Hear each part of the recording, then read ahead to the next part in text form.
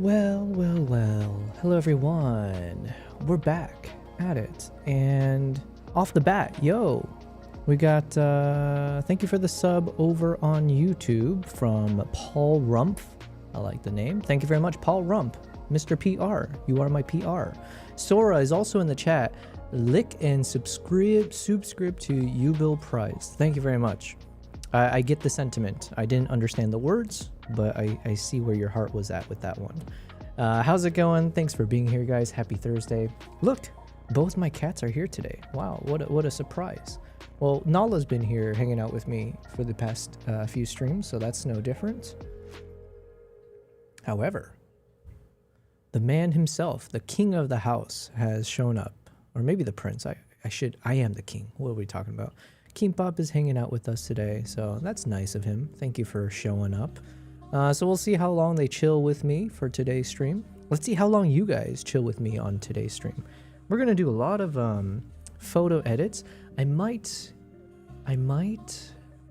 think I need to update my music playlist that I use for my streams.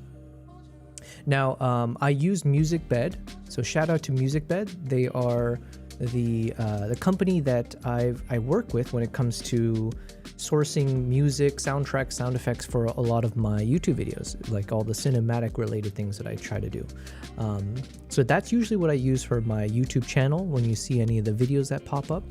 However, for stream, that's a different story because I can't just like, they work with actual MusicBed works with actual Spotify type artists, like, you know, that level of artists.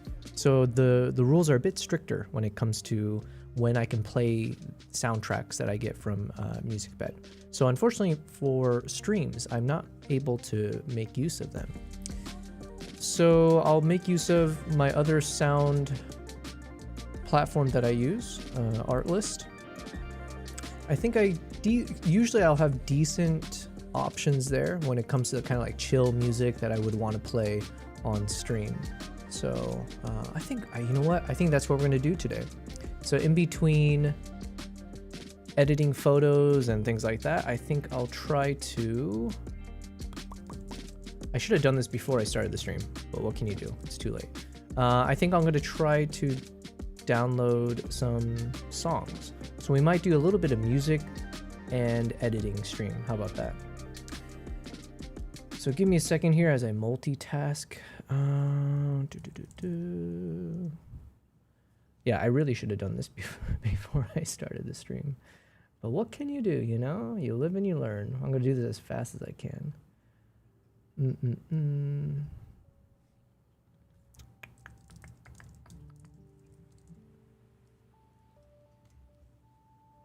All right, there it is.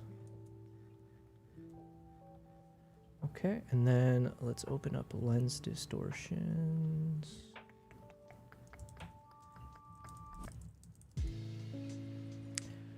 Anyways, how's everyone doing? Thanks for hopping in. I'm now streaming on YouTube, Twitch, and Kick. So thank you wherever you're tuning in. I appreciate it. If you're watching on YouTube, I beg of thee, make sure to hit that like button, or it's a heart. I don't know what the options are, but make sure to do whatever that is. So we get more eyeballs on the YouTube channel. That is unashamedly the area that I want to continue to grow. We're almost at 10,000 subscribers now. So thank you, Paul, for the sub. We're one step closer to hitting 10,000. I think I'm at just over 9,800, so progress. Yeah, we got Low Bass in the chat. Low Bass says, how is you? I'm doing very good. Thank you very much. How is you? How's your Thursday? I guess a lot of people, what was it?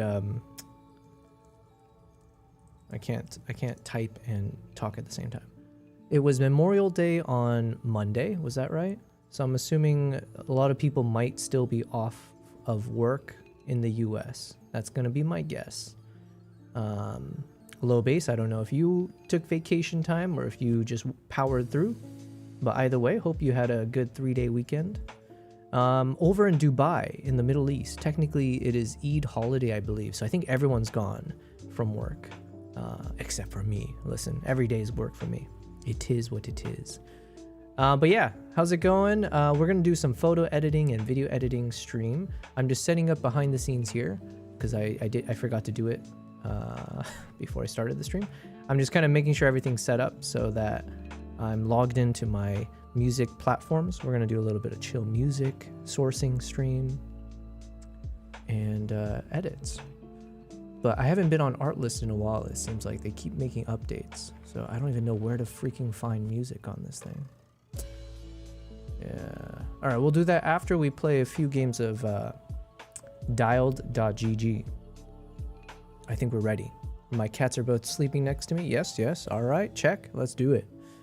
Low Base says, I'm okay. Made some hot updates. That's what I read. Made some bot updates. So the bot can now acknowledge follow, subs, cheers, etc. It'll need you to re-authenticate. Okay. Oh, shoot. I should have done that. Oh, I see. That's what the message was from earlier. Okay. All right. I'll have to do it after the stream, or I can click on it later.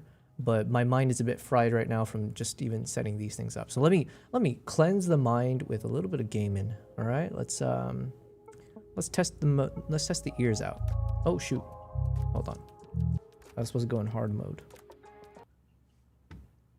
Turn on your sound. Check. Let's go to hard mode. Let's close out all these ads. Turn up the audio.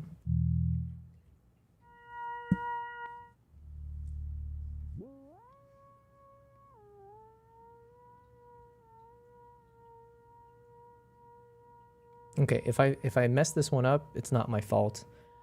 I adjusted my microphone and it made a sound in my ears. Psh, of course I wouldn't mess it up though.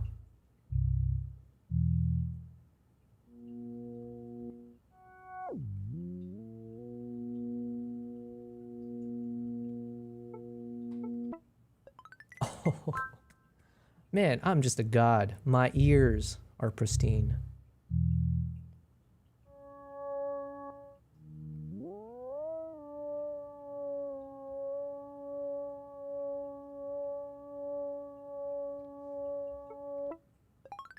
Oof, okay, I was a little off there, but still good.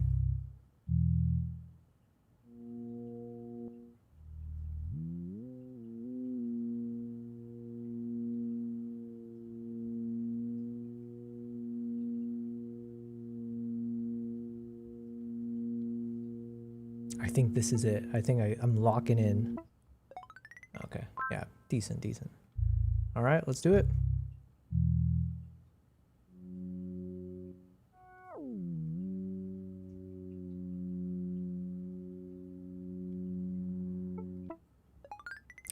Oh, wow. I'm a genius. How'd I do? Well, hot damn. 10, 10, 9.7, 9.9, 10. We got 7,000 out of 877,000. That's a good one to... We don't need to play more. I'm not going to top that for today. So, we move on. Now let's continue our warm-up with... let's get 2 out of 3 games of chess. W's. And then we can start our photo editing session. But Low Base, that's great. I know you're always working tirelessly through all of these kind of Twitch services, so I do appreciate all that. I wonder, I forget if you said this already, if you're ever gonna update the bots for like YouTube or Kick and stuff. That is still my biggest challenge, is like trying to multi-stream and figuring out what services can work across all of the different platforms. Ooh, this guy messed up, but I can't capitalize it on it yet because my king is exposed. So if he doesn't move his bishop or his knight soon, I'm going to push that pawn forward. Okay, so he did see that, but that's fine because I'm going to push this forward. So he's got to move it back or here. That's fine. I'm going to push the pawn, force him to do that. What is it called? The avant-garde related. I don't know how you pronounce it. Okay, he didn't take the bait.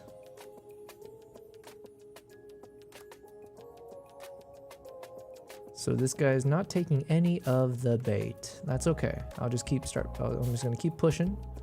Keep on pushing.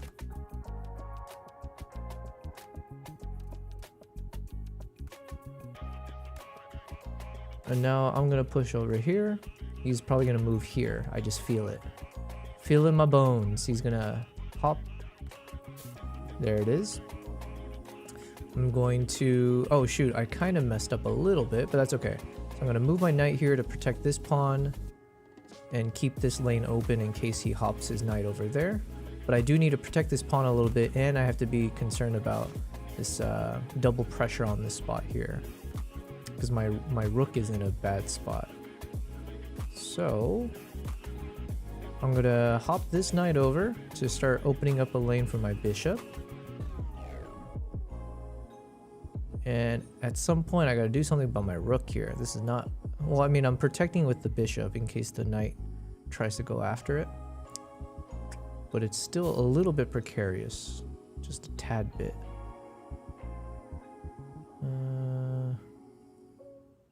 I'm feeling like I should just do this to force him to, not force him, but just to see if he takes the bait. Yeah, he took it. That's fine. Okay. And he took the bait. I didn't think he was this dumb. I didn't think this guy was such a loser, but you know, what can you do? All right, I'm winning this one. I feel it. As long as I'm not cocky as I've been sounding. All right, now I'm in a place where I just need to start trading off pieces.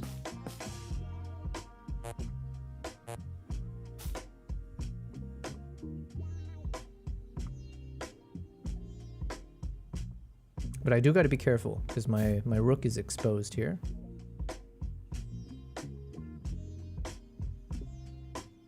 And he's probably going to go after this pawn, but thankfully I did this move here. Idiot! This guy is so... Man, I'm like 10 steps ahead of this guy. Yeah, that's what you should do. Resign. Okay. I am getting a little bit too cocky right now, so I should calm it down. Low Base said... Every streaming platform is a different API with different rules. Basically, you have to write 3 bots in one. That's why not a lot of servers do that. That makes sense. Yeah, I mean, I know it's not like as simple as just, you know, snapping your fingers. What's happening? We got Manus in the chat with a lot of mm-hms. Yeah, you're probably just saying that for how epically I own this guy on chess. It's a massive undertaking for not a lot of return. Fair enough. Yeah, listen, like I said, I appreciate what you do, though. Low Base says, exposing your rook on stream is against TOS. Yeah. All right, let's get one more dub. So then we can move on to editing some photos and potentially videos. Depends on how long the stream goes. I have a lot of work to get done, so. All right, be humble. Isn't that the wise words of, is that a Kendrick Lamar song or what am I mixing it with? But we're gonna have to be humble. I'm gonna try my best not to be a troll. But depends, sometimes, you know what, I feel like doing that. It just, you feel the vibes, you feel the personality of the person you're playing. And sometimes they kind of annoy you. Sometimes you can sense how arrogant they are by how fast they move or what moves they do. This is all in my head, by the way, but yeah. Okay, he screwed up though. I wouldn't be surprised if he just resigns out of shame. Because now I get a free piece. I threatened his bishop, he has to move it. And now I push the pawn forward and he's losing one of his pieces. One of them's dying. You gotta make a choice. Which child? Alright, he chose the knight to go. Yagan. Yagan. Okay, now let's move the pawn so he can't push his knight forward. So now it's all blocked up except for one move for him. That's fine. And now I want to threaten the bishop. Just for shits and giggles. You know, I just want to apply a little pressure. Just to make him a little rattled. Yeah, there it is. Then I'm going to apply pressure on this pawn here. And of course he didn't, I don't think he saw that. So I'm going to go boom. He's going to take with his bishop. Most likely. Oh, he did not take. That's okay with me. Because I'll take this. Alright, alright. Now I do got to be careful. Because I see what he's doing. Obviously he's trying to threaten my queen here. Nobody takes my queen but me, okay? So what should I do? I should move this piece here. That's a little bit scary. Okay, I'm a little bit scared, guys. Okay, I'm gonna go trade off knights. It does push my pawn into an awkward position, but I am still ahead, so I'm okay with that. And it gets rid of his pesky knight. So that's my worst nightmare, is playing against a knight in the endgame. because the number of times I get screwed over because I was too foolish to not realize that he's got me forked. Not a good feeling. Not a good feeling at all. Alright, what's he gonna do? Did he really think I'm gonna sacrifice my queen? That's what I thought. Okay, now what should I do though? I'm going to...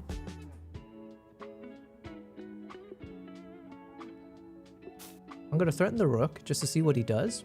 Because now it does open up a lane here. And then I'm just gonna... Oh no, that's not a good idea. Okay, I'm gonna back it up. Is this where it was before? Oh, it was, okay.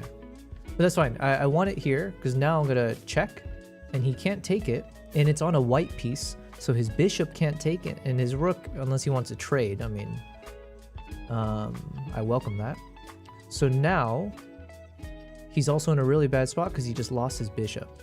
Because now his bishop's stuck, so he's either gonna just take the pawn, because nowhere else can he go without me attacking. Alright, so he's just gonna let me take. Now I do gotta be careful with my king is a bit stuck here. So I should probably back it up for now. I need to give some space. I need to protect this pawn. Okay, I think my king is safe enough now. But just in case, let me back it up one more. Okay, now what? Now what? I'm gonna threaten the queen. Oh no. Oh my god. Oh no, I was okay. I was okay. Whew. I thought he got me on a checkmate for a second there. Oh my god, that was terrifying. Oh shoot. I might lose on time. What a fool I was. You fool. I lost on a checkmate. No. See, I got too cocky and I forgot about how much time was left and wow, that's embarrassing. All right, it's okay. I got to win 2 out of 3. Mana says I don't think I'm speaking human. That's okay. Listen, we all speak with our hearts sometimes. I can't believe that's not the most humiliating loss I've had, because I was a lot cockier 2 days ago, I think, when I was playing a game, and I was crushing the guy, and yeah, dude got me in a nasty checkmate. That was pretty bad though. That was not my best showing. But this is why I'm not a professional chess master. I'm not even a professional photographer, really. You know, we try our best, though. We try. What to do?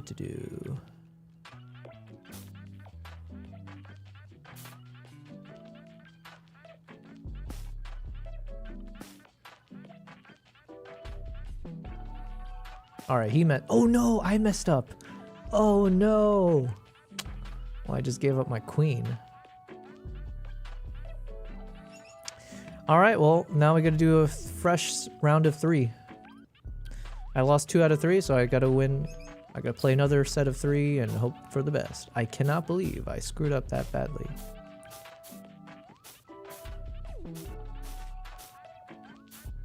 All right. I'm going to be laser focused this time. No more silly mistakes. Only serious mistakes allowed.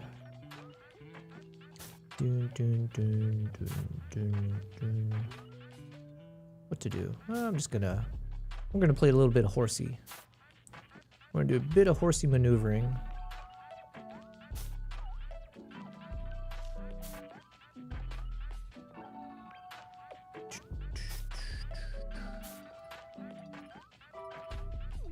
Huh.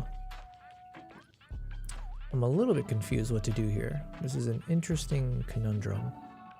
I think first I'll back out my threatened knight. Dun, dun, dun.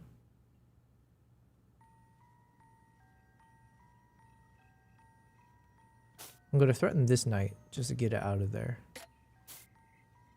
Oh, he's one step ahead of me. He knew what I was trying to do. That's okay.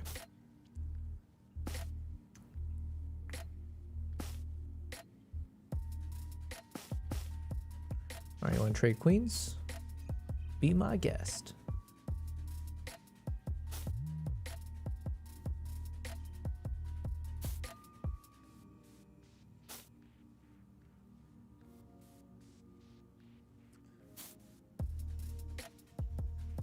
Okay, I do got to be careful here, though.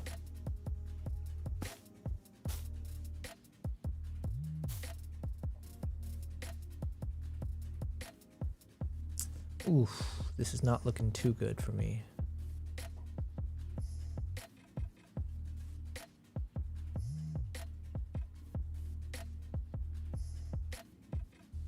I think no matter what, I'm going to lose a pawn. Because if I move this down, he'll just push the pawn. Yeah, okay, so I just have to give up one of my pieces. Okay, not the best, not the best.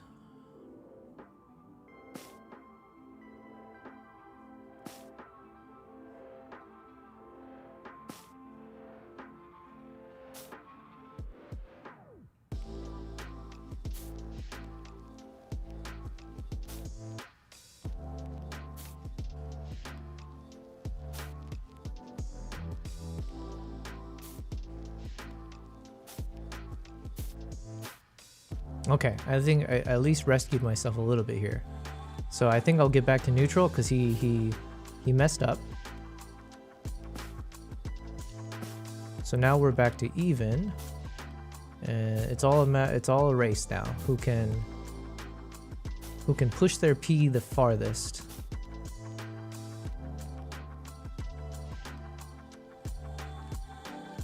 And the problem is I'm down by 50 seconds. So he has a bit more brain power time to figure out the right sequence of moves here.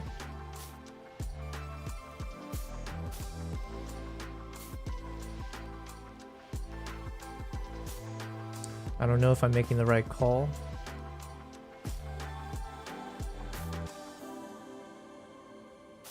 Okay, I think I made the right call. Because he's losing 2 pieces for...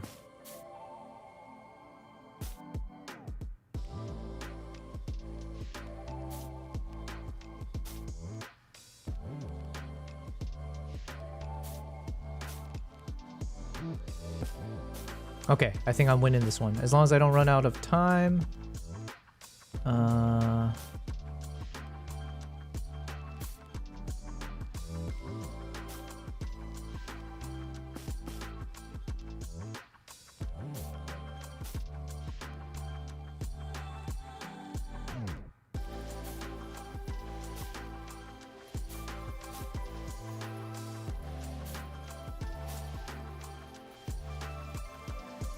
Oh, this is a tough one.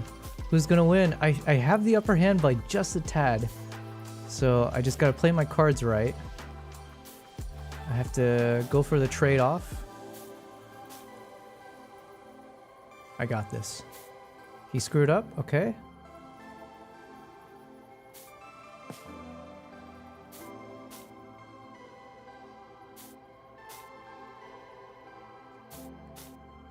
Oh my god. No mistakes. No mistakes. But I got 30 seconds. He's got 40. What to do? Let's just keep pushing.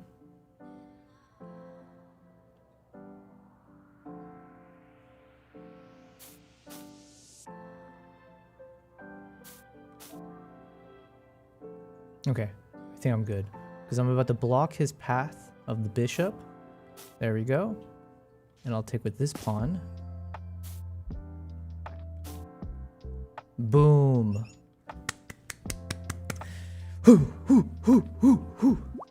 Low base says professionally unprofessional. Yeah. I don't think he could see so stupid as he fell into my trap, proceeds to lose. Yeah, you know what? What are you going to do? Clip me? Mana says, by the way, did you watch The Boys last season? Proceeds to lose 3 games. Listen, I think it was about 5 days ago or one of my streams not too long ago. I was supposed to play 3 games of chess, like hopefully win 2 out of 3. I ultimately ended up losing, I think, like 20 games. I think I spent over an hour playing chess because I kept losing one after the other after the other. That was so depressing that finally, after I got my 2 wins, I just ended the stream. I was like, okay, my brain is shot. This time, at least we're getting some dubs. I need to win 1 more game. I need 2 out of 3. So we got 1 out of 3. Let's get this next one. And then we edit photos. Yesterday was a pretty good day for me in terms of the progress we made. Yeah, I think we ended up with some pretty proper photo shots that we can hang our hats on. And I still got like probably over 1,000 more photos to review. But we're now finally in the editing stage. The last couple days it was mostly just reviewing, organizing photos. Now we're actually doing a bit of a color grading, edits, all of that. Okay, this is not my I'm not always too happy with this particular setup going on here, and I just made a mistake, so I just left open my freaking pawn like an idiot.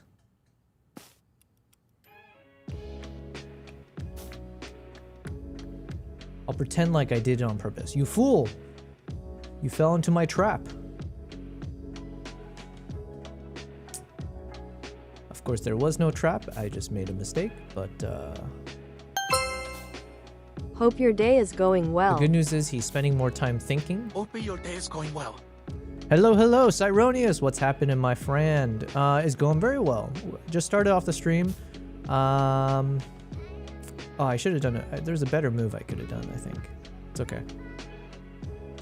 I'm trying to win 1 more game of chess so I can move on. But life is not always that easy, you know? It just doesn't hand you the dub that you want. But the good news is I did make a mistake early on, but I'm forcing him to slow down and think through stuff.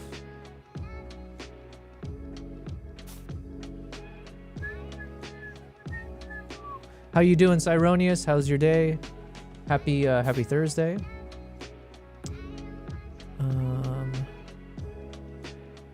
Shoot.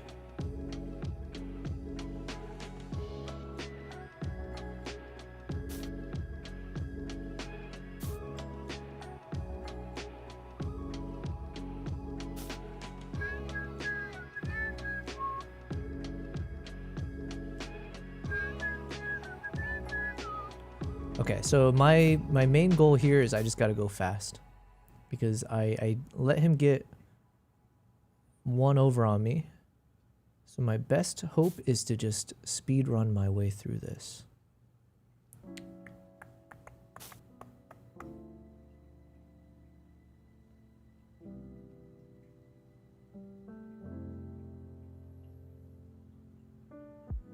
I'm hoping he trades. In the chaos, I'm gonna come out on top. I just feel it. I think he's gonna move his queen to this spot right here, and I will accept the trade-off. I think. And he's running out of time, and there's no time given back. So this is my strategy. And these like 3-minute games, that is the best hope when you're down.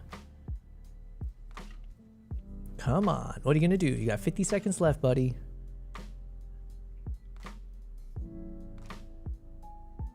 $40 seconds left, buddy. What you gonna do? And the longer they think, sometimes they forget about the initial threat. You end up overthinking. I'm saying this from experience, but he might end up overthinking his moves and forget that the initial reason I moved this was to expose his... Oh, there it is. Okay.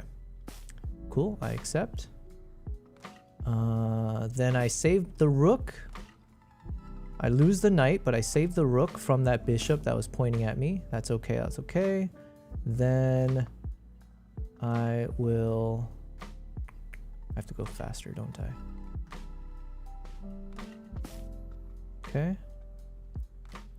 I'm going to back the bishop out like this. I'm going to threaten the bishop. I'm going to threaten the rook.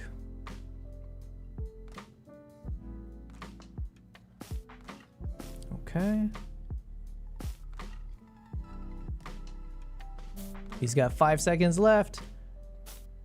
We accomplished our goal.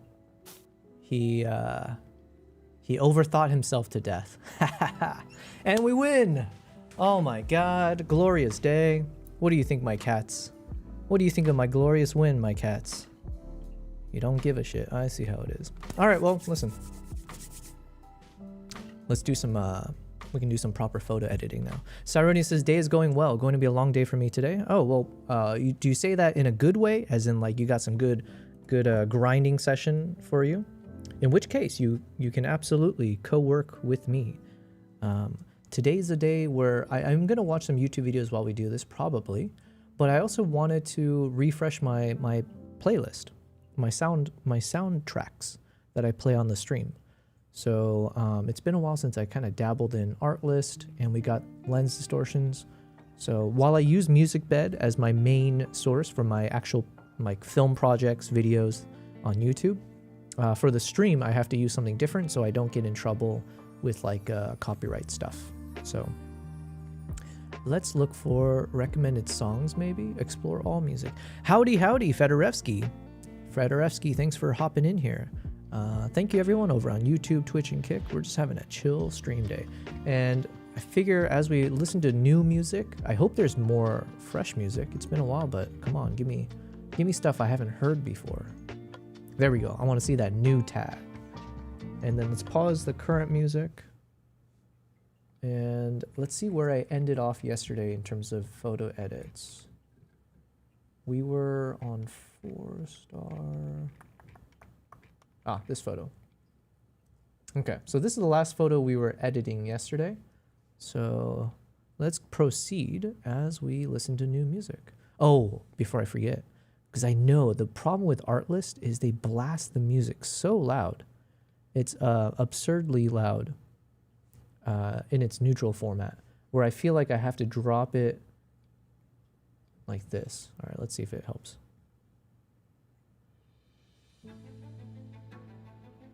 Okay, that's good. Ooh, I like this.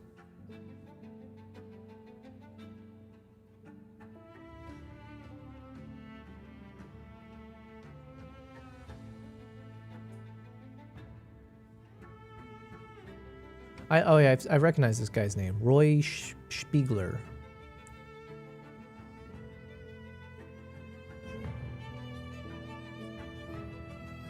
Okay, and let me know if it's a little too loud for you guys. Hopefully the volume is okay. In the meantime, let me start working through these photos. From a photo editing standpoint, I'm okay to do I'm okay to push the edits for these guys a little bit wonkier.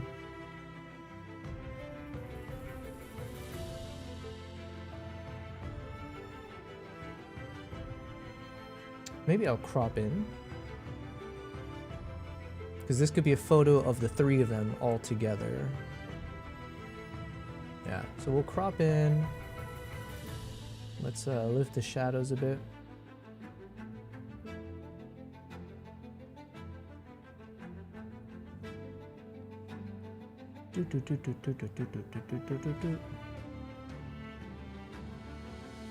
All right.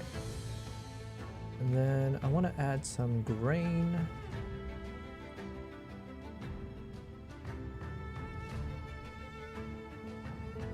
Just to give it a little bit of, you know, nostalgic texturing.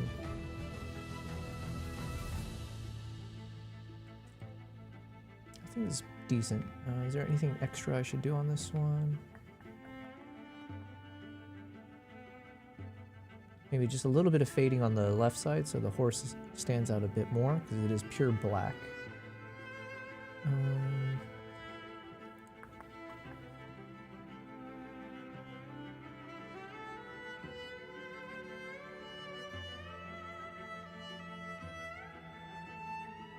Maybe I'll drop the exposure just a bit.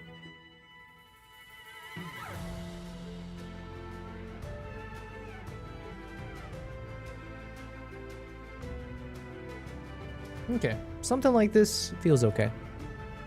Saroni says, I picked up an Action 4. Been testing out some wireless streaming from it. Interesting. Oh man, let me know how that goes. I think I mentioned to you I have my Action 6 here. We got it right on my table. Action 6.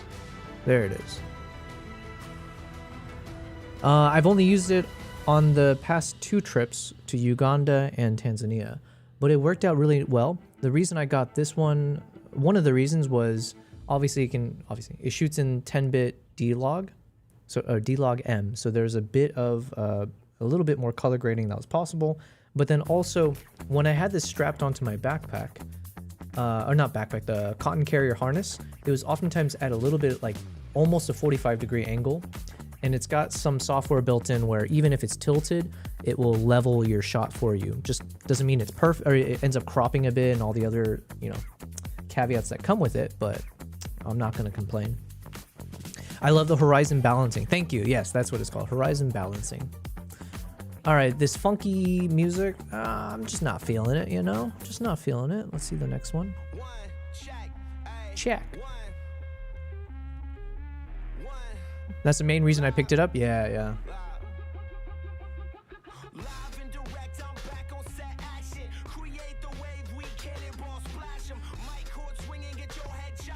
But that does remind me, I should look into this. I wonder, I'm curious what you find out, Cyrenes. Obviously, I could test it myself. I don't know why I'm acting like I can't do this myself. Because I have the Action 6. I have a Go Osmo Pocket 3. I have the Osmo Nano and the Osmo 360. So I'm curious, am I able to live stream with one of those guys? I should look that up. DJI live stream DJI Osmo Pocket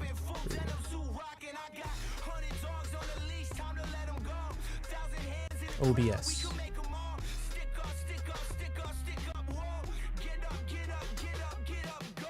Osmo Pocket 3 setup for OBS streaming. Interesting. That was 10 months ago.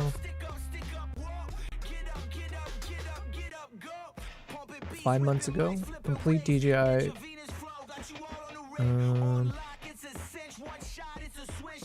I know you could do it through their own thing with Facebook, I remember at one point. Streaming and OBS setup guide. Okay, we'll have these ones lined up to see.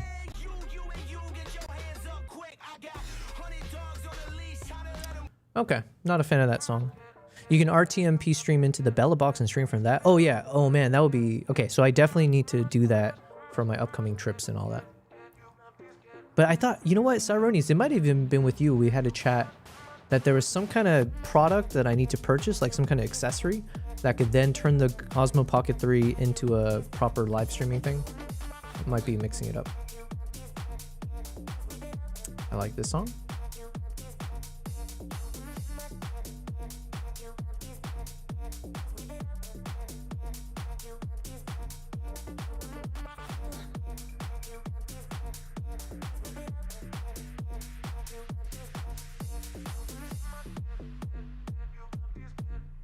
All right, let's keep on editing.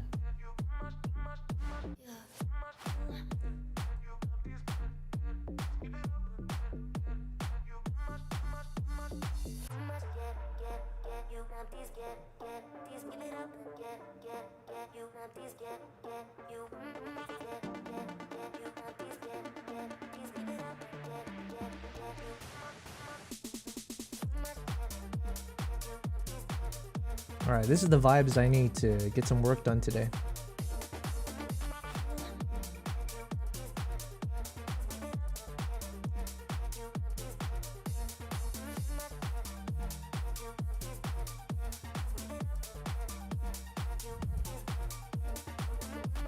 There was a wireless HDMI transmitter on AliExpress made for the Pocket. Okay, so that might be something I should look into.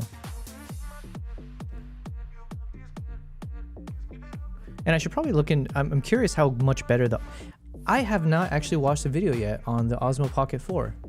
I probably should have been doing that. I mean, I was traveling when it came out, but still. Osmo Pocket 4 review. 10 million sold, but why? Okay, that's 1 month ago. Mati Hapoya. We like our boy Mati. DJ obviously will be biased. Oh, we got Potato Jet. Some guy telling us don't buy until we watch this. I don't appreciate people telling me what to do. But it is the brother of Hapoya, and I feel like I haven't really watched any of his videos before, so it's 2 days ago. Oh. Also, I did buy the Osmo Action 6 already, and I didn't watch his video, so maybe I'll learn to regret it based on whatever he's going to tell me. Oh, also I like this guy, Brandon Lee. Alright, we got a bunch of videos we're supposed to watch now.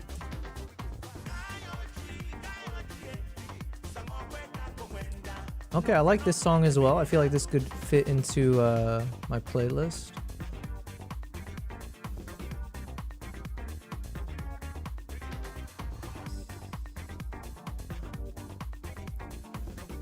Fed says, you mustn't be so mean to... Hold on, I missed it. I lost it.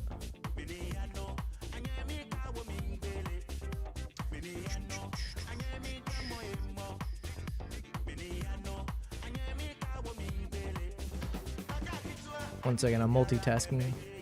Fed says, you mustn't be so mean to Mati's brother. Maybe we need to watch him too. Like I said, you know, maybe I'm going to find out. I should have seen the video beforehand. Because unfortunately, I already bought the Action 6. So, what can you do? Okay.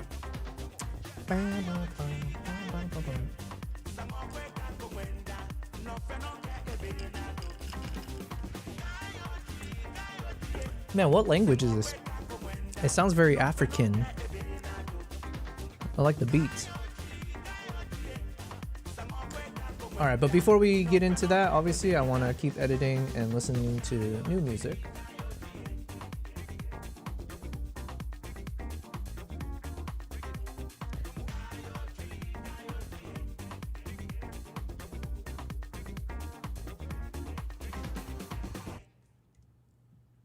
Okay, I think it was the right choice that we're going to crop in on this shot. We're just going to turn this into somewhat of a portrait, but maybe I should do it vertically? I'm not sure.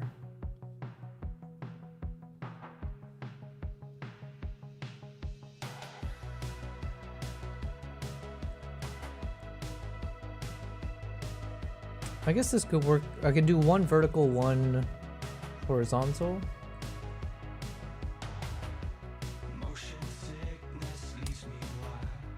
There we go.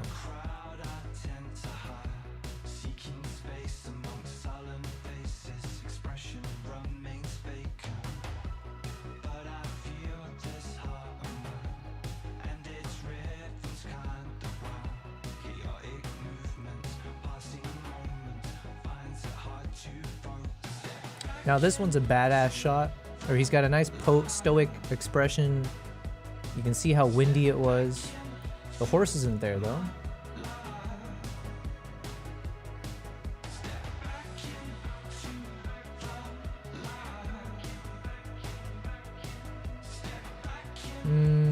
This could work.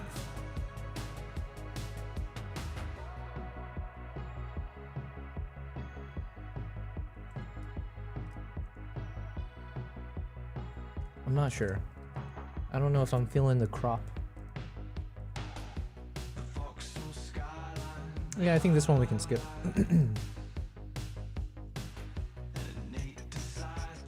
These ones we've already edited.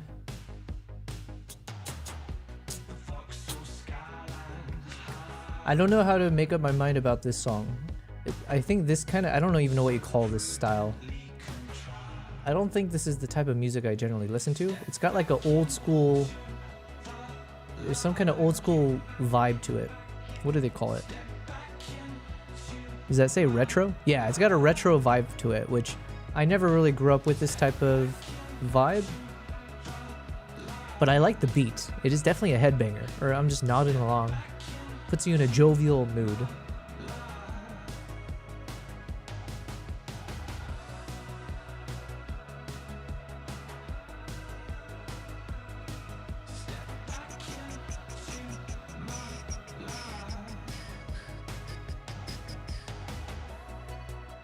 So I'm probably not going to download this song, but it was an enjoyable listen. How about that?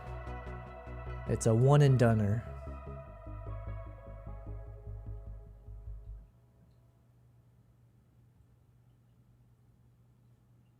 I just don't know if this photo is good enough for me to 4-star. It's just like a normal shot of a horse, you know what I mean? I'm trying to make it look more artistic and dramatic, but at the end of the day, it's just a side profile shot of a horse.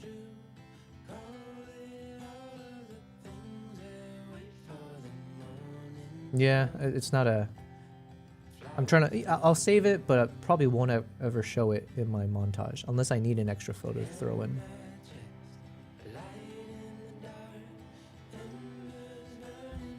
This one, I think we can go wider.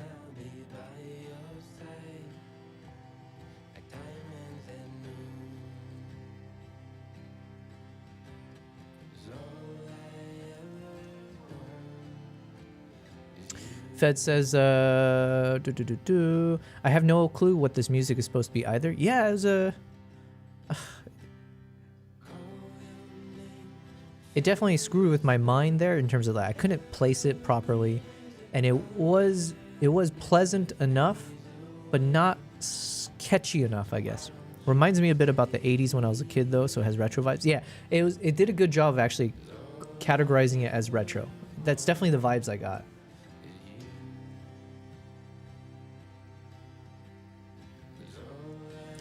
All right, how are we gonna edit this one? Give me something to work with here.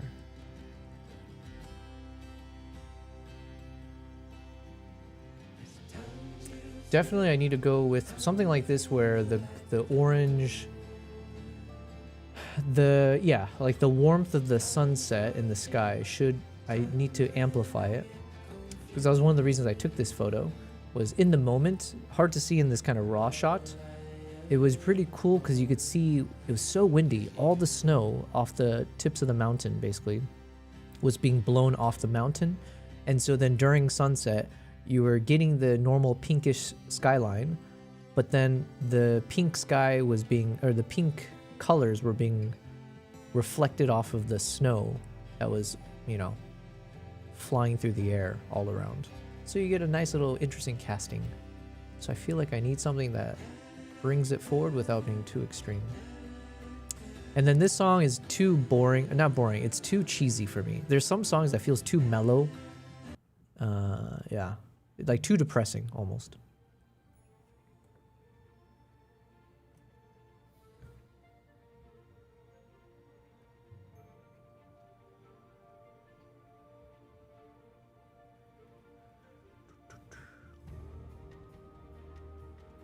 Also, I hope the volume isn't too quiet or too loud. I have no idea how to tell.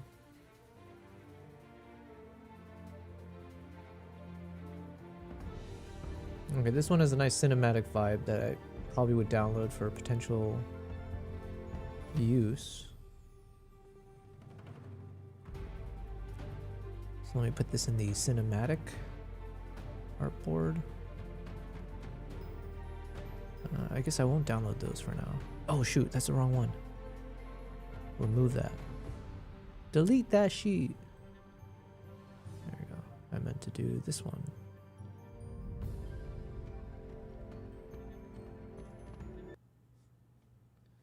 Alright.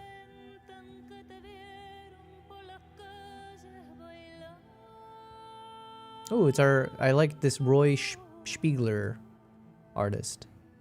So let's see.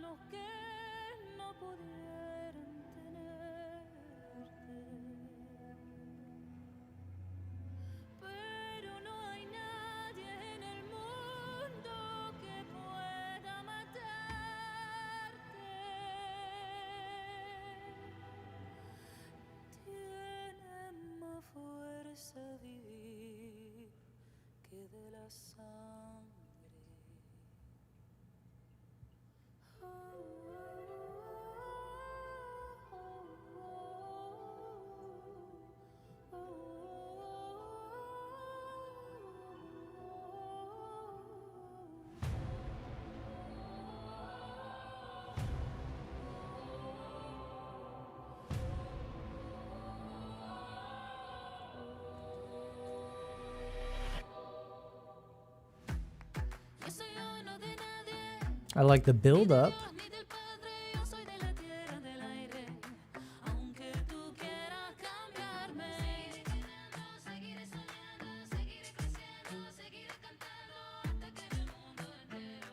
It went from like sounding Spanish to like Indian.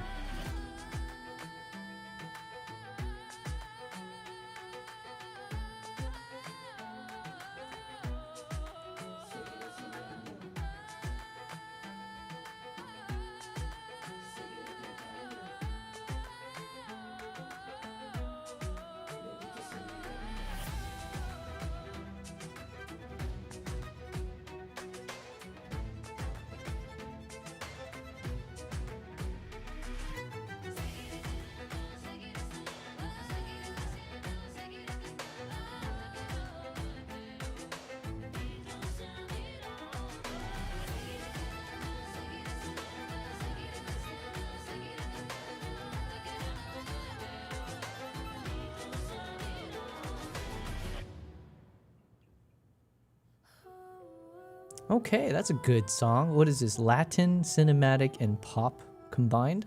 I never knew I needed that combination in my life. But here we are.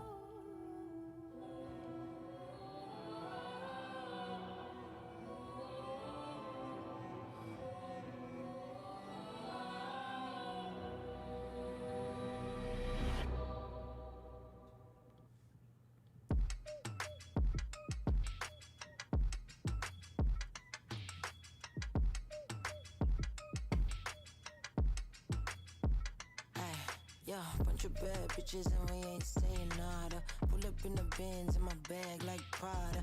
Really going in, going in full throttle. Really thought I wouldn't, but I am what you thought. Oh, hey, yeah, I'm balling like me.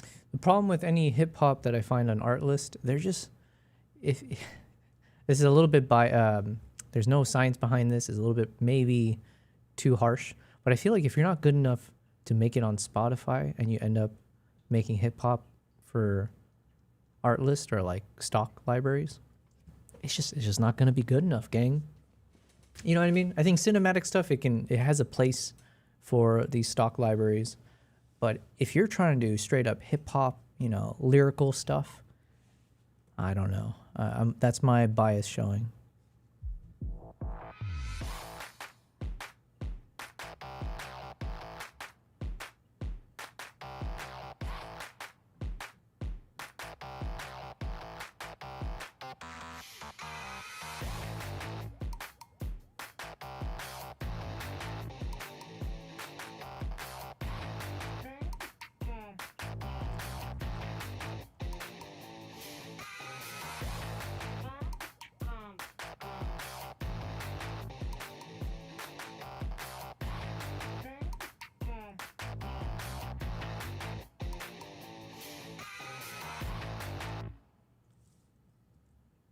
That was it?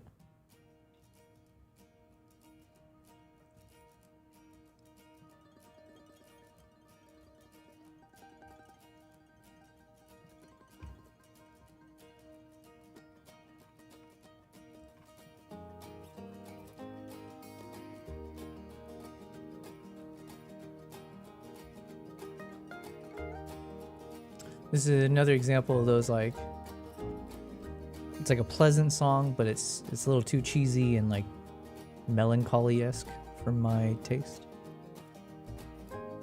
But it feels good to listen to it right now. But let's move on. Okay, I think this is good enough for this shot. We'll come back to it maybe.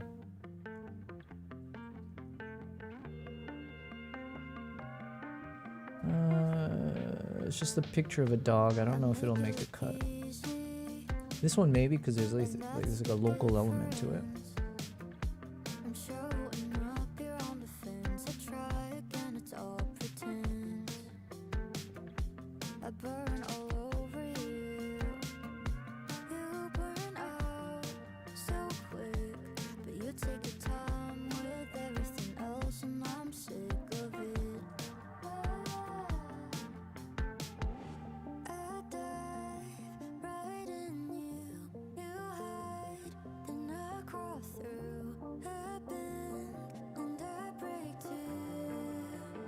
wish it was the other way around.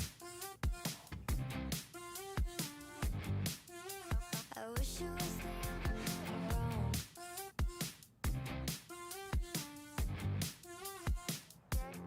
Yeah, you've got options. Oh, I've got them too. But I'm not the one standing around not knowing what to do. Baby, say a whole lot of nothing.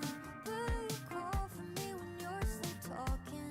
All I know is that you're not walking and I'm not walking.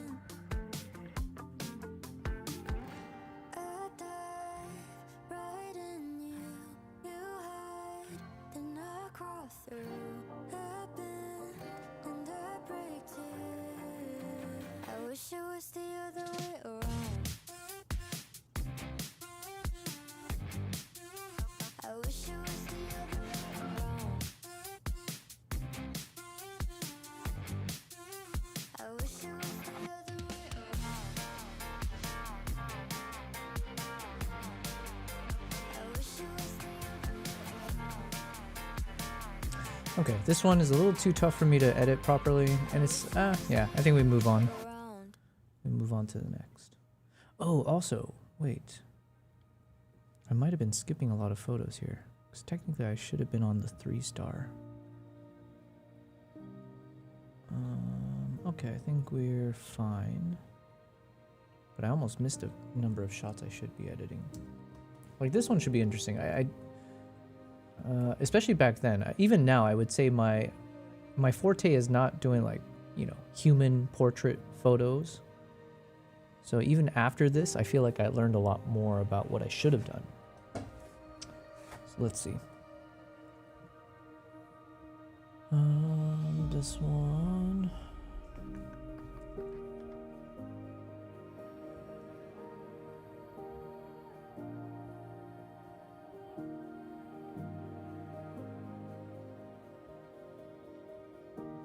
First, let me level the photo a bit. It's bothering me.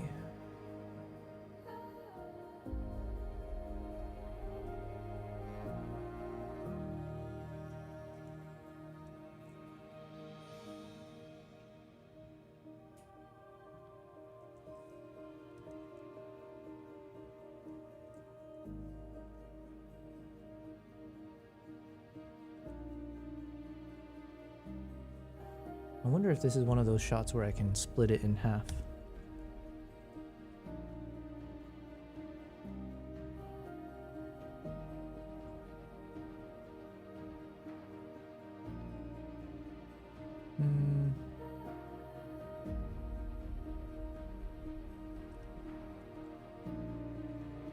I mean, it's not as interesting as I was hoping it would be in my mind.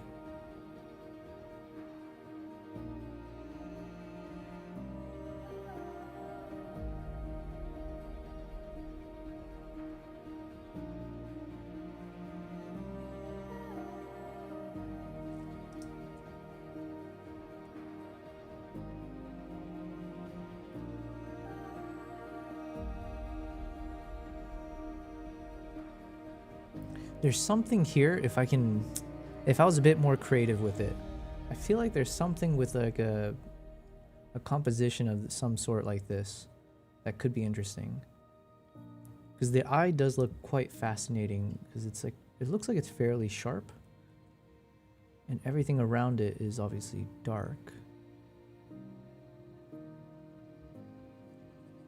But I can't wrap my head around how to make this work.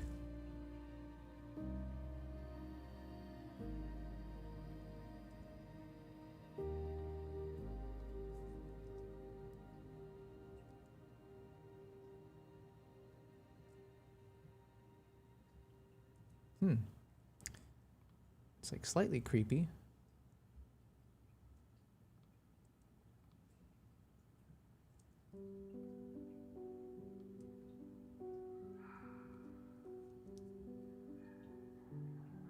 Maybe. Yo, what's happening? We got Swiss Army in the chat. How's it been, Swiss Army? I think there's a few things you had messaged before. I think you mentioned you got what? You got the Pix Boom, is that what it's called? Pix Boom Spark. If I remember, you said that's the camera that shoots like a crazy shutter speed, right?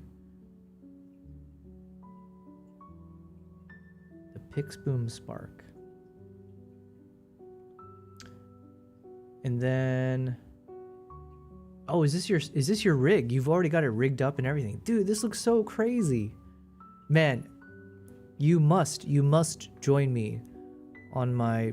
Oh yeah, so just as a quick little heads up, I'm still waiting to hear back from the Safari company, but I did put some feelers out there in terms of like doing some film projects with them, especially given that they have reach across all of across Eastern Africa, Zimbabwe, South Africa, with a number of different orgs that they do for conservation efforts. So I've already put an ear, I put it to their ear that I might try to do different film projects with them. And there are times where I do think I'll need someone to help me out. So with the rig that you're sharing, I don't know if I can share it on the stream, but that looks so badass. That's crazy. That looks insane. Swiss Army says up to 20,000 frames per second. Yo, that's perfect for the wildlife docs. You know, we gotta do a cheetah hunt, or painted dogs. I for some reason I'm very fascinated with painted dogs, but if you can do, but I think there's a lot of that already. About to head out the door for a project. I sent over the latest build photos of my Pixbone. You can show it. Okay, I'll show it because that thing looks insane. Here.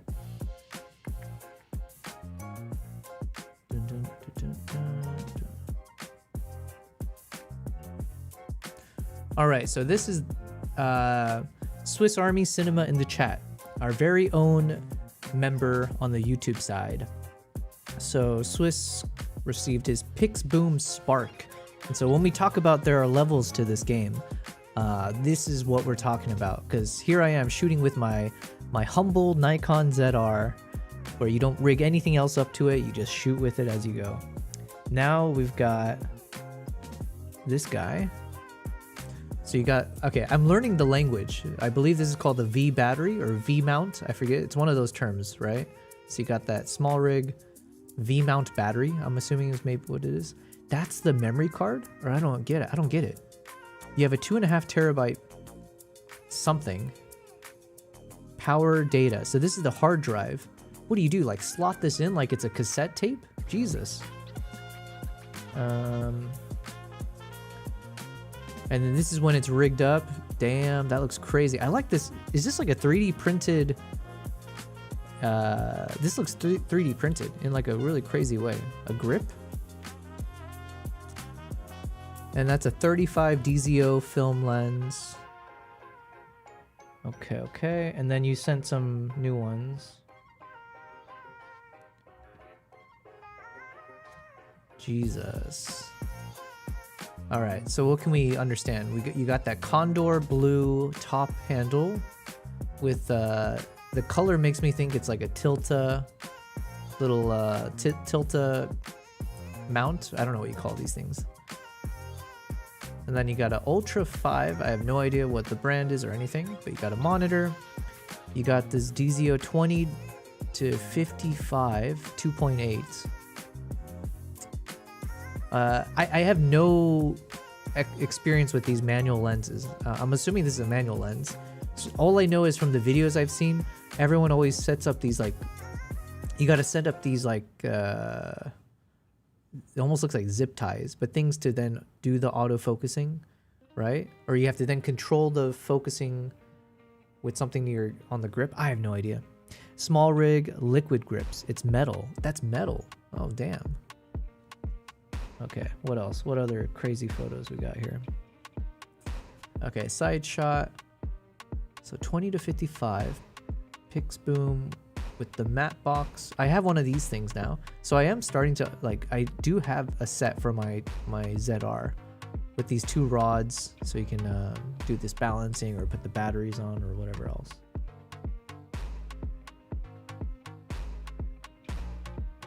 SDI.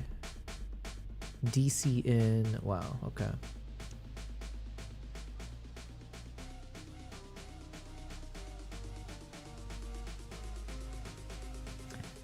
20,000 frames per second.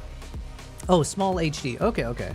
I have a buddy who was shooting with the small HD, I think, and he really liked it compared to the Atomos.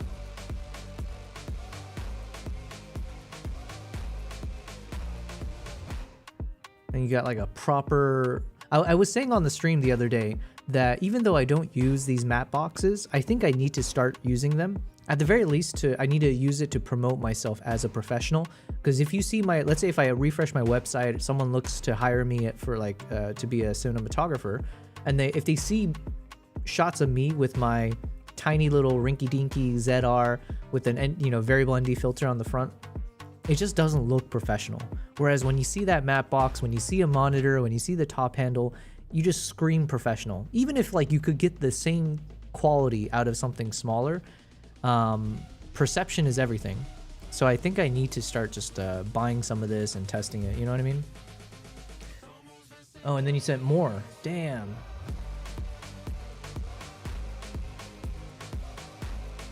Is this like the Komodo thing? Or what's this skull? That's crazy. It's like the Punisher. That's crazy. I don't even know how I'm supposed to look at this. Is it pointing upwards? Swiss says, Cyroni says it's a cinema lens. Yeah, the DZO, they reached out to me at some point, but then nothing came of it afterwards. I think there was like it was probably for Black Friday, and then they had emailed me being like, oh, would you like to, test out this like DZO kit of lenses? But unfortunately, they just didn't respond after, and it was like Black Friday was just around the corner, it's gone. Swiss says, I like keeping everything NATO for interchangeability. I don't know what NATO is. Small HD Ultra 5 monitor. It's a parafocal zoom kit, so your focal plane doesn't change when zooming.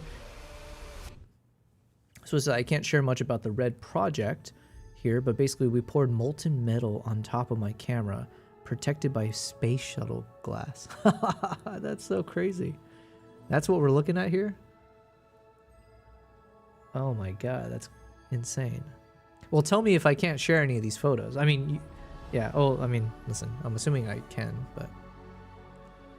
Wow. Now that is cinema, okay? We're looking at levels to this. So shout out to Swiss Army Cinema for, sharing these out.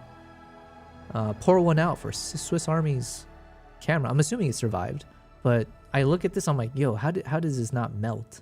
I'm assuming it's that space shuttle thing you're talking about. It was dope. I have a small travel-friendly matte box that is great. We'll send a link. Ooh, thanks. Having the gear doesn't matter unless you know why it's needed. Yeah, no, I for sure agree with you, Cyronius. But you know what? It's the same thing that when I was starting to organize tours, and I made this mistake early on. I've been fixing it now. It just depends how often I post about my tours. When you underprice yourself, even if it's like reasonable, like let's say if there's a reasonable price and you're not trying to go any higher, the problem is the people that I'm trying to have join my trips, they're more affluent, and at some point price isn't even the area that they haggle. It's the quality and the trust. And so if they see my tour and it's priced too low, they'll get suspicious, not like, oh, it's a bargain. They don't care about the bargain, they'll pay for it. So then having a higher price not only protects me, but then it also means I can actually get more people to join who would be interested in joining. So it's the same thing. It's like, even if the matte box, maybe I don't really need to use it often, but just by having it and getting a lot more photos and videos of me shooting with it that I can use to promote myself, perception, man. My Bay Leah says, what do you do cine and video wise? Hello, My Bay. You are My Bay, Leah, over on the Twitch side. I don't do too many crazy things. I haven't done a lot of like client projects. I work with Nikon. That tends to be the group that I work with the most. Okay, what is up with this super cinematic music? And we're looking at photos shared by someone in my community, Swiss Army Cinema, over on the YouTube chat. So he's doing clearly some crazier projects. From my end, My Bay, I do mostly for myself. I've been mostly just doing like solo travel vlogging, if you will. And I've been trying to, evolve and elevate my skill sets to do more film projects. So if you check out my YouTube channel, the best example I can give you is I did a project with Nikon, which is like a 5-minute short film called The Island of Second Chances.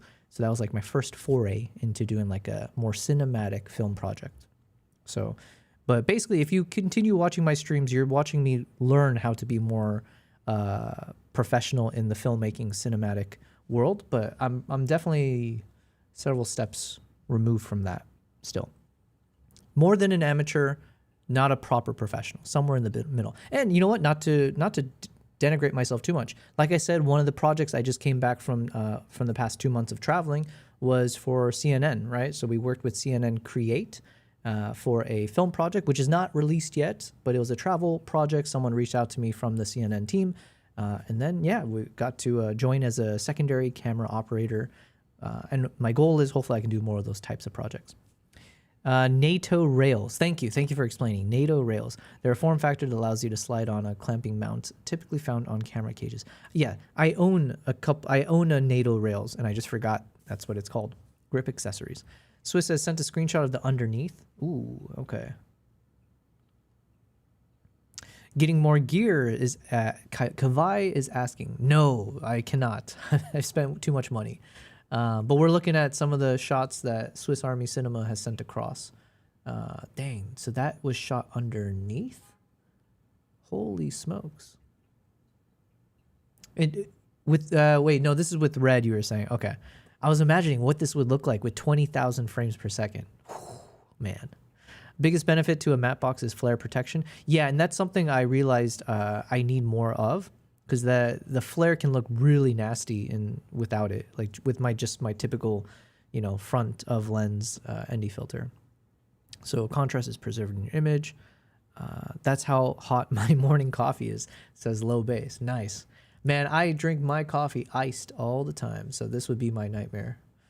But yeah, thanks for sharing this. This is some insane level stuff. But yeah, best of luck on your project. I don't know if you are already heading out, Swiss. But yeah, looking forward to whatever you shoot with. And yes, Swiss, you have to hop on a plane and join me in Africa or wherever for some of my film projects, because this is some nasty work, man. At the very least, I'll film you in action as well, because this is intense. Wow. Nikon's got to step up their game. That's all I'm saying. Okay. Kavai, it's good to hear from you. How are you doing? And oh yeah, it's in the map box. That's what I need to. And then the NATO. That's what I got to take notes on. Thanks guys for hopping in. Nikon has a game. Ooh, I shouldn't even have said that out loud, but I say how it is. Thanks for tuning in, guys, over on YouTube, Twitch, and Kick. I'm just doing a chill stream here. I'm trying to edit some of the photos from my Mongolia trip while I listen to new music that I can download for my playlist, because it's been a while. And I'm struggling with this photo here because I don't do a lot of portraits. So part of me is wondering, is there a unique angle, like an artistic angle, just because we're playing with a lot of lights and shadows here. So I'm thinking maybe if I do a wide angle just on the eyes, there could be something interesting there.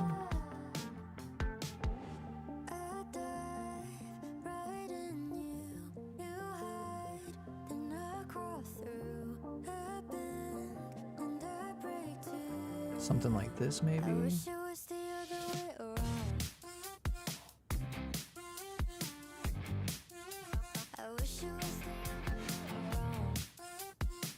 I think there's something interesting with this shot that's worth exploring further.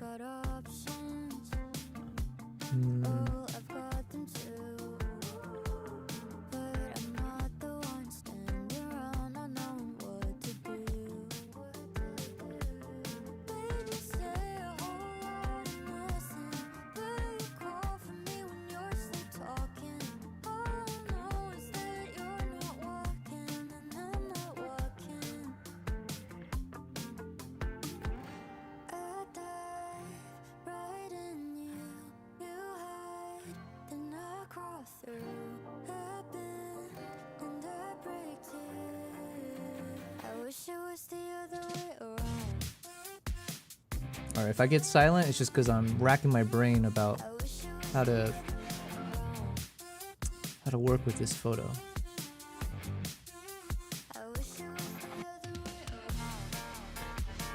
This guy is judging me, says Low Base. Yeah, portraits with a 400mm are a trip. Did I shoot this with a 400? You're right. I wasn't even paying attention.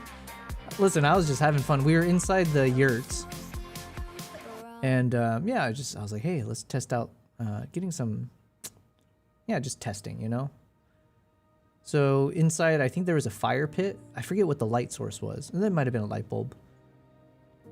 But yeah, I just intentionally shot very low light. And hope for the best. And there's something interesting with it. I just don't know what. Kavai says, doing good. Huskies has been enjoying good weather today, and I've been preparing a bit for the puppies to be born in 2 weeks. Also splitting wood. Nice, man.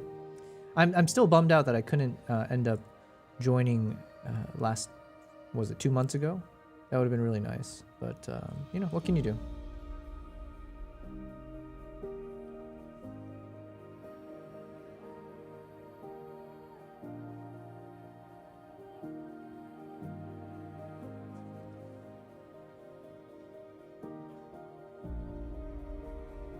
Okay, let me see what my presets can do with this.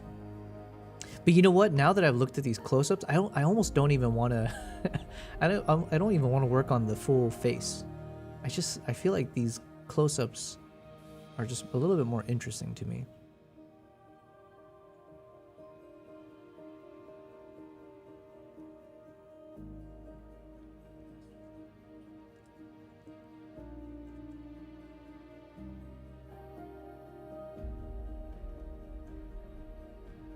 Because we got like fairly sharp. I can't really tell, but it seems like the eyes are decently sharp. I mean, I was shooting at 2.8, and I see that the eyelid is pretty sharp, so I'm assuming the eye has just enough of it. And even if it's not super sharp, the way the light is bouncing off the eyes gives it enough of a contrast and texture, and it almost looks like the eyes are on fire. Like around the iris, there's like a really cool ring to it that if I can somehow edit and accentuate. Yeah, like right here you can see a little bit of a glow on the outer perimeter there of the pupil. So okay, I want to play with one of these. Let's see. Same with this shot, but I just don't know the right angling for this one. If I should do vertical.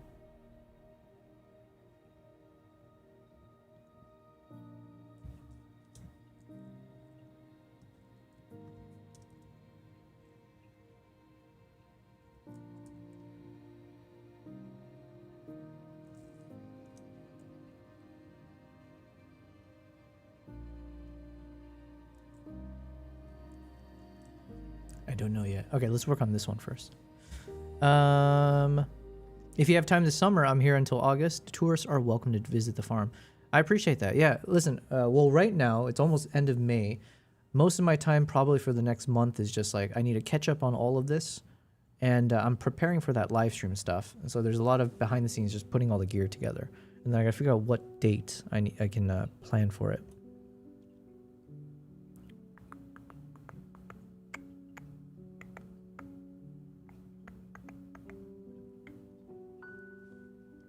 All right.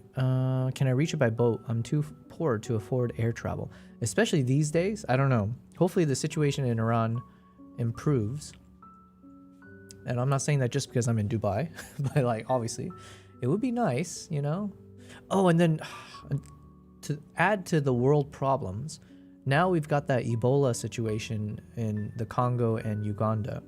So I'm a little bit nervous about that. Obviously from a health perspective, hopefully it goes away and nobody else gets hurt from it. That goes without saying, but I'll say it. But from a personal standpoint, obviously Uganda is a place that I've been traveling to quite a bit. It's a place where I'm supposed to be taking more people throughout even this year and going forward. So I'm hoping the world can get its shit together. You know what I mean? I'm not asking for much.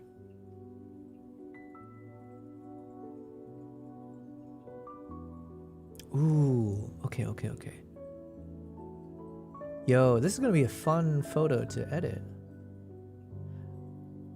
Although with this close-up, it is a little bit freaky, because not that this is the final edit, it almost looks like we're looking at a pig, like a close-up of a pig. not to say anything about the person, obviously, but just because of the weird close-up angle and the lighting. But I am kind of going for a little bit of a creepy, unknown, confusing kind of a shot. So first, let me just see if we have a good baseline to work with. My goal is I need the eyes to be sharp. I'll probably end up just doing a bit of custom masking on the eyes.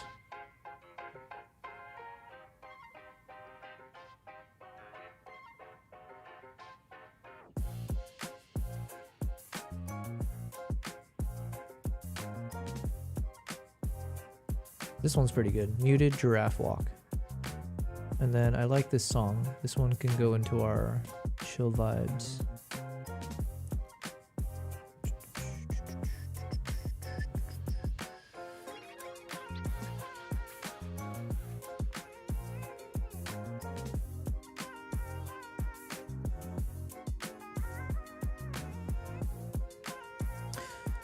There's only one solution. Move to Mars, says Low Bass. Well, that is a solution.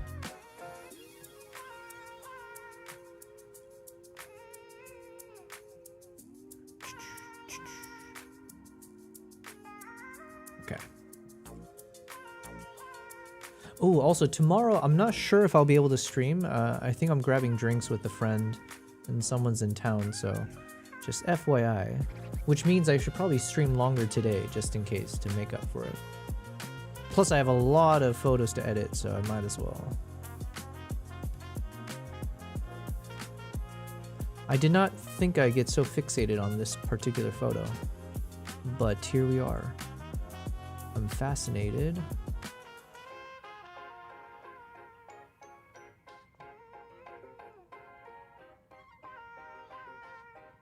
Okay, I like the skin tones from this one, so I think I'll apply this preset next, and then I can always bring down the exposure later.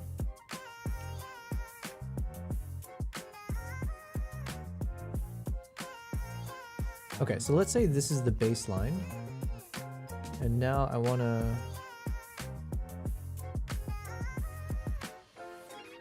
bring down the exposure a bit.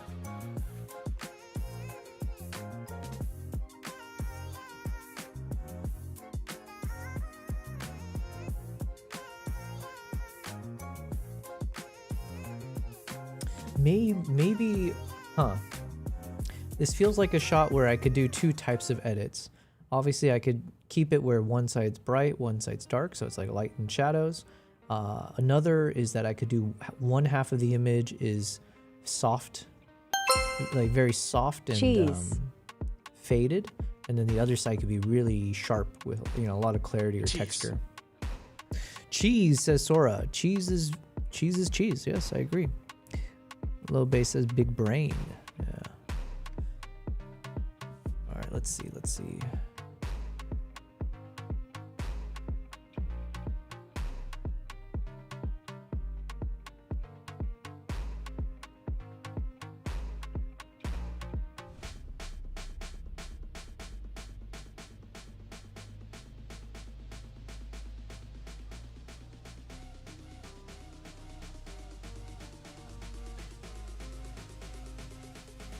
You know what's crazy? I feel like I could flip this image.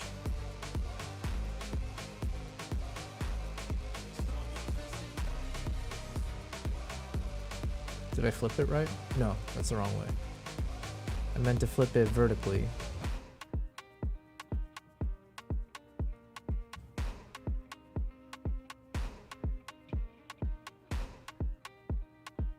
Well, now it's freaky.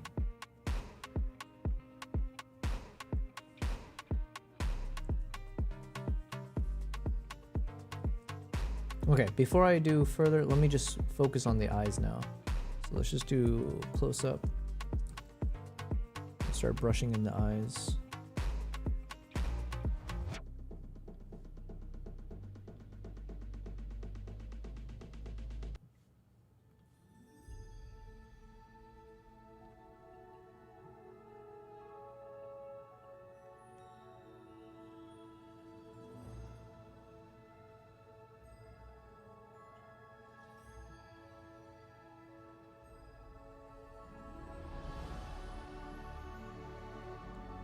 Man, this song sounds like something that belongs in like Hollywood, like the start of some movie, which is a compliment for what it's worth.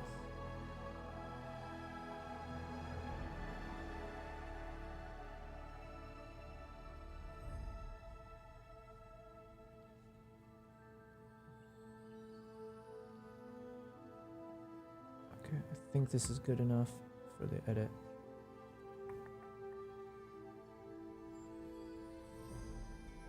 I want to try first increasing the texture and see if the results look interesting. Yes! Yo! Okay, we're playing with fire here, okay? So, at a distance now, whatever this like rim lighting is that's going on, I don't know if this is like actually just his eyes or if it was somehow the way the light was bouncing off of it, but we got really cool texture in his eyes that I don't want to lose. So I think I'll increase, but then let's soften the edges a bit because it's a little bit, you can see a little bit of blurriness there, which doesn't look as good. Or it's a little too sharp on the edge here. So I'll soften that.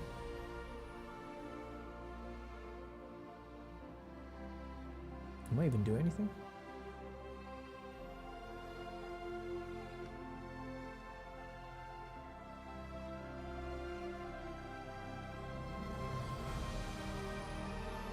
Oh, there it is.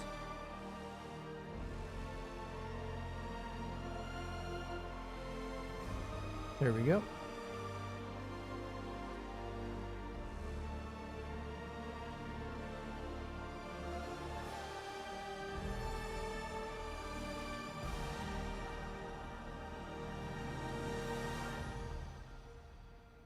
Okay, because I want the texture to apply mostly on that part of his eye. Man, I'm so jealous of people who have like really, well, eye color, sure, but people who've got like just crazy textures and patterns in their eyes. Oof, I'm jealous.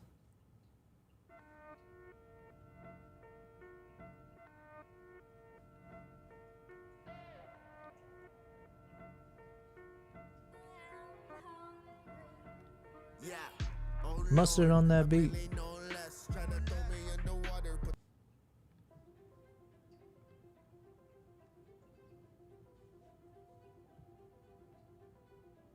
Okay, now that's too much, but I just want to see how it looks. Yeah.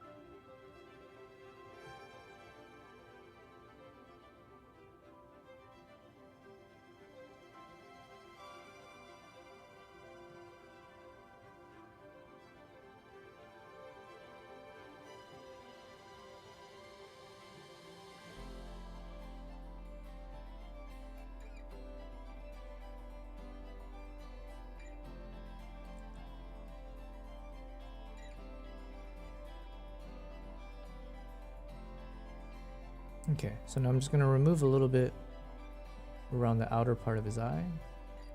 So the focus shouldn't necessarily be on that side anyways.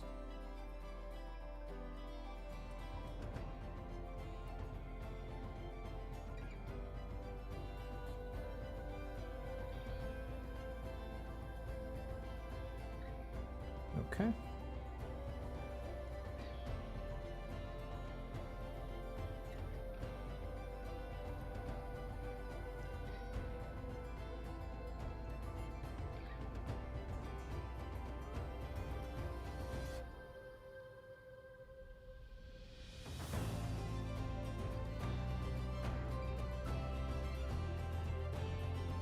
Man, Sora says Fat Cat spotted. Okay, I think he is here today. Yeah, Fat Cat, my boy. It's my boy. Here, let me go say hi to him. Here's Nala as well. Kimbap, let me come say hi. Oh, he recognized his name. Good boy.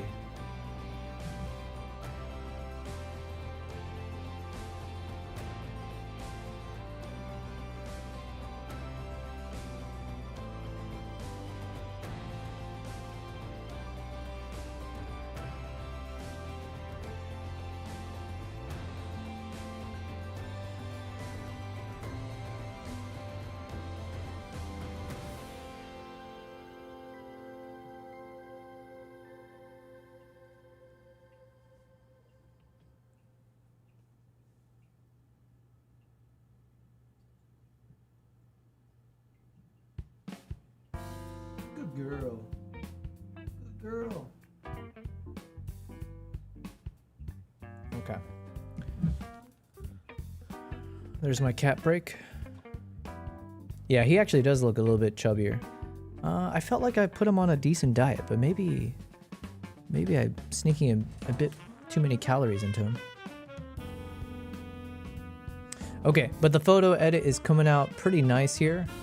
I wish I had recognized that he had cool eyes from the beginning. I would have taken more photos. All right, let's do the other eye. Big smile, a funny face. Storm cloud, or a bit of shade.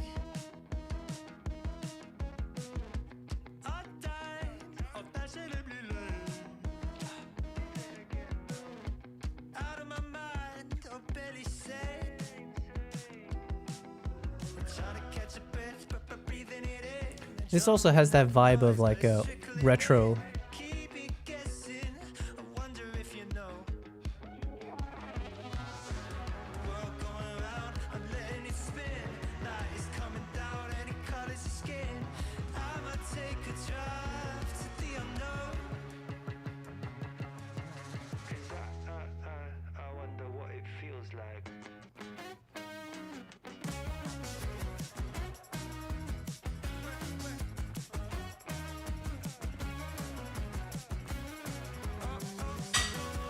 Oh, wait a minute. Now carry on. Stay down or rise above. Oh, is it a red flag or recklessly in love? When I give it my all, I just wanna be enough. Trying to run it back when I'm cold in the feet. My boat is going mad, so weak. Yeah, I'll take the plunge to see if I float. 'Cause I wonder what it feels like. Okay. Man, he has some crazy eyes. I'm kind of happy with this shot. I mean, we're gonna keep editing, but good results. Now here's where technically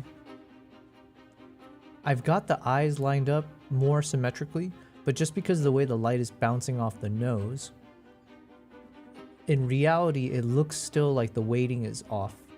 Especially when I put it full screen, it feels like there's more weight on the right side. So I think I need to counterbalance that by being a little bit asymmetrical with the eye placement, but cutting away some of the side on the right.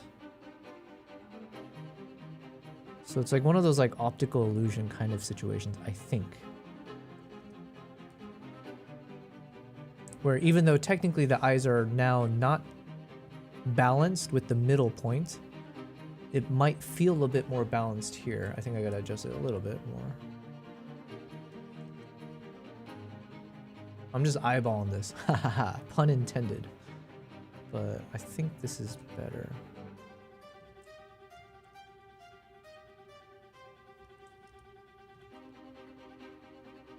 Yeah, I think this is a bit more feeling like it's centered.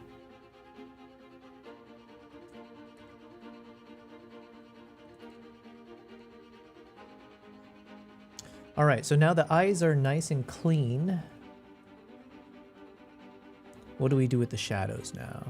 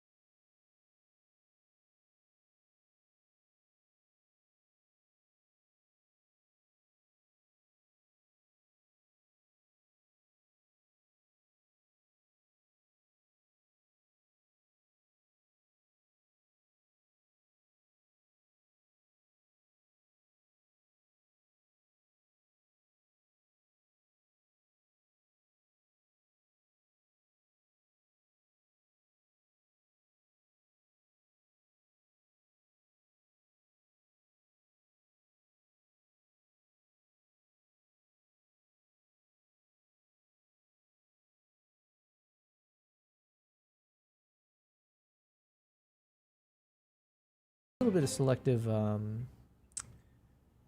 color change. So I think what I'll do is we're going to create a new brush.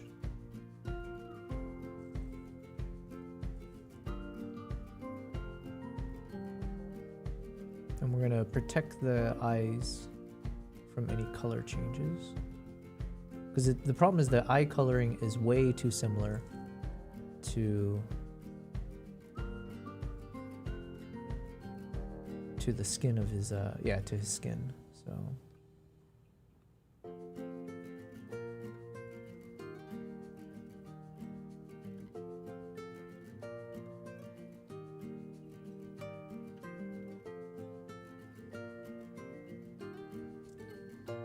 So I think I just need to protect his, yeah, just this part.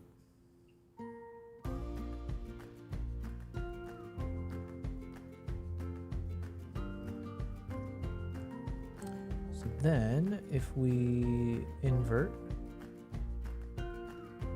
okay, and now let's choose a skin tone, so something around here, and let's reduce the saturation.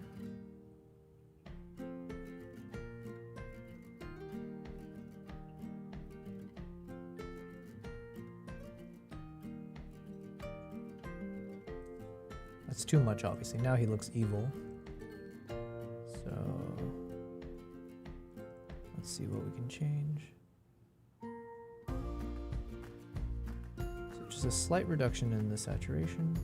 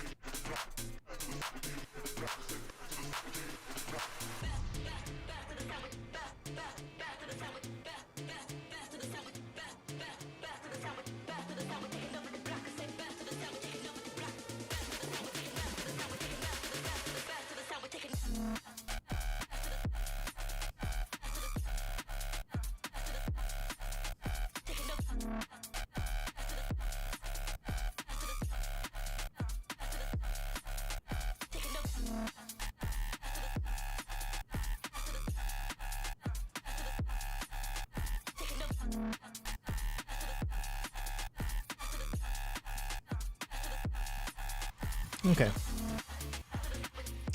I think it's decent. I'll probably change my mind in a bit, but who knows. Let's apply some of the changes to a different angle.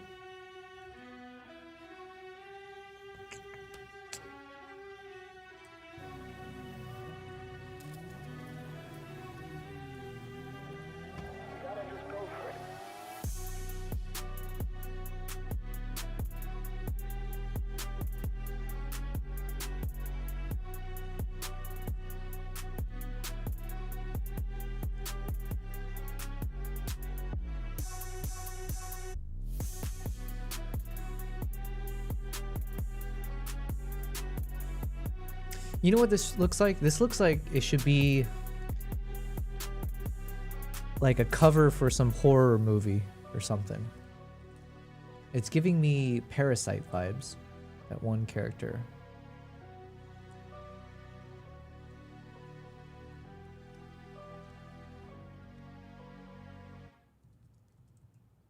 Okay, let's see how it looks if I apply it to the whole thing.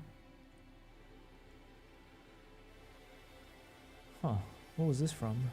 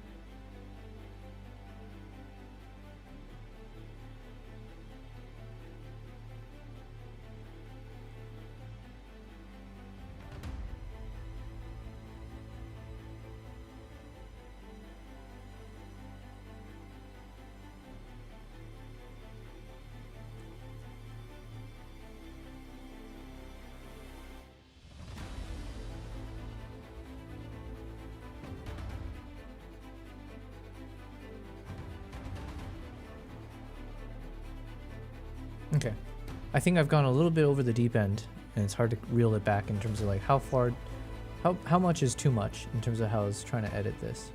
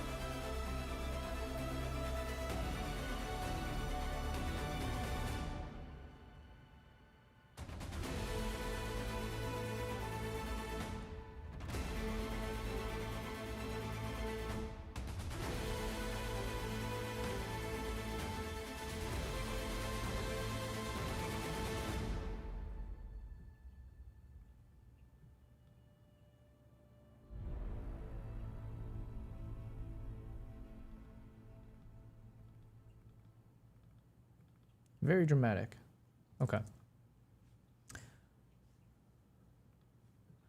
I think this is good enough. And then this one, I guess I'll come back to this. I'm not sure yet.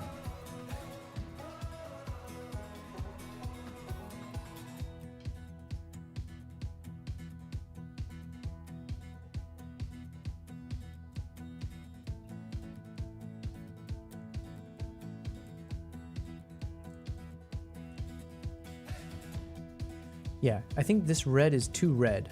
Like when it's such a close-up and you have all this red blasting in your face, I feel like it's a bit distracting. So I think I should go with a bit more toned down. And then the question becomes, how do I still accentuate the colors in the eyes while minimizing the colors?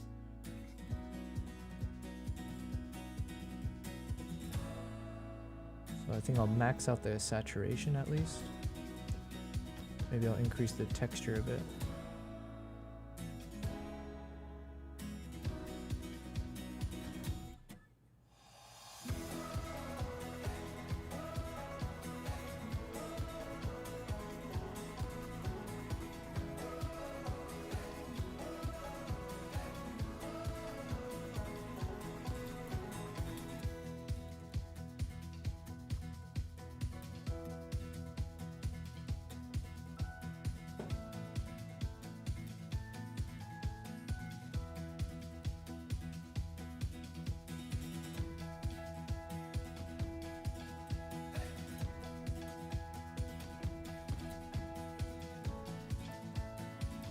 Okay, I think this is good enough.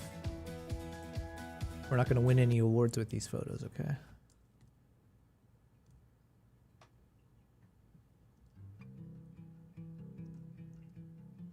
Alright, so we've already edited this one. Any reason to go back?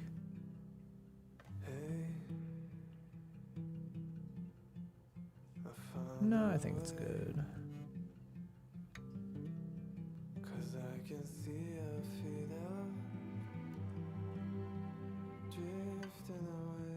Oh, I hate these types of songs though. Like I said, too melancholy-ish.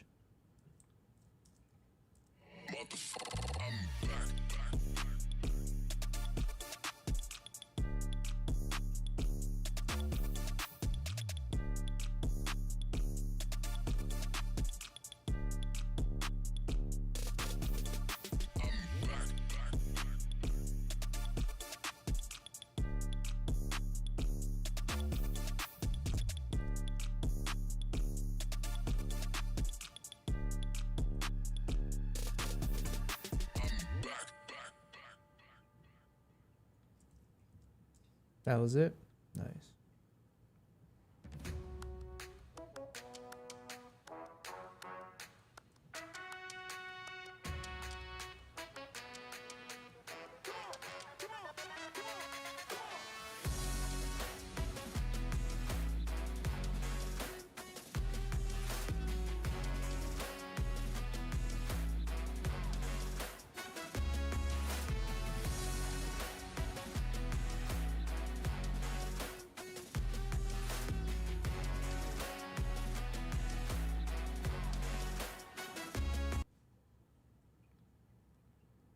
I'm getting super hungry now.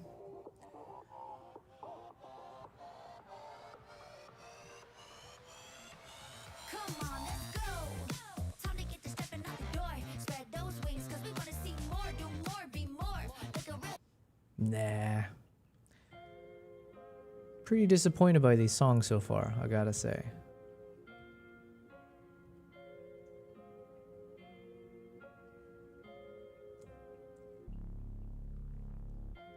How many ways can I tell you that I'm for you without saying I'm for you?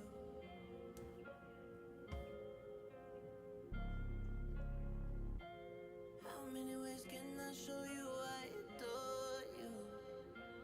I don't wanna bore you.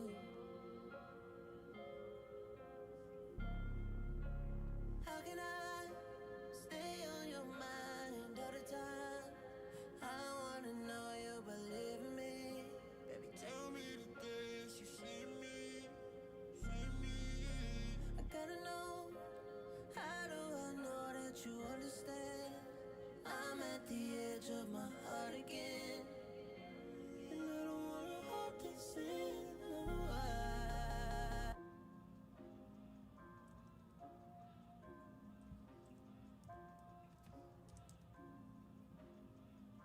Okay, this is kind of a nice hero shot. You got them all nicely lined up.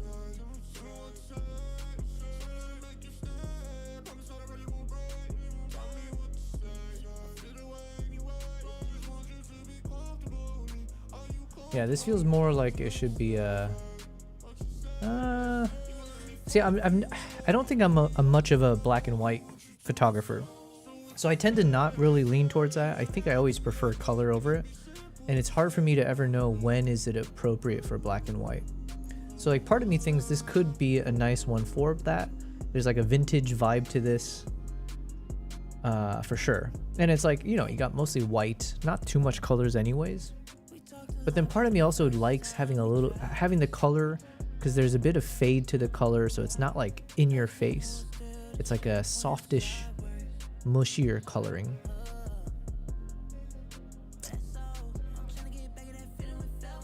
Dang it. Yeah, so I think I am gonna maintain the color. But if it was black and white, I feel like it looks more like a shot that you could put as a canvas. You know what I mean? I feel like in black and white, this could feel more like, oh, let's hang this up on the wall.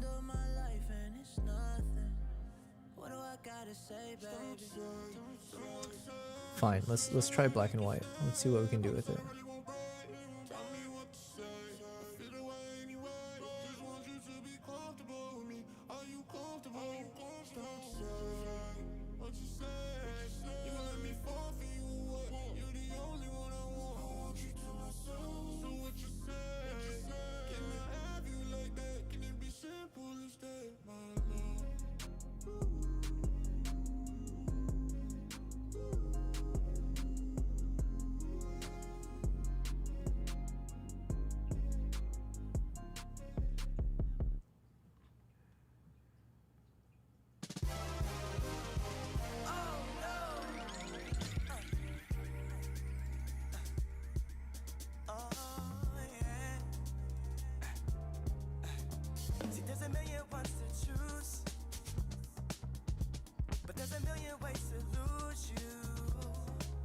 think it's better faded.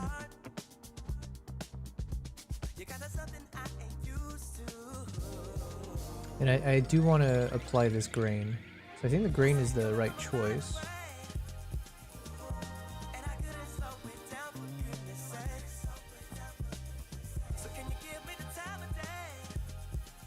And let me see how much grain is too much grain.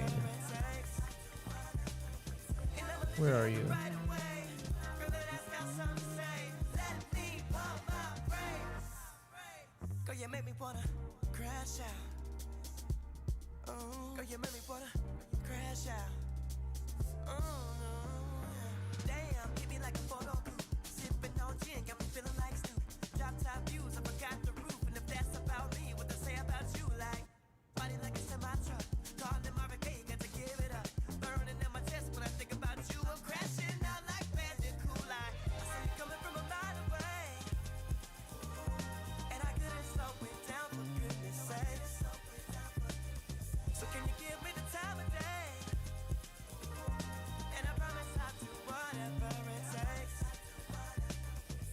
Okay, I think this looks interesting.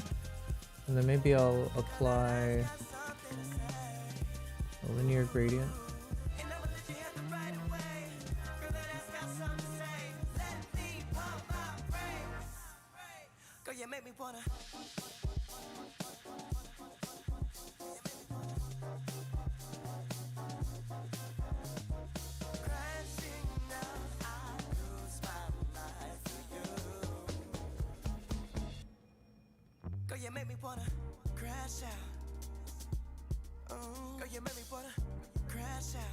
So we're just gonna add a little bit of light fade coming through.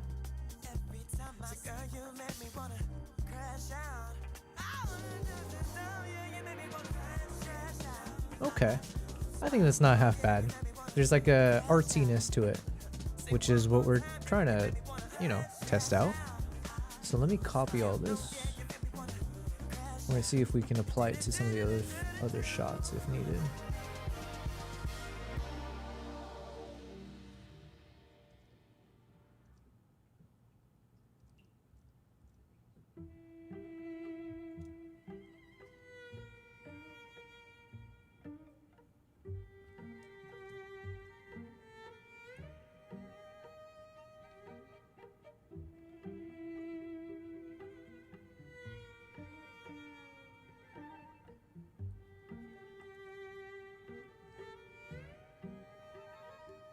Ooh, this is a money shot.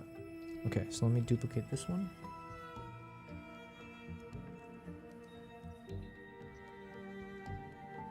And let me copy and paste, see if it works out.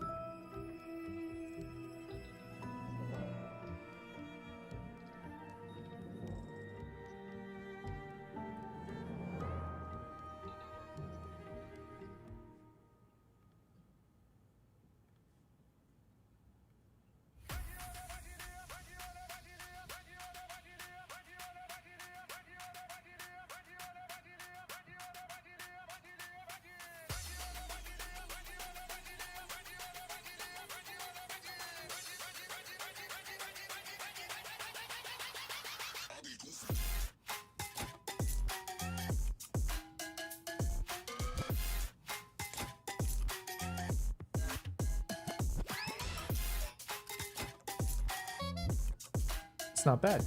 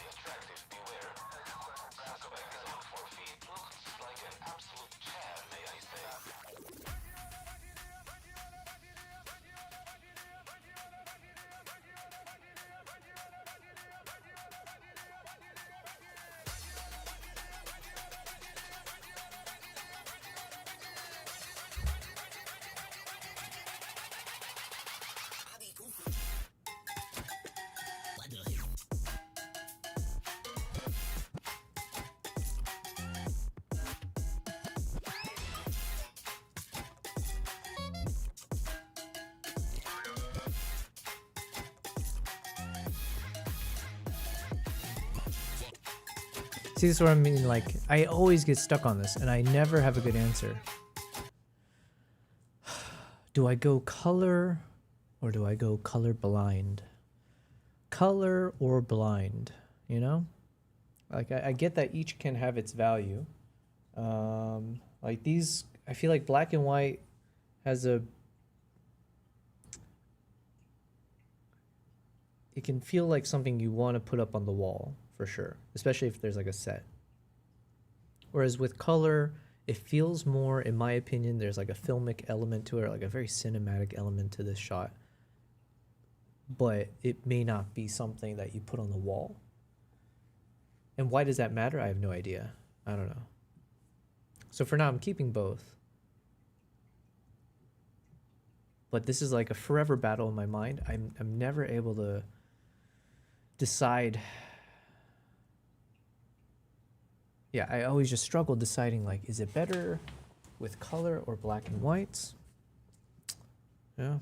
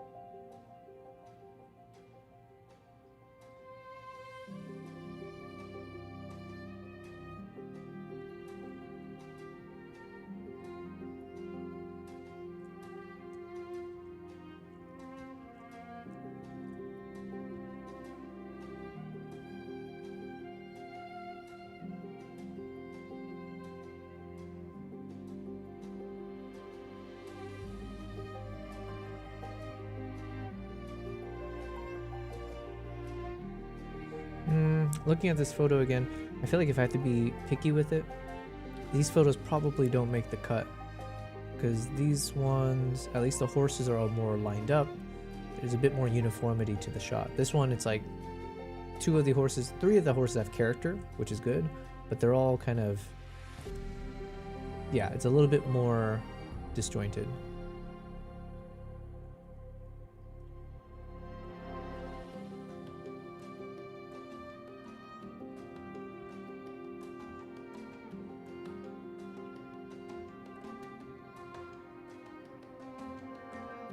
I like this song.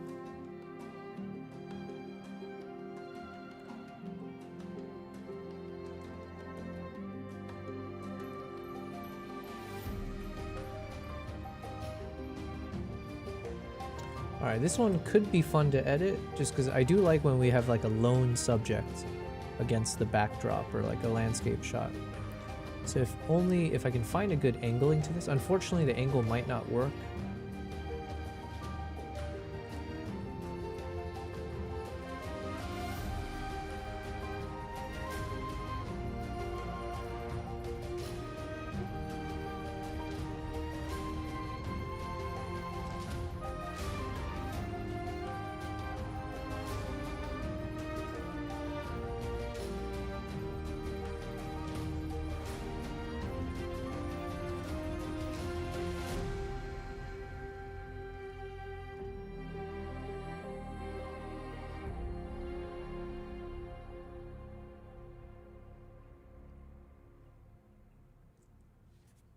Alright, let's see if we can one-shot this with one of my presets.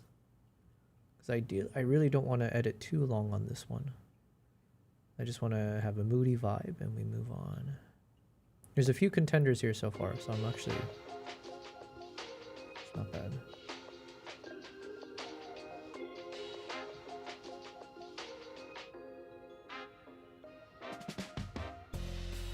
The night's spinning red, like there's blood on the stars. I ain't got no regrets, but I'm covered in scars. I hear the sound of your voice every time that I dream. I wake up to the noise and the cracks in the street.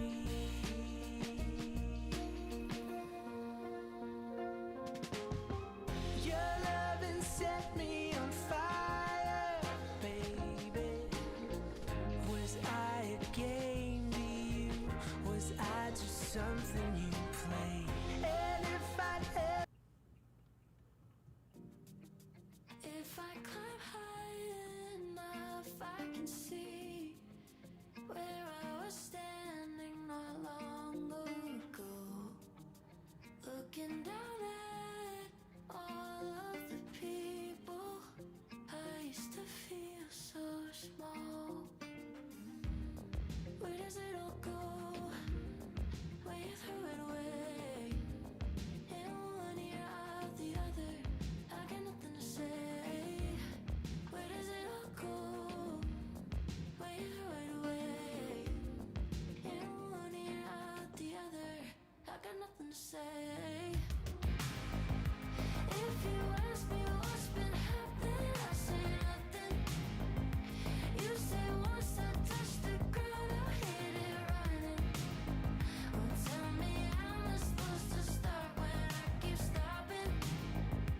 Tell me how do I make something out of nothing?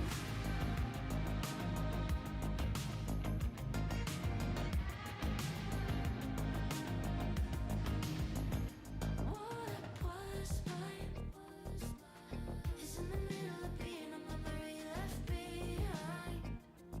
Yeah, every time time cuts me, I'm still surely bleeding out the moments I didn't breathe in. If you ask me what's been happening, I say nothing. You say once I touch the ground, I'll hit it running. Well, tell me how am I supposed to start when I keep stopping? Tell me how do I make something out of nothing?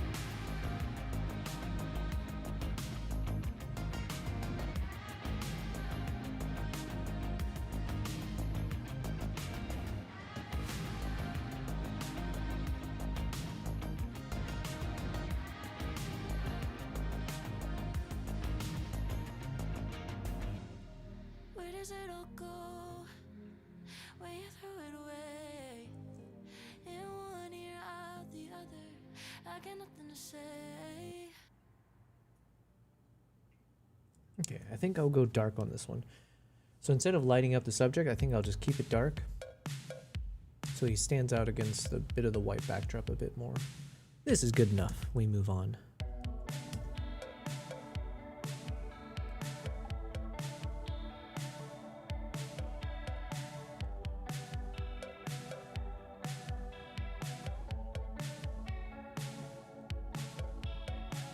I saw you, babe, at midnight.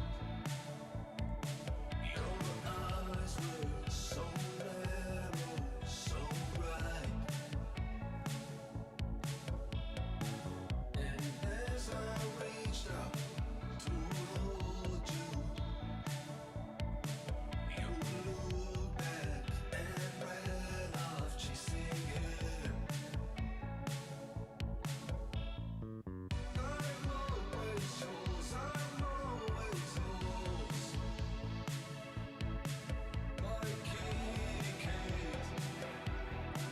my kitty cat. I'm always yours, I'm always yours. My kitty cat, my kitty cat.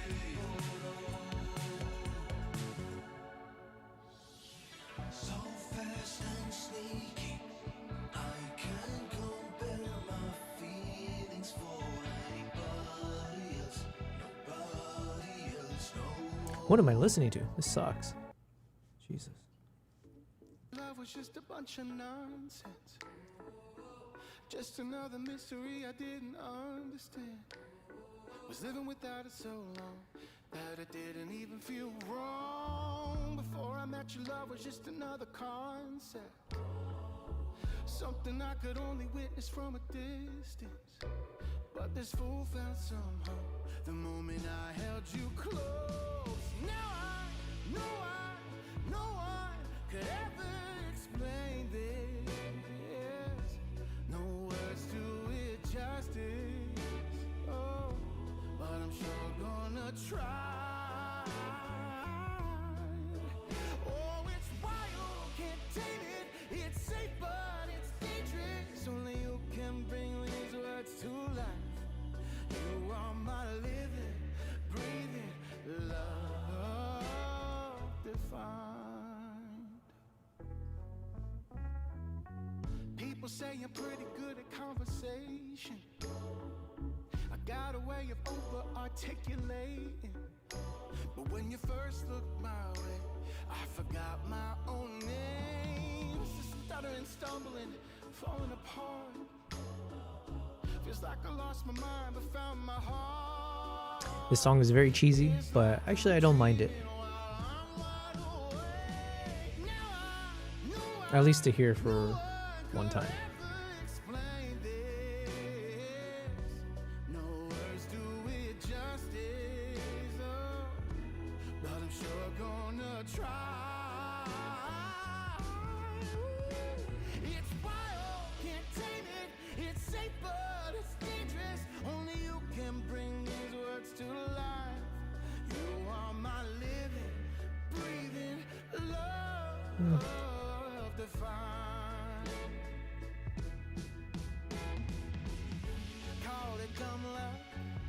Got me love struck, can't get enough of this high. Can't deny that you're the cause and the cure of these clumsy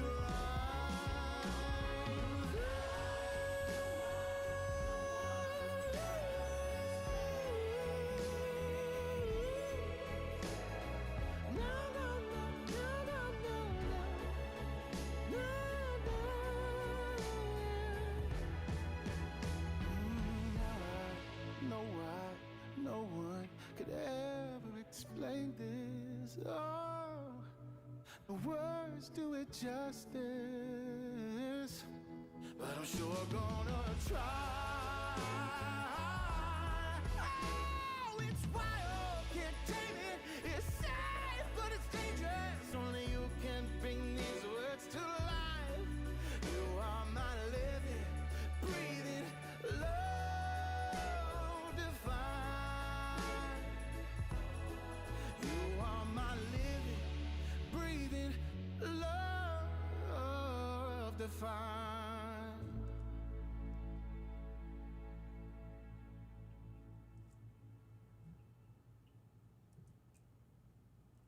All right, this photo almost works. Well, it works, but the feather gets clipped just a bit with this framing.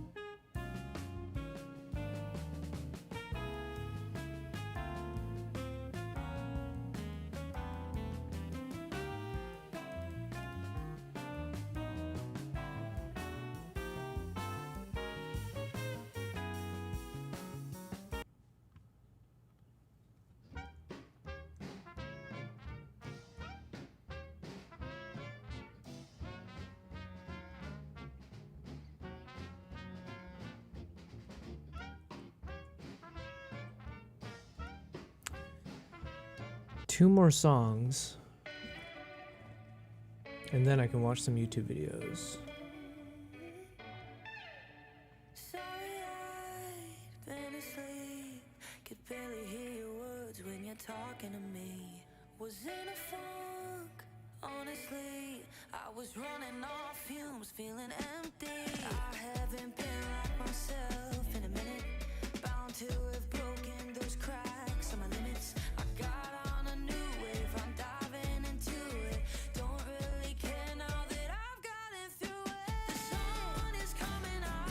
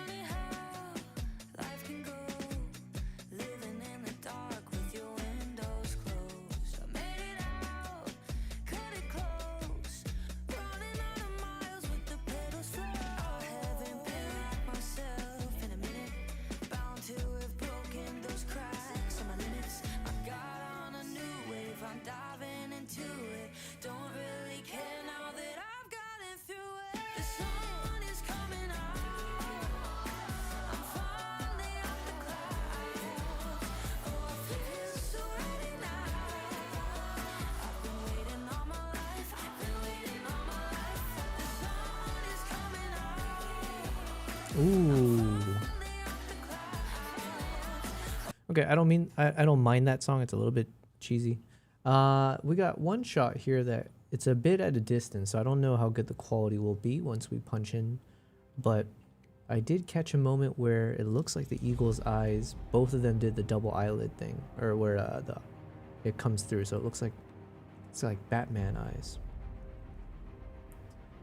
But like I said, the shot was taken so far away that the moment we crop in, it's not going to be the best detail, I don't think. But it's worth trying. Let's see.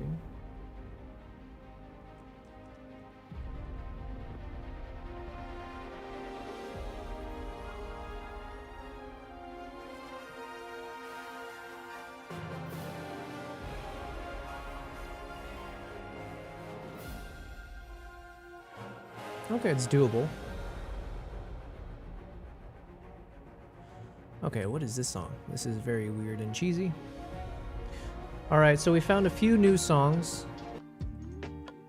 I think I'm happy enough with that. Now we got a lot of YouTube videos to watch.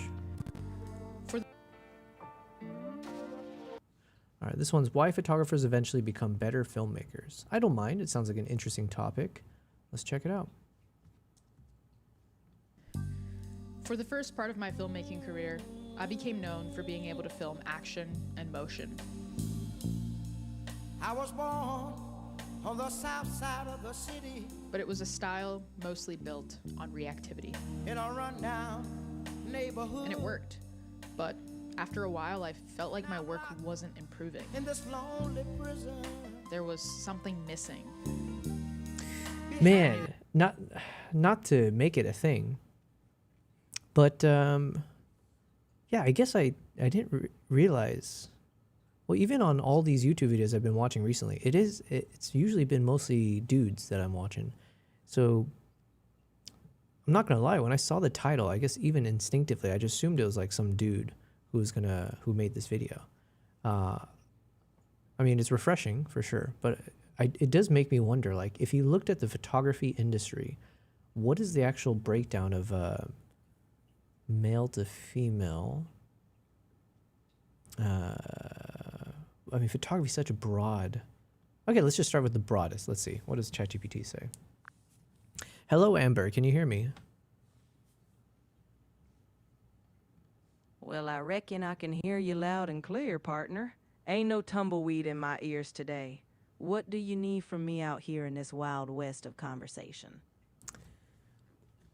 From what you can gather online, what is the current breakdown, male to female, in terms of photographers?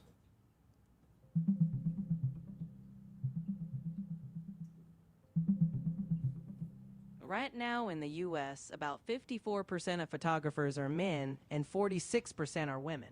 However, in photojournalism and high-profile roles, men often make up around 85% of the field.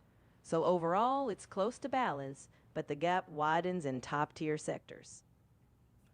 What was the top tier sector you were talking about? Something about journalism, or say again? Yeah, I'm talking about photojournalism. You know, the folks out there capturing real-world events and big stories. In that arena, men still dominate by a long shot. So when you're aiming for those prestigious headline-grabbing photography gigs, like news, war zones, or major publications, that's where the imbalance really kicks in. What about in filmmaking?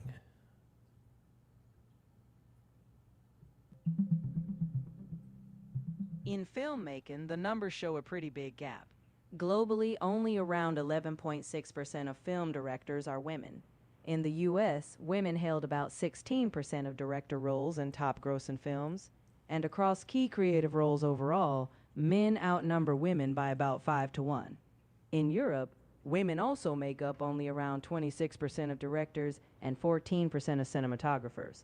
So overall, the top roles are still heavily male. Okay, the more you know. Anyways, Exactly. There was something missing. and I knew exactly where to find it. I wish I could start all over. Ooh, presented by Music Bed. There's a reason photographers eventually turn into some of the best filmmakers. There's higher stakes involved with saying a lot in just one frame. And photographers often rely on a skill I think a lot of beginner filmmakers tend to miss. The practice of observation. In the chaos that filmmaking can be at times, I had honestly forgotten how to slow down and just observe. Picking apart a noisy environment and being able to see what others might miss was something that I wasn't fully practicing enough. Man, I like this video already. Damn. It's definitely very good audio choice, really proper editing and everything. Inspos, what should I put on the inspos? Talking heads. Realized that the greats were not just good at observing, but they were good at looking past the obvious.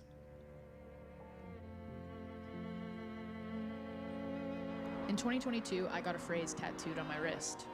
It was not only great life advice, but the first piece of guidance I ever got in 2017 from a photographer whose work I really admired. What's happening in BC? It became the first thing I learned to see, and the first.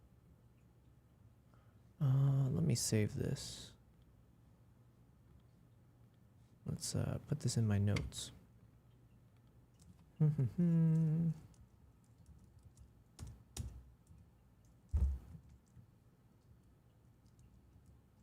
What would you call this? I like how the photo shown on screen at 1:44 is framed. First observation bucket that started to drive my work into a state of intentionality. Light became its own character in the story, and it was a way to drive curiosity. I found that the easiest way to practice looking for light was to practice black and white photography. Now, I had something I could look for, something to slice through the overwhelm of constantly asking myself, what the hell am I supposed to aim my camera at? I began leaning into filming shadows more often and understanding how the color of light could emphasize a feeling. And light was just the first step to molding my work into a new direction. If my sports films and personal films were going to make more of a statement. Sports films. Wait, do I follow this person on Instagram? There was some like action photographer, female action photographer in San Francisco. I don't think it's her, probably. I mean, what are the odds? But there's someone on Instagram. She's like huge on Instagram. Like amazing, I think photographer, filmmaker or something for like sports action stuff. Let's see. Jasmine.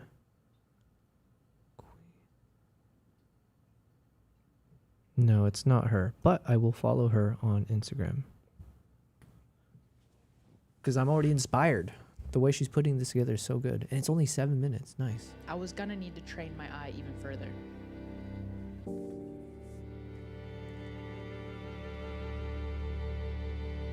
This one is hard. It required a sharper eye and lots of practice, but it was the fundamentals of eye-catching composition, and that is shapes.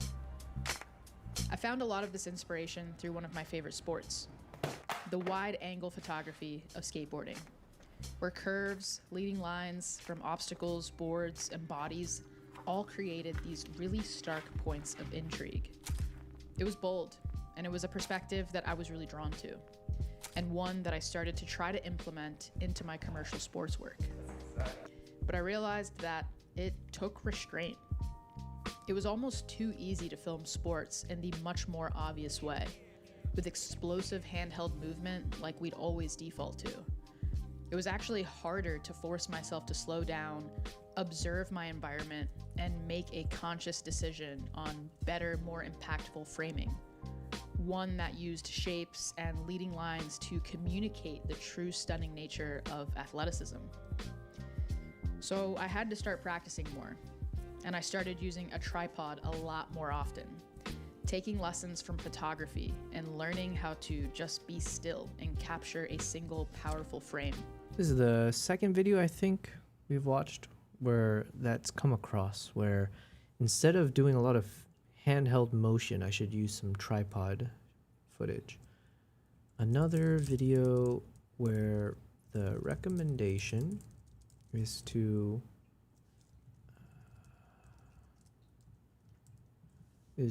try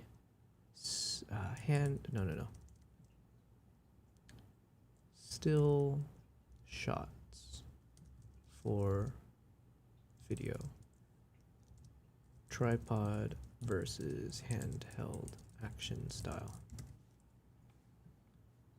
And eventually, I got comfortable making the call as a director to slow down a shoot more often and just trust my gut that the shot was going to be worth it. I was becoming quicker at seeing things, and my work was taking on a more intentional form. But there was still one other thing that I still needed to work on. When I think about driving home an emotion, I immediately think of music. But choosing a song is arguably the hardest part of the filmmaking process. Like my early filmmaking, my song choice was reactive instead of intentional. I tried. Until I started using MusicBed as an important tool for finding Is inspiration. this all it's all leaning towards MusicBed. That's smart. I mean, this is the direction I want to go in as well, right? It's like, how do you hide the message within a story? Perhaps it wasn't too strong. MusicBed is the trusted music licensing source for filmmakers, brands, and agencies who care about craft. I love that I can easily find thousands of songs that add emotional complexity to my films because of MusicBed's commitment to finding relevant and authentic artists. They don't just accept anyone. It's real music from real people, and it's that type of curation that makes me feel really aligned with their belief in artistic integrity. Something that I feel has become pretty rare in today's film and media culture. I want to give them a huge thank you for being today's video sponsor. If you want to tell stories that are truly felt, you can switch to MusicBed and start your 14-day free trial with the link in my description.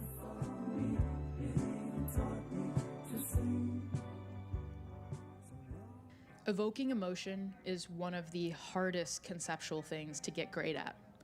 It's more complex than just observing light or shapes or textures. It's oftentimes not as concrete, and it goes even deeper than just learning how to recognize emotion on someone's face. This is still something that I'm actively working at. Once again, learning how to slow down and observe, not just faces, but body language, quiet moments, or even objects that can be associated with certain emotions. We live in a world where we no longer look up, and I really think that observation is becoming a lost art, and the time to slow down is becoming more and more sparse. But I truly believe that the only way to sharpen your skills is to immerse yourself, to actually pay attention, to maybe even leave the camera at home and just watch the world for a second. Because when the time comes, the project will roll around, the time will be limited, and you'll be quick to problem solve because you taught yourself a really valuable skill in the filmmaking world.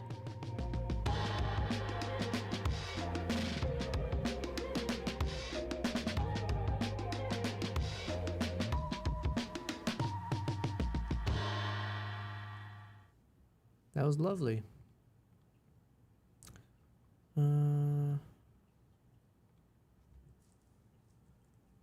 Yeah, that was lovely. Anyways.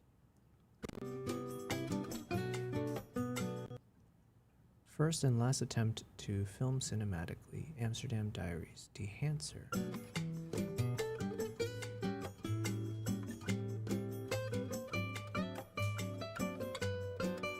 Okay, I'll put this for later. Let's watch Casey Neistat first. I am trying to... I would like to watch videos that give me ideas on how I could also create YouTube videos around this kind of like lifestyle, vlogging, talking head, whatever it might be.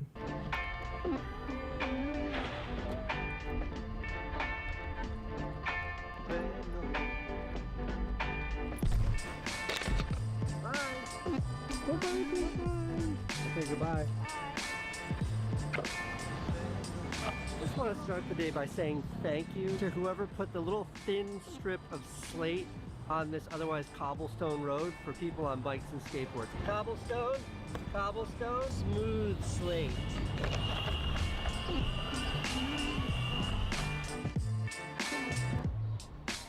Are you guys getting married? Yeah.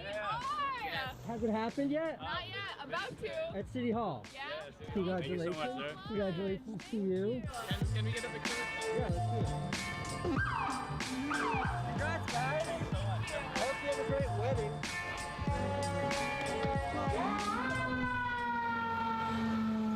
Good job. 1 fire truck, 2 fire truck, 3 fire truck, 4 fire truck, 5 fire truck, 5 Man, it'd be so cool to run into him on the streets. fire trucks Maybe it'll outside my happen. office. Might have a situation.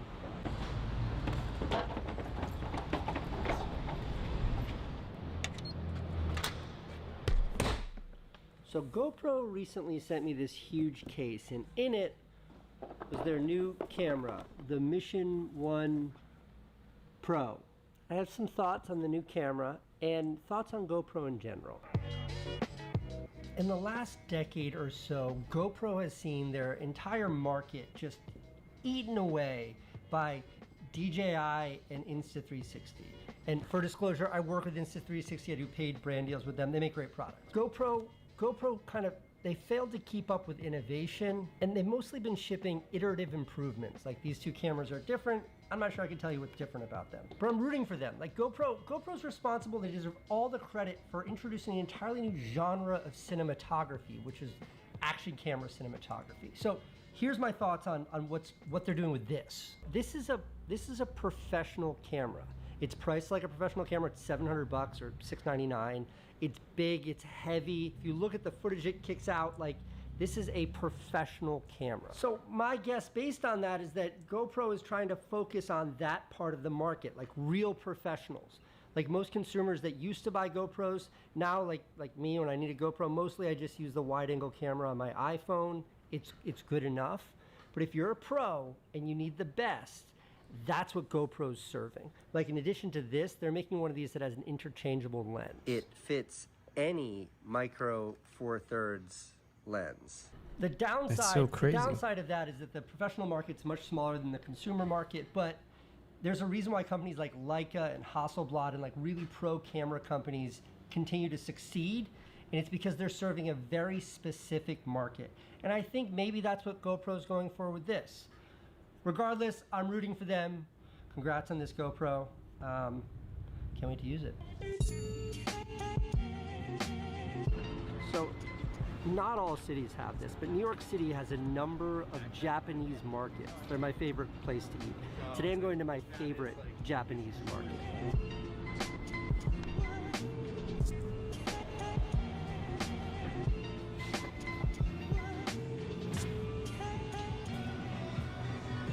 So the food here falls into 2 categories, healthy and unhealthy. There's a correlation between unhealthy and healthy and really good and just... Wait, is this shot with the GoPro? I can't tell. Dang it. fine. This is the most delicious section in all of the Sunrise Market. You know, straight fried chicken? Chicken wings, man. This is the healthy section.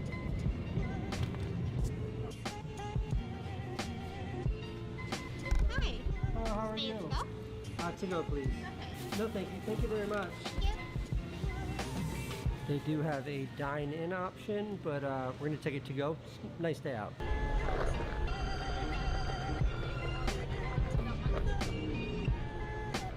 All of our benches are occupied. It's crowded today, man.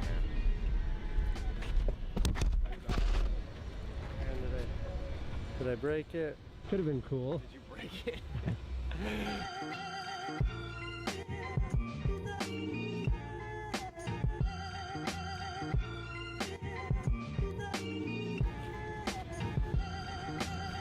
Okay, this was totally accidental, but a little bit embarrassing. Look at my outfit.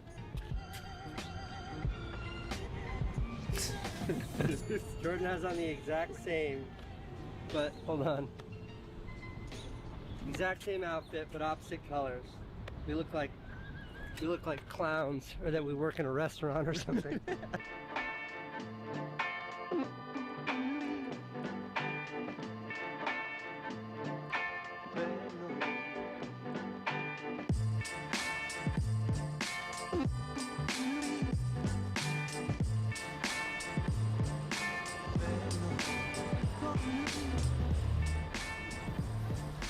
Where's Marlon?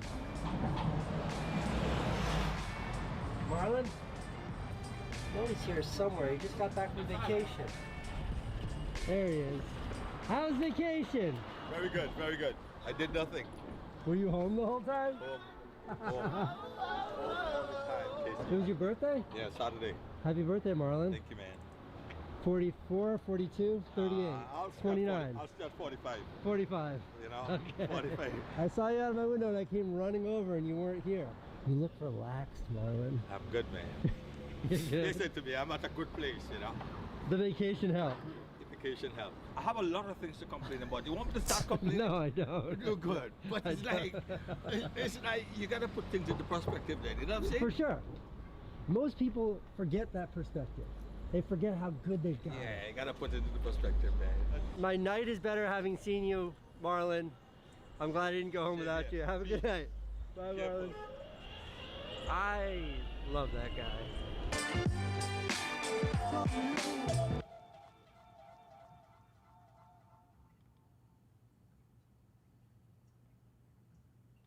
Oh, that's it.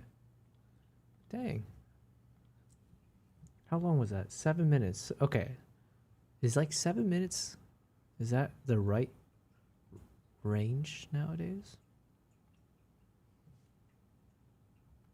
Osmo Pocket 3. Okay, so these were to learn about... Okay, we should watch this for This has OBS. been my main stream camera for the better part of the year. I released a video earlier talking about it, but I did not give my actual OBS settings or how to set it up inside of OBS. So in this video, I'm going to be doing that. I'm going to walk you through what I do to actually get this connected to the computer and talk about things that I've run into since I made that video. Because there has been an update, you're now able to zoom with it, and we're going to talk about those features in this. So let's get started. Setup on this guy is actually extremely simple. All you're gonna have to do is plug in a USB-C connection to your computer. And you might be thinking, are you gonna plug it in on the bottom right here? No, there's a holding carrier device that I have mounted behind my monitor that I connect this to, and that way I'm able to plug the USB cable directly behind it and then route that to my computer. So I will plug this in right now. So once I connected the Osmo Pocket 3 to the computer, it gave me the option of file transfer or webcam. Obviously, I want it in webcam mode because I want to capture the picture coming out of it. So it's officially in webcam mode, and you can see on the bottom it says webcam 1080p 60. And you can also see that it's charging as well. Some people had asked in the previous video, how are you getting power and how long does it last? And what I've found is that if you have it plugged into a proper USB port that does supply power, it pretty much does not run out of battery, especially for like a 2 to 4 hour stream. At the end of those streams, the battery is basically like 91% or something like that. So it does slow trickle down, but it gets a bit of a charge while it's actually connected to the computer. So long as your computer's USB port is properly supplying the power. And that's something you're gonna have to figure out yourself, whether or not your PC's ports will actually supply the proper power to the camera. One caveat that I did run into is I tried plugging in the Pocket 3 into my monitor's hub, USB hub, and it did not get the proper power. In my recommendation, it might be better to have a cable that goes directly into the computer and not try to do some sort of USB hub with it. So just my personal experience so far with it. On the screen, I do have OBS loaded up, and it's OBS 31.0.3 if you're curious about that. I did not install any special drivers for the camera. So what I'm gonna do is go to add, and then I'm gonna add a video capture device. So I click on that, I say yes. So currently it's capturing my PlayStation, but what I want to do is capture the Osmo Pocket 3. And as you can see, it pops up right there. So I click on that, and it's going to switch over. And now you can see the Osmo Pocket 3 image is currently coming through, and that's exactly what I want right here. Now what you can do is actually change the resolution and device settings on here. So if I go custom, we can choose 4K on here, and then in 4K mode, the device will switch. So instead of saying 1080p on the bottom, it now says webcam, and it is officially in 4K mode. One thing I do notice with this is the CPU usage does go up. This just jumped 10% on here. So 4K usage with this camera, I'm not exactly sure that's going to be very useful if you're gaming with it, because that's a pretty solid chunk of CPU usage right there. So another thing that you miss out on if you go the route of 4K you don't get any of the controls for zooming in. So there's a zoom feature right here. And this does work in regular 1080p. They added this actually with a firmware update that wasn't available when I made the first video. So in order to be able to use those handy features, we actually need to switch this back to 1080p. So yes, that is how you get 4K. However, the CPU usage spikes and you miss out on some other features right there. So my recommendation is to stick with 1080p on this, or say device default. And this switch back to 1080p 30 FPS, I'm going to scroll up here and say 60. One thing I have found is getting 60 FPS can be a little finicky. So your mileage might actually vary on that, just FYI. So now that we're at 1080p, let's open up the device options again. We'll go to configure video, and under configure video, this is where it's interesting. So you have the option to zoom like this. And again, this is a firmware update that they did a couple months ago that was not available when I first made the video. This is really great because sometimes the camera is just too wide. In fact, before we get too far, I'm going to adjust this how I usually have it. So I'm usually at tilt -18. Pan is usually about 166. And then the zoom, I bring this in maybe about like so. Maybe move it over like that. And that's typically my webcam for when I'm streaming. Works out really well. You know, you can see my rig. I kind of like this edit. I wasn't sure where I was going to go with this or if it's going to turn out okay, but this looks pretty good, you know? For someone, I don't do a lot of portraits. I said that already, but I feel like this one has some, there's more feeling in the shot now. I hope. So this is the original. Obviously not exciting, not great. Just shooting with auto. What did I shoot this at? So this was shot at 14,000 ISO. This was also with that 400mm lens. So I was going a little nuts with the lens. 1/50th of a second. So, you know, pat on my back. Shooting with the 400 lens, 1/50th of a second. It looks like it was decently sharp. Hit the mark. But it was 14,000 ISO.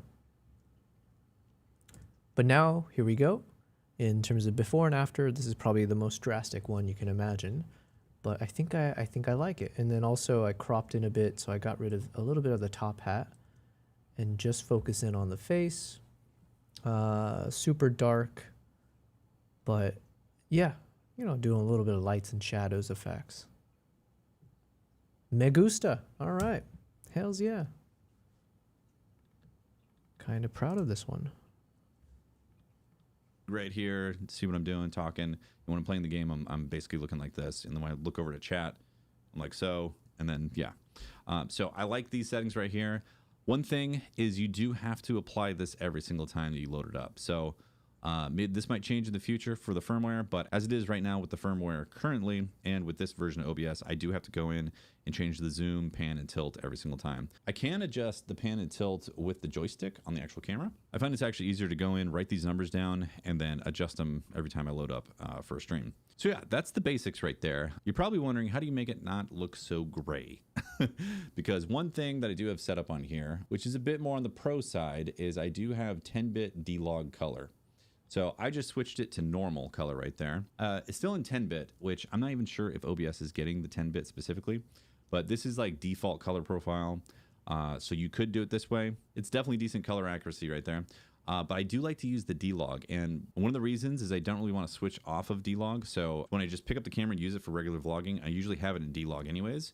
So I'm going to show you how, if I put this back into D-Log. So all we have to do to get accurate colors is apply the DJI Osmo Pocket 3 LUT. And that's it. So with this device, we're going to go to filters. We're going to go apply a LUT, and we're going to find this LUT real quick.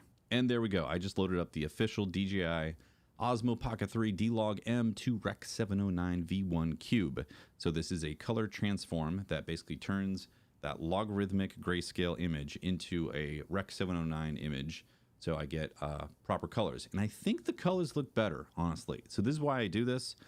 Well, two reasons. One is I don't like to switch in and out of D-Log, so I like to keep it in D-Log whenever I'm recording. Because when I edit in DaVinci Resolve, I always just apply the LUT correctly in there. And then second, I think for OBS, the colors look better like this. So this is pretty much the angle that I'm using and the profile for the stream.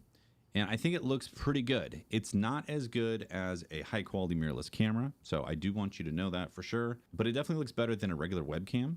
So my canvas right now is 1440p, and this is giving like an upscaled 1080p image with that firmware update on there. So it's like oversampling and giving you a 1080p image. In my opinion, this looks great for a stream. So I don't think people would have an issue with it personally. I think the colors look decent as well. And there's a lot of control on the camera as well. Like you can adjust white balance and exposure, shutter speed, all that stuff, ISO.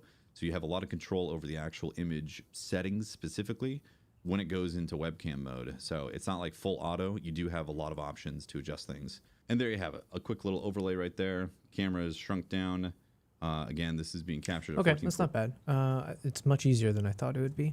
I guess I still need to figure out how feasible is it if I'm rigging up a Jeep and we got the Osmo Pocket hooked up onto a suction mount or rigged up to one of the railings.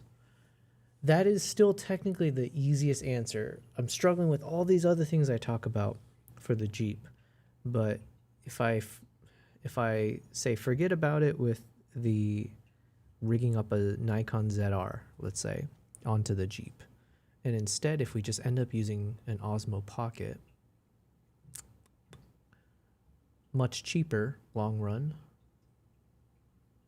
and yeah, it would be much cheaper, probably more stable. So still food for thought. I gotta think through it a bit more. Ideally, I still want it. The preference is still to shoot with multiple mirrorless cameras for the IRL stream, because I want the maximum quality. But then again, for an OBS shooting at 1080, everything's gonna be. It's not like you're gonna be seeing pumped out, beautiful cinematic footage regardless. But even if it's like what I've got here, because I'm shooting this with, what is this? Apple ProRes, I think, with just some standard color profile put onto it, the picture controls. And it looks pretty clean, right? Even this one is just, it's not like technically I'm shooting with a log profile. So, yeah. Anyways, gotta figure it out. Hey there, everyone, welcome back. So do you want to This is the DJI Pocket 4 and its family. This product line is a hit. The last model, Pocket 3, sold over 10 million units in just 2 years. That makes it one of the best-selling cameras in recent memory. But honestly, its success confuses me.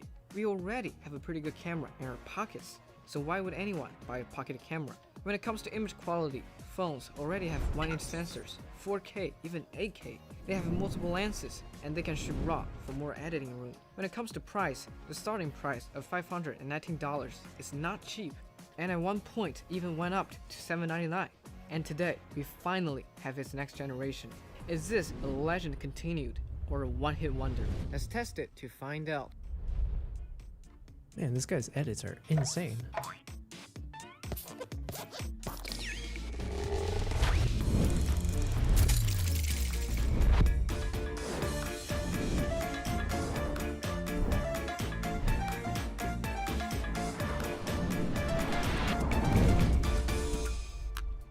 First, the look. The Pocket 4's camera and gimbal appear identical to Pocket 3's, but the body is a little taller. The color changed from Pocket 3's black to gray.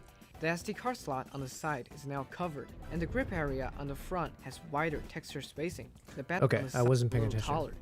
So it's slightly taller. The color changed from Pocket 3's black to gray. The SD card slot on the side is now covered, Oh, that's and the grip nice. area on the front has wider texture spacing. The best part, it still fits Pocket 3's accessories, Ooh. but if you don't put them side by side, you really can't tell which one is new.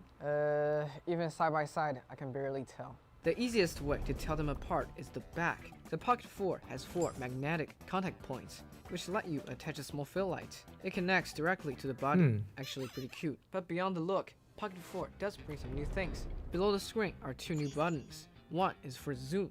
You can quickly get a closer look. The other is customizable, and by default, it works as a shutter button for photos. The body has 107GB of built-in storage. At 4K 60 FPS, you can record over 2 hours of video. The Dang, case 2 hours? That's not bad. BTL. I like the name. BTL is asking, when were you in Mongolia? I went twice, both times in 2024. First time was in February 2024, and then the second time was in November of 2024. So, yeah. Both times I went to Altai Mountains area. Olgi, I think was the name. So right now I just posted a video. I'm curious if you found my channel through the Mongolia video I posted, but if you did, I appreciate you hopping into the live stream. Right now I am editing my photos from those 2 Mongolia trips.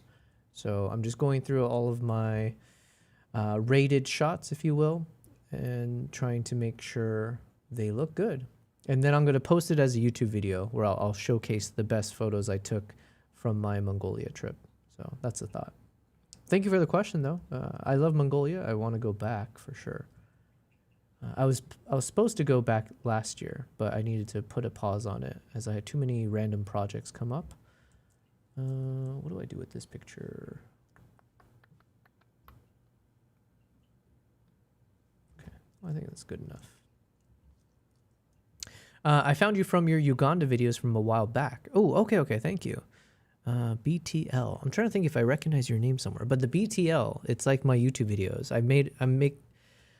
I've started making this new series called BTL, Behind the Lens.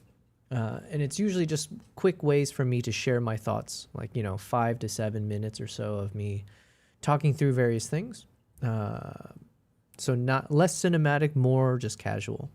But yeah, I was doing research for my safari trips a couple years back and found your videos. Ooh, nice. Okay, you were on a couple of my live streams before. Okay, I apologize for not recalling. My memory's not the best. But that's great. Yeah, I came back from safari trips over a month ago. It was not for me, but I was basically training a number of safari guides on photography. So I was like the photography instructor for this large safari company. And basically my job was to teach all of these guides on how to take photos, understand how to shoot with these big, so they got to all practice with the big lenses, the expensive cameras. And put on the shoes of the photographer, not the guide. And the goal is obviously that they become better at their job, because now that they know what the photographers are looking for, they can help them even more. So anyways, it was a cool little project. And I got back a few weeks ago, or like 20 days ago or something like that. That's literally the dream. Well, I'm glad to hear that. Listen, the dream is not easily maintained. Okay, I haven't reached. Yeah, we got a long ways to go before I would say it's the dream. Okay, but I'm definitely taking measured steps. I've definitely taken some big, risky, major steps to try to make it a reality. And I'm also here to share, the ins and outs of it. So if you ever have questions about whatever it is, how to do these safari trips, how to edit photos, videos, I'm here to address it. Do you have any interest in going to the Nomad Games in Central Asia? Yeah, absolutely. That was one of those things where I was starting to organize, put together, okay, can I organize a group tour to get people to go out to Mongolia for the Eagle Festival? I'm not sure if that's the same as the Nomad Games. I think the Nomad Games, there's one in Altai Mountains. I forget. There's a couple that they had mentioned. There's the Nomad Games. Oh, is that? Oh no. So that's the Kyrgyzstan one. Okay. So the World Nomad Games in Kyrgyzstan. So that one, I was trying to see if I can maybe make that work. Then there was the Eagle Festival. And then there was another Altai Games or something like that in the Altai Mountains. So yeah, within these guys, I was hoping I can definitely check it out. But the problem is I have a tendency of stretching myself too thin. I'm trying to do too many things at once. So my goal is to be a bit more focused with my approach. Right now, my focus should be on trying to film as many documentary style things, like mini doc style, of interesting stories around the world. So technically, that could be the Nomad Games, but to me, the Nomad Games might be a little bit oversaturated in terms of people know about it, people probably film it quite a lot. So to find a unique story within that, it's possible for sure, but I wonder if it's overdone, maybe. But I would like to go to Kyrgyzstan.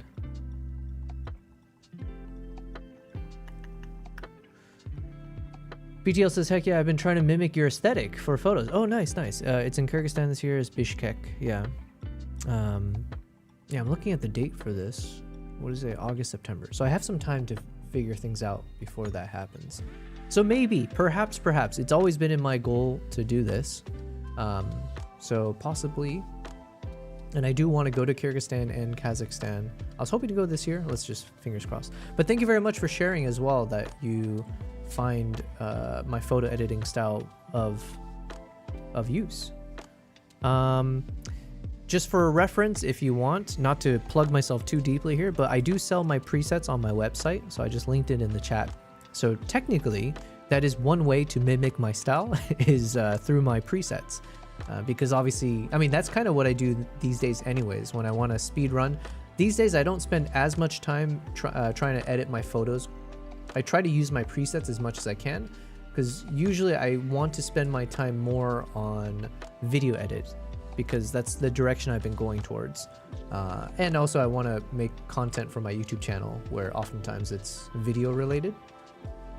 So yeah, the more I can try to just rely heavily on my presets to get me the final results that I want, the better, you know, and it's more efficient. So just for context. You said I was looking up flights and hotels before jumping on the stream. Ooh, if you go this year, I'll be your assistant. I appreciate it. BTL, do you normally do photos or videos or a mix? What do you normally shoot with? I'm curious.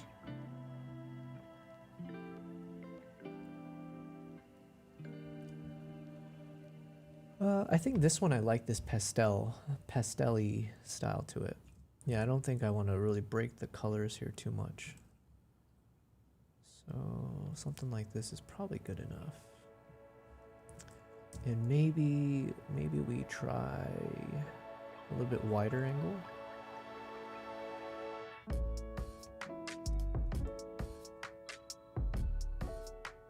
Yeah, I think this is like an interesting shot. You got this lone basketball court. And then I think maybe the background's a little bit too soft. So I probably need to make some adjustments there.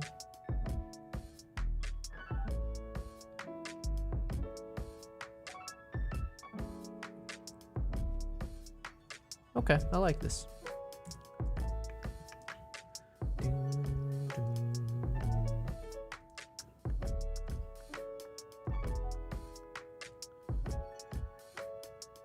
Oh man, this would have been a perfect photo if I didn't clip the ear ever so slightly. We're off by just a little bit. But this one's not bad either. But I just thought that the pose of the dog in the other shot was perfect.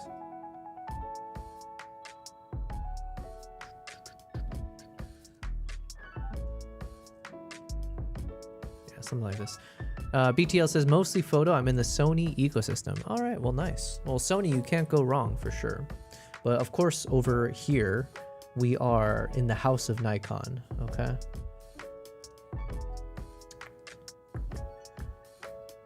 Oh, and then I'm watching this video about the Osmo Pocket 4 because I have my Osmo Pocket 3 and there's nothing wrong with it, but you sometimes get a little bit itchy, you know? You see a new product and you're like, ooh, is it worth it? Let's find out. I can never remember how to use has been replaced by a simple clip-on cover. With a carrying bag, it's quite easy to take out. It also now supports Wi-Fi 6, so transferring videos to your phone is faster.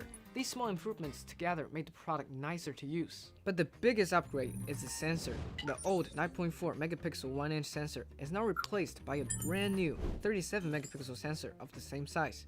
In the new 10-bit D-Log mode, the dynamic range reaches 14 stops. So how does the image quality actually look? For our sample footage, we used 3 cameras, Pocket 3, Pocket 4, and the iPhone 17 Pro. Since the iPhone's main camera is 28mm, it captures a narrower frame than either Pocket, so we won't compare sharpness, we'll just show the difference in style. First, color comparison.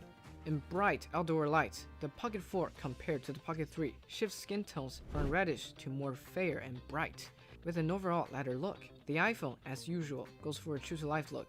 The overall dynamic range is compressed quite flat, and faces are not as bright as on the Pocket 4. Indoors, the Pocket 4's advantage in dynamic range becomes clearer, The Pocket 3 struggles with the heavy contrast between inside and outside. The sky through the window is completely blown out. The iPhone managed to hold all the detail outside the window, but the skin tones have that very classic apple yellow look. By comparing Okay, comparing these two, I think I slightly prefer the iPhone 17.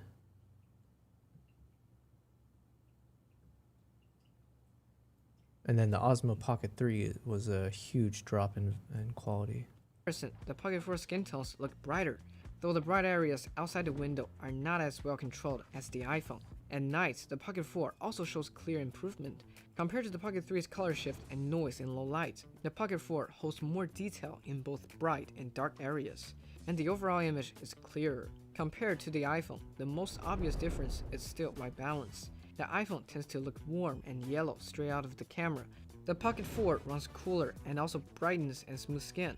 Which one do you like? But if you switch to iPhone's ultra-wide lens, the gap in image cleanness becomes pretty big. The iPhone shows a lot more noise. This brand new 37 megapixel sensor does deliver something special. Now, smartphone cameras have always had one thing over the Pocket, a multi-lens system that covers more focal length. The Pocket 4 solution is pixel binning. It uses the center portion of that 37 megapixel sensor to deliver 2 times lossless zoom.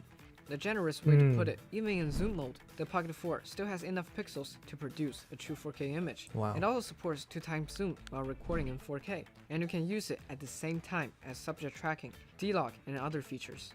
Much more useful than before.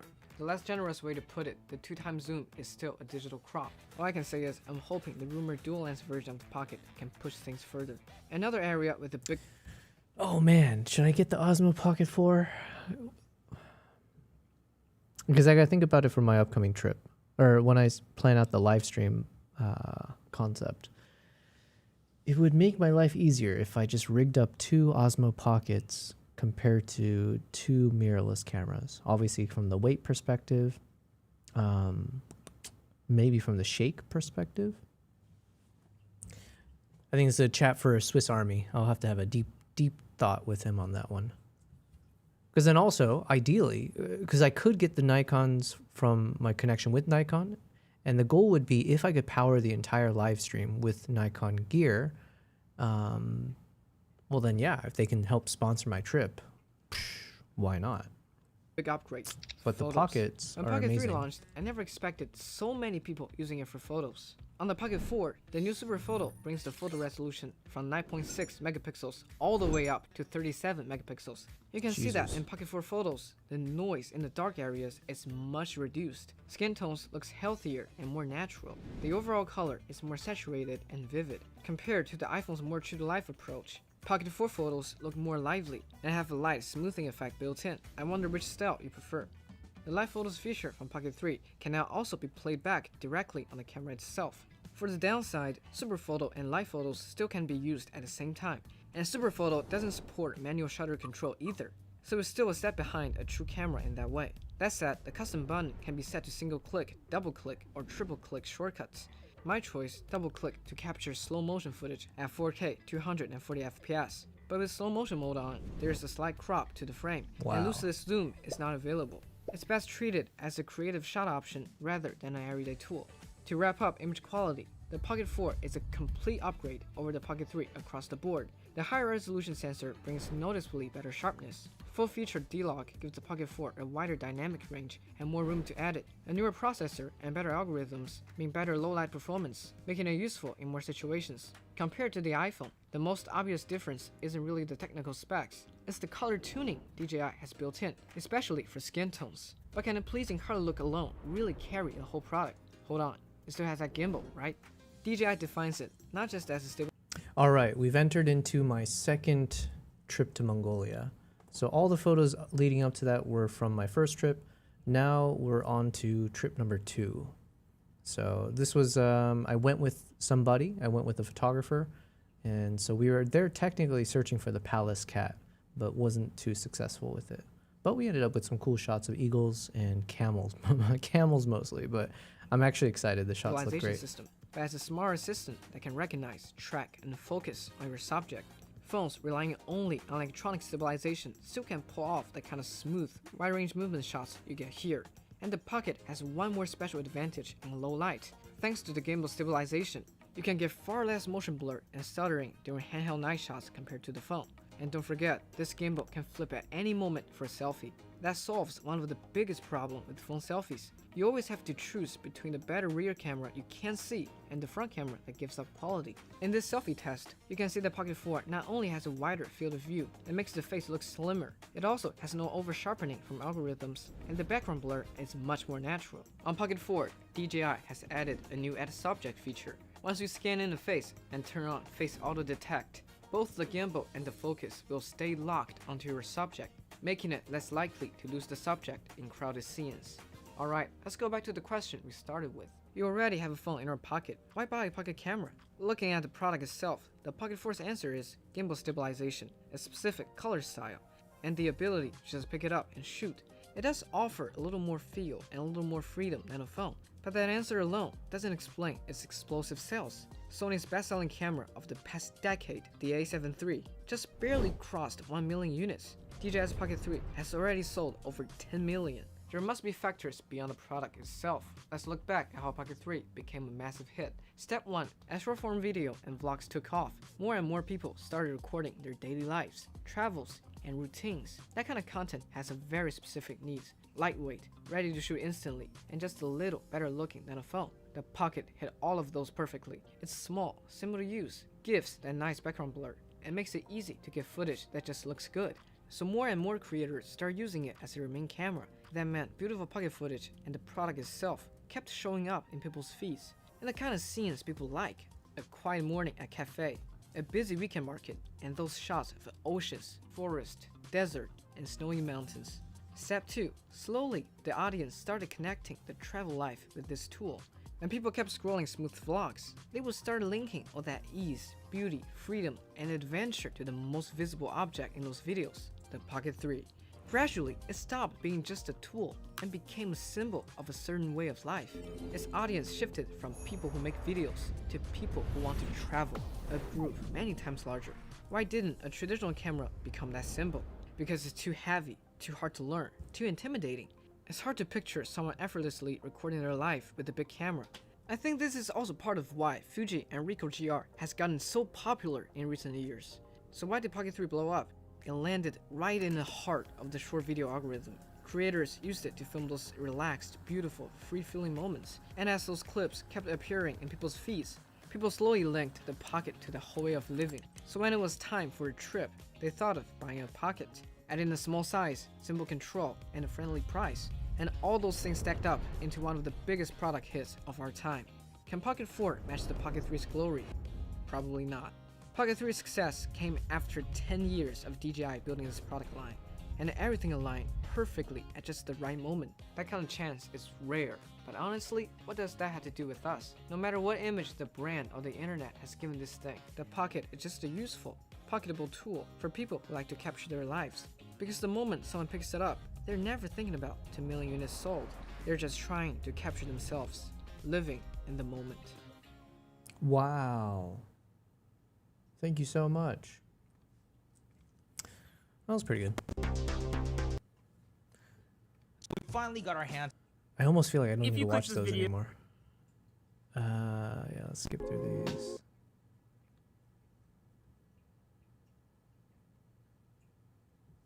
Okay. I feel like watching more of... Where is it? Actually, let's watch this one. I feel like it's like a random... Hi. Today I'd like to talk about how I used to be a sad, helpless man, but now I'm helping myself. And it kind of feels weird. I've been alive for like 42 years now. It's a long time. I think for most of my life I felt like I was helpless. Like I didn't really have control over my life. And that made me sad. I was just doing stuff that I was told to do.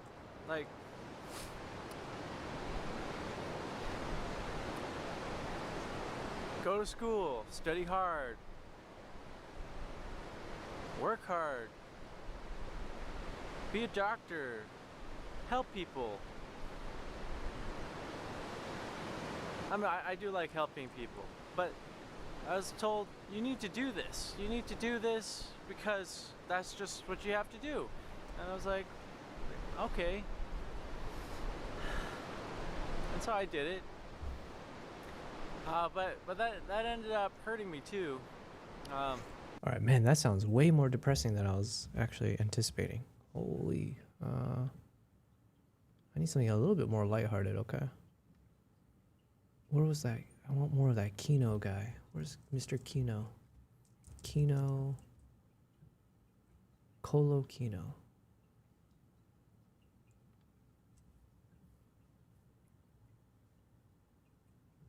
Ooh, let's watch this one. This is the Batman before Christopher Nolan. Yes, the one with nipples. Very nice. In 1997, Batman and Robin came out and turned the biggest superhero. All right, as this plays, let me do 20, should I do 20 squats? Because I did read that it's really bad to be sedentary for too long, so. Okay, let me do a little bit of squats here while we watch this. On Earth into a neon fever dream. The film was colorful, stylish, inappropriately erotic, and painfully unfunny. Tonight's forecast. A freeze is coming. It's gone down as one of the worst blockbusters in movie history. If there's anybody watching this that went into Batman and Robin with great anticipation, if I disappointed them in any way, then I really want to apologize, because it wasn't my intention. My intention was just to entertain them. Warner Brothers suffered so much financial damage that they were terrified to even mention Batman for years. But once they finally listened to reboot pitches, what they heard terrified them even more. Some days you just can't get rid of a bomb. Picture Clint Eastwood as Bruce Wayne. You're kidding me. Now make him homeless. Put him on the streets of Tokyo. Call it Gotham anyway. Remove Alfred. Replace him with Big Al, a black mechanic who takes Bruce in after his parents get shot. The concept felt like Taxi Driver in a batsuit. You talking to me? Well, then who the hell else are you talking? You talking to me? It came from the mind of the guy who made that 2-hour drug ad. But even Darren Aronofsky himself knew it would never work. I don't think I was the right guy at the right time. It was rated R. It was definitely, I think, a whole world of superhero films had to first come out to scrape the bottom of that barrel before they would go to rated R films like some of the later ones. Who knows? Kids buy Batman toys. Studios love Batman toys. Studios don't like R-rated Batman movies about a half-insane street vigilante raised by a mechanic. Nobody eats that shit. Other names floated in. The Wachowskis even worked on their own take for a bit, then walked away to make the Matrix sequels. So Batman dropped right back into developmental hell, and he might have stayed there if not for Troy. Troy? Really? Yes, that Troy. Brad Pitt in sandals. Legolas without a bow. Somehow, that movie ended up saving Batman. Sometimes you have to serve in order to lead. Back in 2002, Wolfgang Peterson had just made Air Force One and The Perfect Storm, so Warner Brothers handed him almost $200 million without even blinking. He was deep into prepping when he suddenly decided to jump ship to work on Batman vs. Superman. That left the studio holding an empty director's chair for Troy, and here comes Christopher Nolan. Fresh off Insomnia, he came fully approved by Al Pacino and Robin Williams. The Warner folks took a risk. Wait, Christopher Nolan did Troy? No shot. Do I need to rewatch this movie? Christopher Nolan was originally hired to direct. Oh, okay. I guess we're about to get into it. So he was supposed to do it, and then they gave it to someone else. Oh, which then led to Nolan directing Batman Begins. Okay, so that's the whole backstory. I see. I jumped the gun. Risk on the promising young director and trusted him with Troy. Nolan spent months prepping and was all set to shoot. But then, Peterson's superhero movie failed. He wanted to make a retired Batman clash with a divorced Superman in a dark, R-rated, blood-splashing gore fest, which is predominantly the reason this and previous reboots got canceled. Peterson didn't take no lightly. He demanded Troy back, effectively firing Nolan from his big break. So, how did Warner smooth things over with Nolan? They offered him the opportunity to reboot Batman. Because nothing has ever gone wrong with that idea, right? Have no fear of it. I'll keep all my wits about me. Luckily for Warner Brothers, Nolan didn't want either the nipples from the 90s or a bloodfest. He wanted to take another crack at what he had already proven he was good at, a psychological crime thriller. But there was one issue. Nolan wasn't a comic book guy. I've always been a big fan of the character, but I am by no means any kind of comic book expert. I felt I needed a writer on the project who really knew the character inside out, really knew the comic world. Warner hired David Goyer, the screenwriter who practically invented the dark comic book movie with The Crow and Blade. You might like it. I remember telling my mother when I was a kid that I was going to go to Hollywood one day and do a Batman film.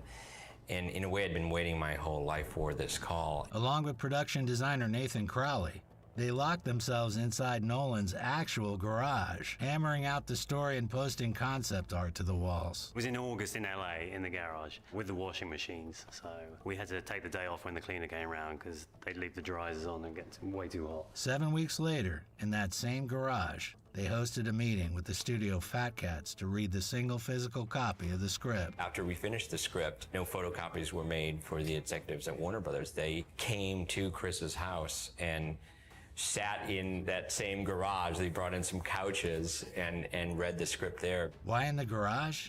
I mean, if you've heard about how analog Nolan is, you haven't heard the half of it. The guy is borderline paranoid, refuses to use a smartphone, and doesn't even have a personal email. But the bosses tolerated it, and for good reason. Nolan solved the very problem the previous guys couldn't. The story was intense and mature, but it avoided any hint of an R rating. Nolan explained that he didn't want to shut out the 10-year-old kids. He wanted to make the kind of film he would have obsessed over at that age. The origin story had never been addressed on film, or really even in the comics. That is to say, there isn't really a single definitive account of Bruce Wayne's journey to becoming Batman. You have these sort of fascinating gaps, like the idea that he leaves Gotham as a young man and travels the world for 7 years. But it's not really detailed as to what he's doing and who he meets in that period. So the script works. Batman gets the green light, and Warner Brothers hands Nolan a cool $150 million. But immediately, the studio panics. They just gave a fortune to an indie director, and they wanted a guaranteed box office draw. Their brilliant idea for the lead? Ashton Kutcher. No shot. Shut up, dude! Seriously, Nolan is trying to build a gritty, psychological noir. Shot. What has and the Ashton executives Kutcher ever want done? the guy from Punk'd in the Batsuit. What? Because why not? We can. Nolan put his foot down. He convinced them that a comedy actor would kill the movie's tone on day one. The studio backed off, and one of the wildest casting searches in Hollywood history began. They looked at everyone from veteran David Duchovny to a young kid named Heath Ledger. Ledger and Nolan actually talked it out and agreed Bruce Wayne just wasn't the right fit for him. They shook hands and promised to find something else to work on down the road. I'm a man of my word. Nolan narrowed the list down to 6 guys. You had Goyer's personal favorite, Jake Gyllenhaal.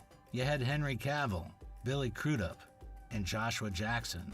And then you had 2 actors who completely blew the room away, Cillian Murphy and Christian Bale. In the same way that people were telling me, hey, you can't go play Patrick Bateman, it's career suicide. Other people also said, you know, if you play Batman, that's it. You're never going to play anything else again. You will always be Batman. Well, a guy dresses up like a bat clearly has issues. And I went, bring it on. Let's see if that happens. Because I just always felt like, look, if I don't have the skill to be able to rise above that, then I don't deserve to either. Nolan couldn't just pick from a tape, so he threw them all into a massive screen test. So I did a screen test and the whole suit and everything, and we shot it on the Warners a lot, I think, and everyone, like, you could see all the, I knew the other guys that were auditioning, and I knew that Christian Bale was the obvious choice. When I first met Christian, he was extraordinarily thin, having lost an enormous amount of weight for The Machinist. It was something that Chris was a little concerned about because they did have to screen test for Batman, and it was pretty close on the heels of finishing on The Machinist.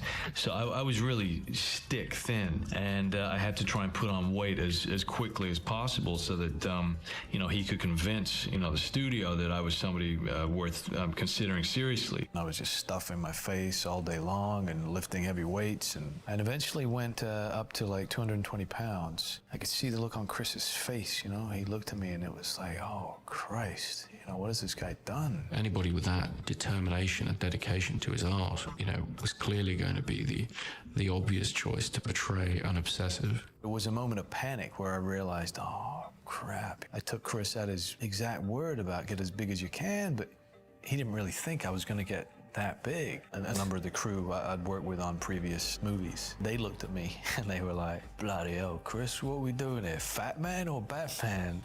And so I realized, okay, that's not what he had meant. So I had to then try and lose a lot of weight. That's why it's so important. Bale absolutely destroyed the competition, but Cillian Murphy was so intensely captivating that Nolan handed him the role of the Scarecrow on the spot. Would you like to see my mask? Which was a monumental bullet dodged for all of us. Before Murphy walked in, the studio was dead set on giving the villain role to Marilyn Manson. It's why I do what I do. Nolan was casting the supporting roles at the same time, aiming all I'm getting from this is like, never listen to the executives. What the heck? They make it. I mean, obviously we're cherry picking with this one video breakdown, but it does make you feel like, what are they there to do except give you the money? They should just give you the money and back off. It seems like their advice may not be the best if they're trying to get Ashton Kutcher and freaking Marilyn Manson. What? Only for A-listers. I think the closest to what I saw for Batman that I had seen in another film was probably the Dick Donner Superman film from 1978. And one of the things that made that film so epic was the great casting. Chris has so many feathers to his bow as a director, but I think his skill at casting is something that people don't quite talk enough about. Yeah. He's always been genius at casting his films. We wanted to give Batman the epic treatment that the character deserves, and making an epic isn't just about building big sets, it's about building big characters, and it's about building a believable set of people that the audience will be interested in. But remember that paranoia? He was terrified the script would leak, so he didn't even tell the actors what movie they were about to shoot. He sent out the text under the title, The Intimidation Game. Michael Caine read his copy and genuinely thought he was signing up for a gritty British gangster flick. Anyway. He only agreed to play Alfred because he was wowed by Nolan's talent. And the feeling was mutual, because since Batman, Sir Michael Caine has appeared in almost every one of Nolan's movies. Very well. When the studio pushed Lawrence Fishburne for the Lucius Fox role, David Goyer shut it down. He had written the part with one actor in mind, Morgan Freeman. I think I have just the thing. Freeman was actually an avid Batman nerd who had been reading the comics since he was 9. Yet ironically, he had no idea who Lucius Fox was until he read Goyer's script. That won't stop a man like you now, would it? I suppose not. As for Rachel Dawes, she didn't even exist in the comic book mythology and was written specifically for Katie Holmes. And when I found out that I was going to be a part of it, I was just so thrilled. It was like, oh yeah, I'm in Batman. Ah!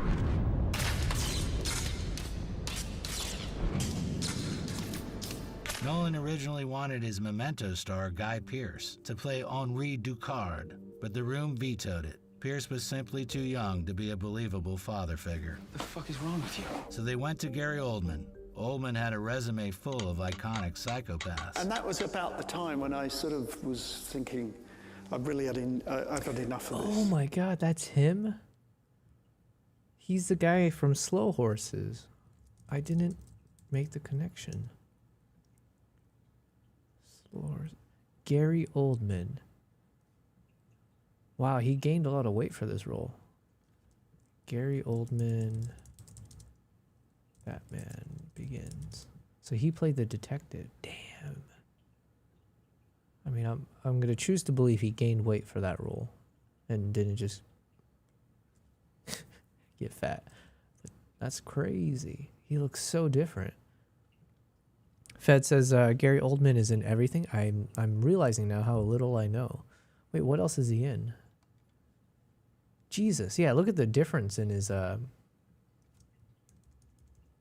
because he's definitely a bit chubby in Slow Horses, and he was pretty stick skinny, I thought, in the Batman series.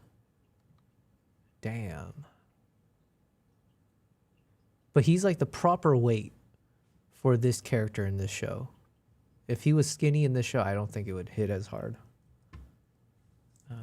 Gary Oldman. What? Imagine having a last name Oldman. Like, where does that even come from? Like, why would you? Oh, I guess there is a Newman. So you have a new man and an old man. Is there a young man? Gary Youngman. All right, what have you done, Gary Oldman? You done Slow Horses, Leon. Oh, he was the villain in Leon. I haven't watched that movie in a long time though. Fifth Element. Have I seen Fifth Element? I've seen one of those movies. I think I did see this. Is this with Bruce Willis and like where he goes back in time? Okay, I think I've seen this one. Darkest Hour, I have not seen. The Dark Knight. Tinker Tailor Soldier Spy. I don't think I saw that. I haven't seen Hannibal. He was in Harry Potter? Oh, was he God, what's the werewolf guy's name? It starts with an L. I keep wanting to say Lucius. That's not it. Lupin? Lupin? Harry Potter Lupin? Remus Lupin. Okay, yeah. Gary Oldman? Oh, no, he didn't play him. Who did he play? Oh, he played Sirius Black. Jesus. Okay, I got that mixed up. He was Dracula in Bram Stoker's Dracula. Search for the many faces of Gary Oldman or something like that to see how he's changed. Many faces of Gary Oldman.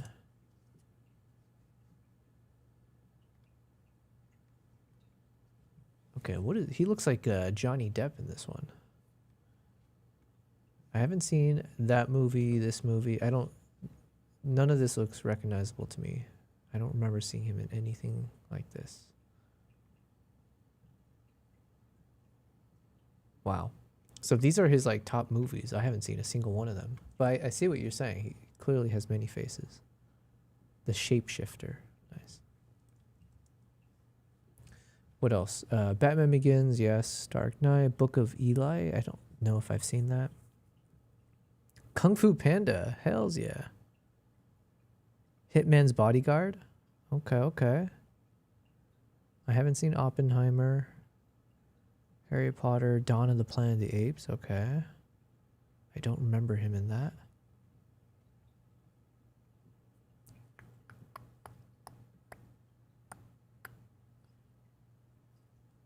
And then the rest of these movies I don't recognize.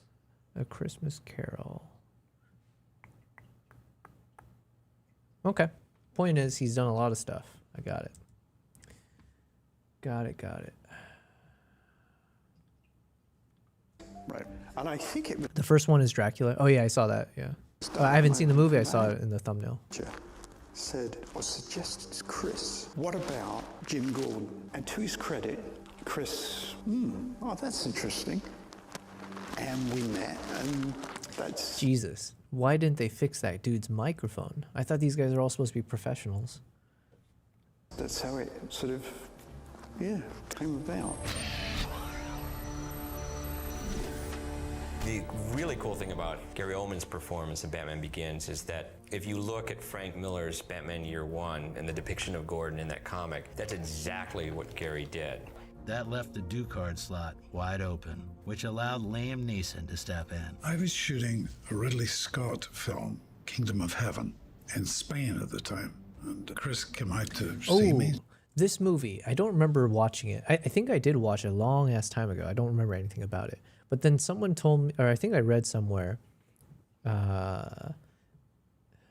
I saw it online. Someone posted about how Kingdom of Heaven, the original film, whatever made the box office or whatever, it was pretty trash, is my understanding. But then they were saying there's like a director's cut version of Kingdom of Heaven which adds back in like, I don't know, I'm just gonna make up something, 30 minutes more into the film or something. And apparently the director's cut version is really good. And I tried to find it on Apple TV, but I couldn't find it, so I never ended up watching. Kingdom of Heaven director's cut versus original. Kingdom of Heaven's director's cut is 194 minutes, is universally considered a masterpiece. Okay, AI is going a little bit bold on that one. Universally considered a masterpiece that dramatically improves upon the original theatrical release that's 144 minutes. So it's 50 freaking minutes longer. What the heck?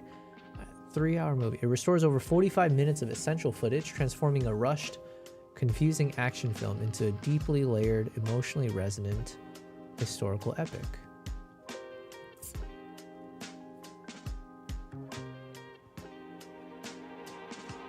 So talk about another example where the studio executives really butchered the artist, the creative's direction. Trying to hire Ashton Kutcher for Batman, Marilyn Manson, Ridley Scott's being cut by 45 minutes.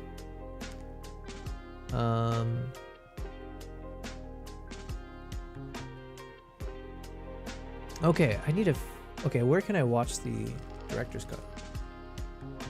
Fed says he's done around 120 plus roles by now, including voice acting. Nice. Yeah, I like, he's so amazing in Slow Horses. And I didn't realize he played Jim Gordon or whatever. Where to watch Kingdom of Heaven director's cut? Amazon Prime, I can rent it there. Apple TV, I didn't think I could find, I couldn't find it before. Okay, if I can find this tonight, I think this is the movie I'm gonna watch tonight. 3 hours? That means I should probably log off now because it's almost 11 p.m. Yo, I really want to watch this now. Kingdom of Heaven. Okay, what's the rating on this movie? What's the rating of the Kingdom of Heaven director's cut version? 7.9 on IMDb. I don't trust IMDb for movies as much as I do Rotten Tomatoes. 90% positive audience score on Rotten Tomatoes. Damn. Okay. And then what did the original get? Kingdom of Heaven Rotten Tomatoes. Oh shit. 39% critics, 72. I mean 72 is still pretty damn good for audience. Okay, well now I'm kind of excited. Let's keep watching this video, and then I think this is a good photo to end on for me in terms of edit wise, because this is the one that I'd seen earlier where I just chopped it in half, and I kind of like this perspective. Something about this really is clean to me. And when it comes to portraits, I'm never sure what kind of aspect ratio to keep. In this one, I guess I might keep it as is, which is the 2:3. Yeah, we'll see. Okay, let's watch this video. Let's edit this. And it sounds like I need to watch Kingdom of Heaven tonight. Several of Ridley's films, he just accepted a shorter cut for cinema and then released a director's cut through his own company on Blu-ray. Gotcha. Okay. Interesting. I'd never met him before. Very, very quiet and tense man. Talked about this part. I wasn't sure. Meet Batman. Yeah, here we go, yeah. And I wasn't exactly a big Batman fan. Haven't seen the previous films, but this material was, I thought, just exceptional. Convincingly tells the story of how a character, Bruce Wayne, would end up dressing up in a weird, funky costume to fight. Wait, but how does he know what he's in? I thought earlier they said that none of the actors knew what movie they were shooting, or maybe that was just during the hiring process. I don't know. I wasn't paying attention. Crime Cannot be tolerated. Criminals thrive on the indulgence of society's understanding. What's great about Liam is Liam ultimately plays one of the villains. and he's never played a villain before. And he always plays these sort of fatherly, avuncular, mentor-like characters, which he does need to play in this film. But when he turns, he really turns. If someone stands in the way of true justice, you simply walk up behind them and stab them in the heart. Throw in a few quick cameos from Nolan. Walk up behind them and stab them in the heart. That's a bit awkward to do, right? If you're behind a person, how do you stab them in the heart? I guess if you know where it is, you can do it from the back. Or you're reaching to the front of them. Okay, all right. I mean, he is a ninja, or whatever they are in this world. Fed says Blade Runner, for example, had a staggering 5 cuts over the years. That's a movie I should also rewatch, because I was way too young when I watched it the first time, so I got to add that to the list. His uncle and his old indie film buddies, and the roster was officially locked. The day before cameras rolled, Nolan sat his entire crew down and made them watch Blade Runner. When the credits rolled, he told them that was precisely how their Gotham needed to look. He even hired Rutger Hauer to cement the vibe. What I do in casting the smaller roles is you look to who are the great actors of the past who inspired you. It's a great honor to work with people like that. But how do you achieve so much realism in a comic book city? First off, film Gotham on the streets of London, New York, and mostly Chicago. We were determined not to have this film feel like it had been filmed on a lot. We wanted there to be locations that would expand it, that would make the playing field and the canvas feel larger. That gave the fictional city a feel of familiarity and truth. To achieve this effect with the Batcave, the crew needed to go even further. In the 90s, the cave was just a mix of a couple of decorations and enormous painted backdrops. But for the reboot, they spent 10 months inside the world's biggest aircraft hangar, building it for real. In imagining the Batcave, we set out to look at the origin myth as it's been portrayed in the comic book, and we were very drawn to the notion of existing caverns underneath Wayne Manor rather than something that's constructed. I can see everything all right from down here, sir. Thank you very much. The Batcave starts with the rigging, then we go into wood, and then That's we so cast crazy. these sheets, thousands of sheets. Man, what a budget to make this kind of stuff. It's insane. They're building actual worlds, essentially. I think it's fascinating. I would love to. I need to enter into this world somehow. The 5th final cut of the movie is basically the director's cut of the film. There was a director's cut released much earlier, but that was not actually released preferred cut. What the hell, man? You can't do that. That's like an author.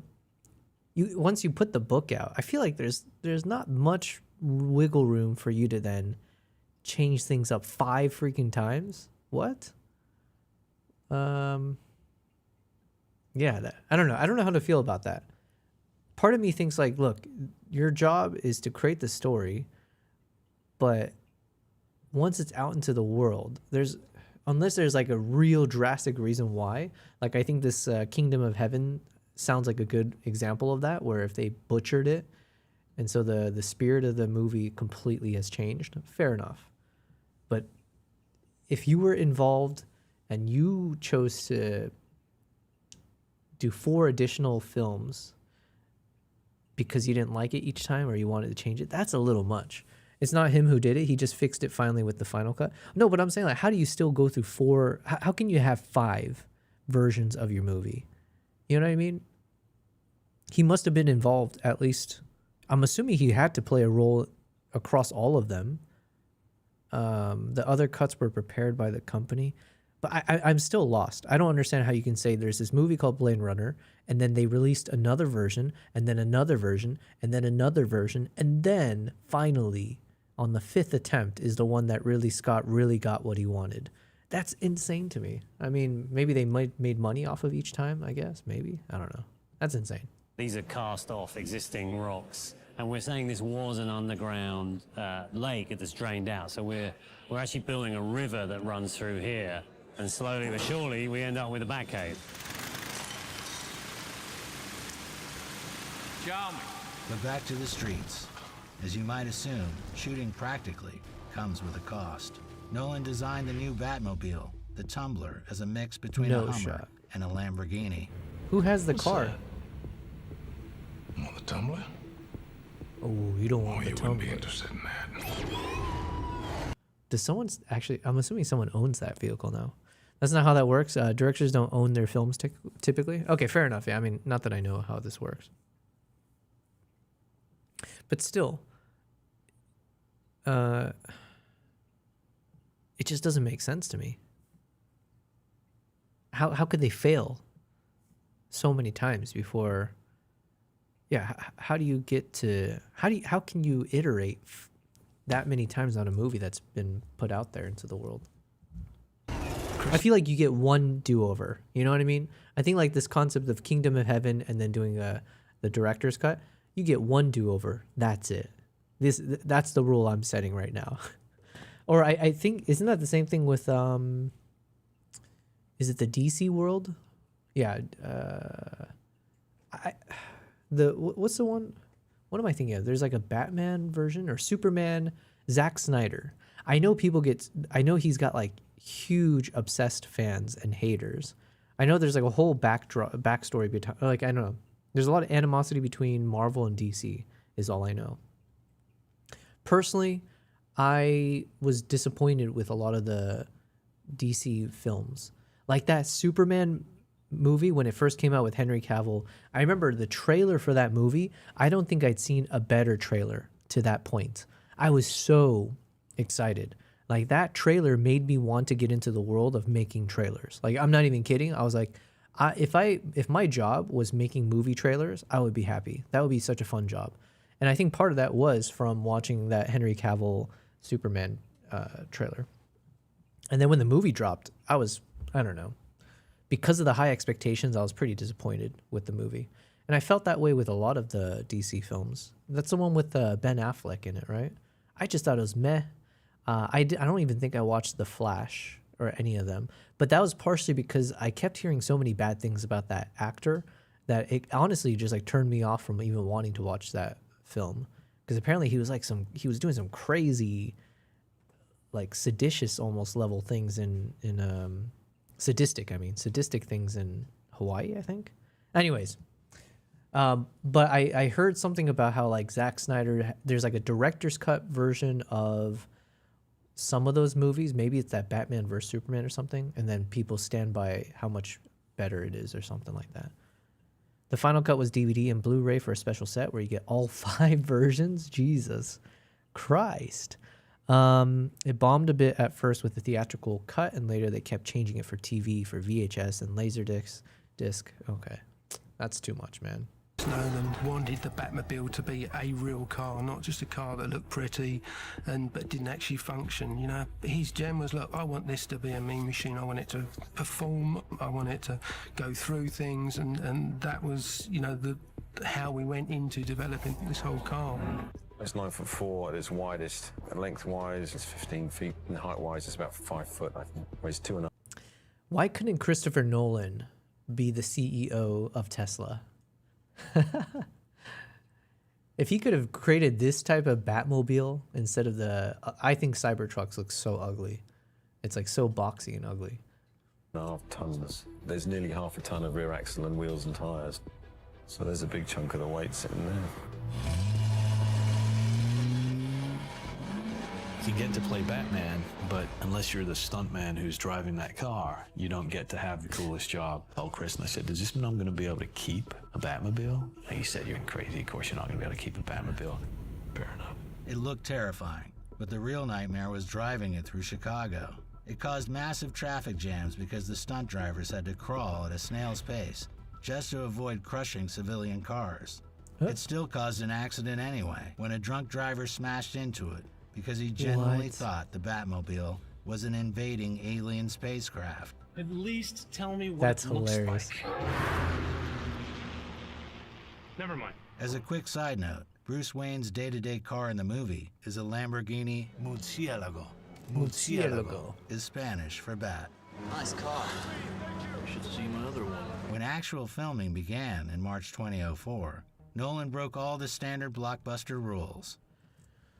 It says fancy suitcase with all 5 versions in it. That kind of sounds cool for sure. Does Lord of the Rings have that? I know there's the extended cut or the extended version. Looks a bit, but yeah, even then I'm trying to imagine if if they did 5 different cuts of Lord of the Rings, each time to add or like change up the story structure or to add more to it, I think I'd get a bit annoyed at some point. I feel like there's a theatrical release and then there can be a at-home release type thing. I don't know. But as if, here I am with little knowledge, judging. Looks a bit like those suitcases you were looking at for your live setup. Oh, like the hard shell case. Nice. On a $150 million film budget, all the standard blockbuster rules. On a $150 million film budget, studios always use a second unit to shoot the stunts and background action, while the director focuses on the main actors. Nolan completely refused. He wanted to personally control every single frame, trusting only his cinematographer, Wally Pfister. Wait, I didn't get that. What do people typically do? Use a second unit. On a $150 million film budget, studios always use a second unit to shoot the stunts and background action, while the director focuses on the main actors. Nolan completely refused. He wanted to personally control every... Okay, so in a typical Hollywood environment, even if you're the director, they're saying for something like this, the director doesn't oversee filming of some of those key shots with the stunts. Someone else is doing it just for expediency. Is that what he's saying? Rules.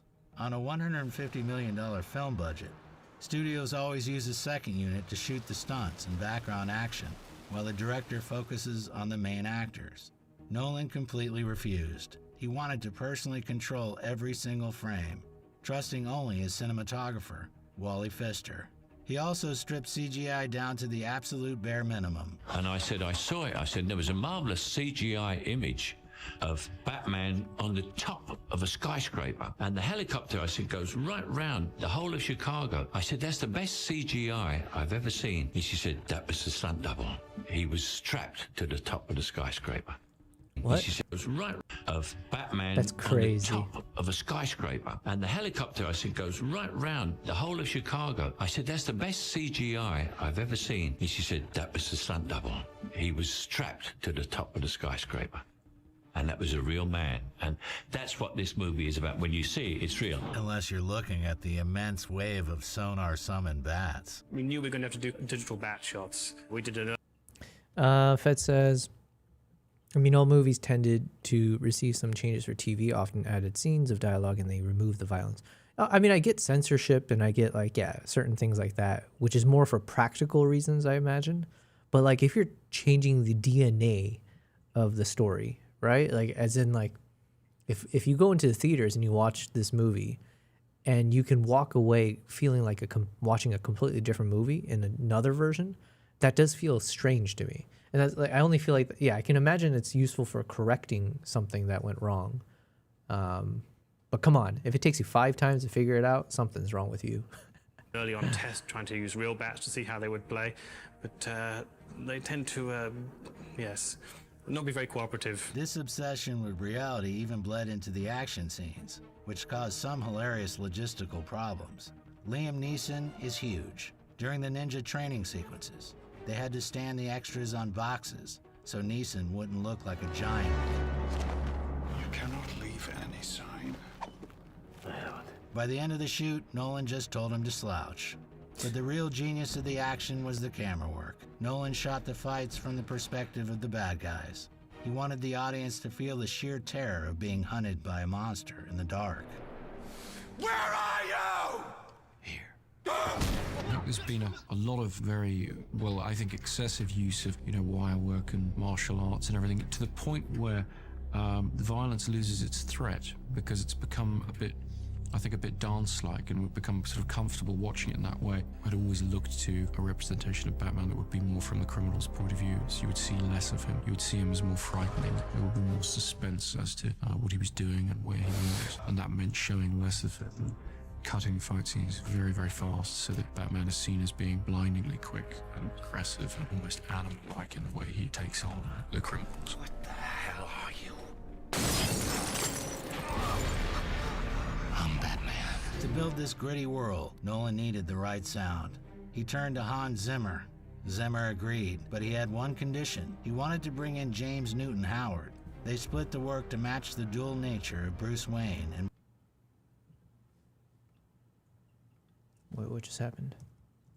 One condition. He wanted to bring in James Newton Howard. They split the work to match the dual nature of Bruce Wayne and... Oh, I'm assuming he got some kind of copyright strike for something and he had to erase the audio?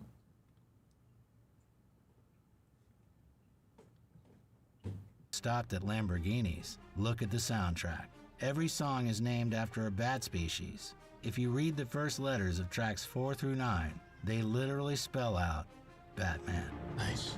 So the film was shot, edited, and promoted for a record-breaking $100 million. Warner Brothers bet on Nolan's talent and were not disappointed. And this year, Batman Begins is the Batman movie I've been waiting for and hoping for. It's one of the year's best films. Your theatrics made an impression.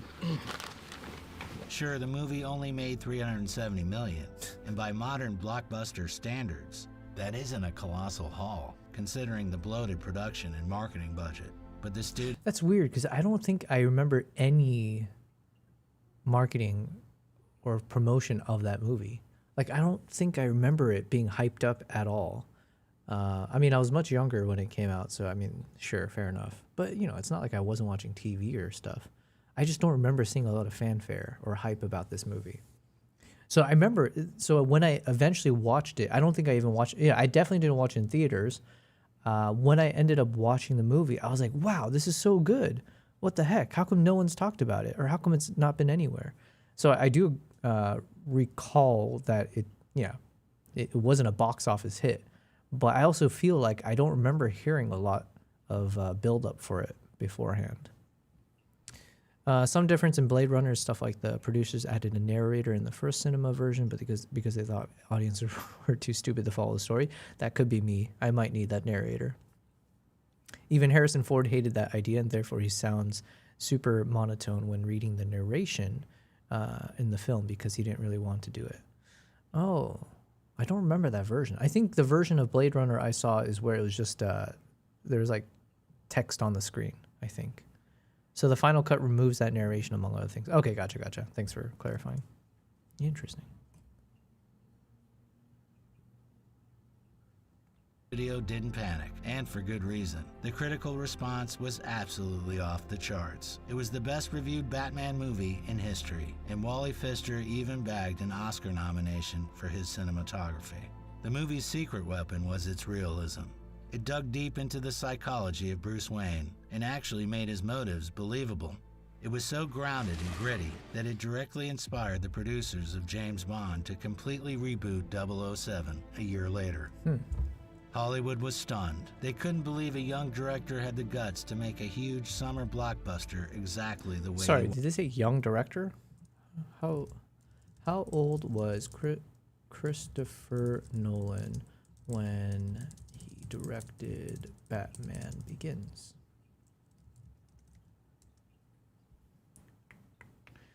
Damn, he was 34 years old? Oh man, this makes me feel depressed about myself. I mean, I say that, but as in like, damn, he was young. He was that young when he did that. So when did his film career start? Okay.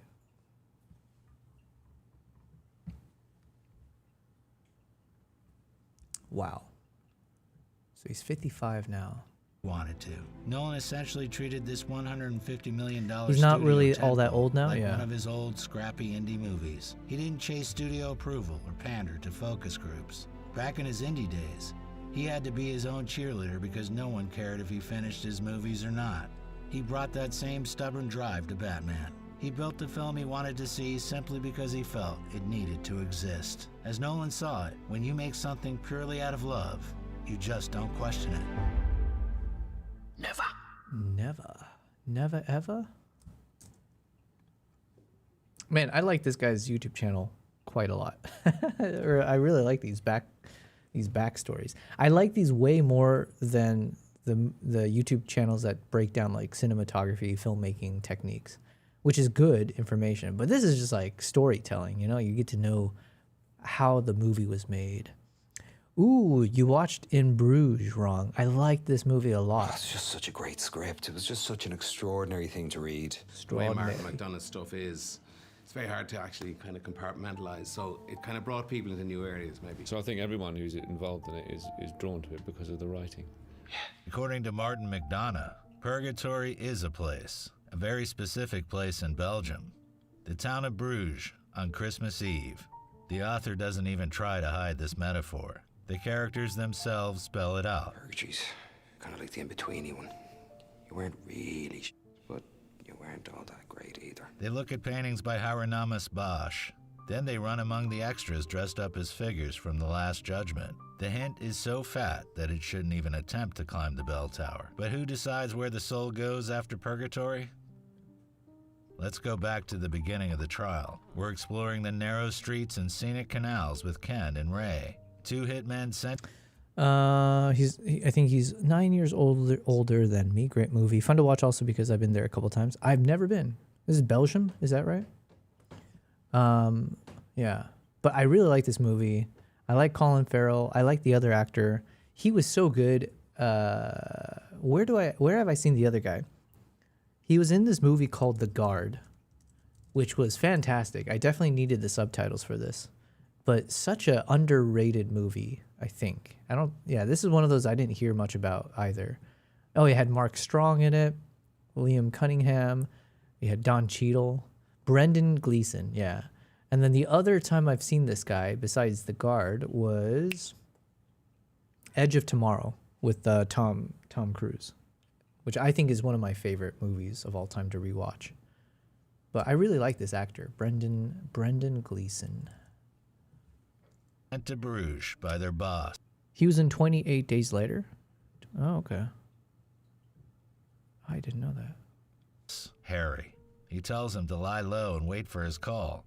We are quietly sightseeing, like he says, and awaiting his call to see what we do next. Ray fails the first assignment and considers the trip to be a punishment. As he empties a clip into his target, he accidentally shoots an innocent boy, whose worst sin is getting poor grades in math.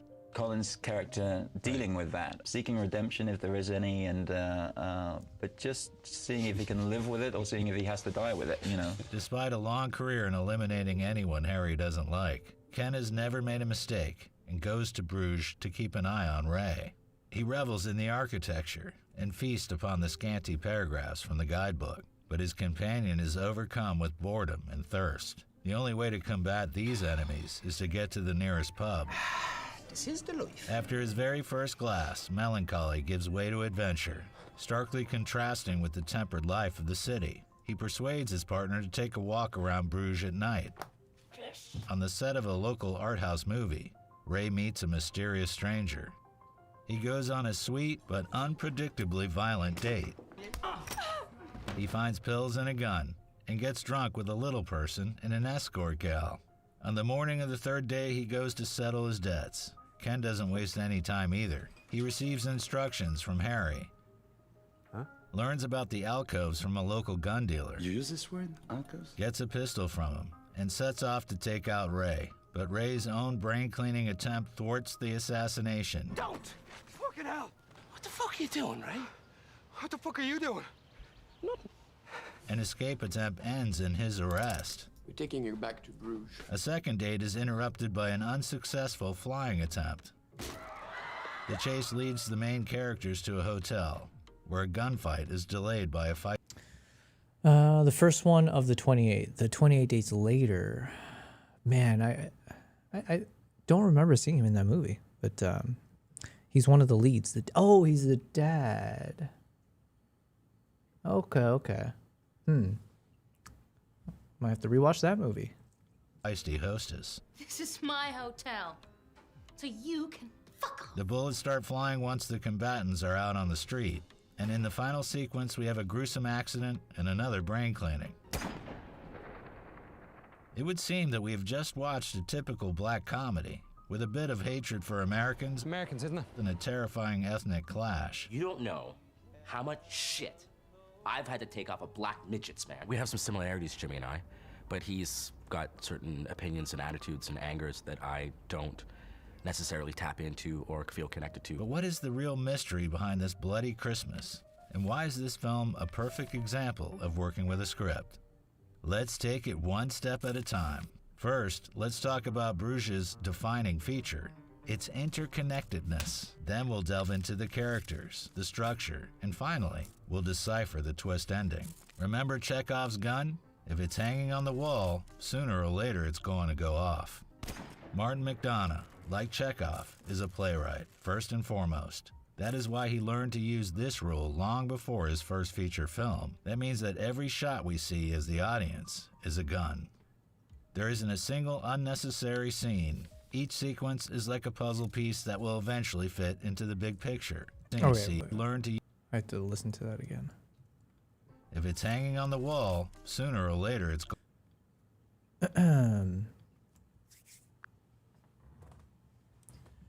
Can you explain Chekhov's gun to me?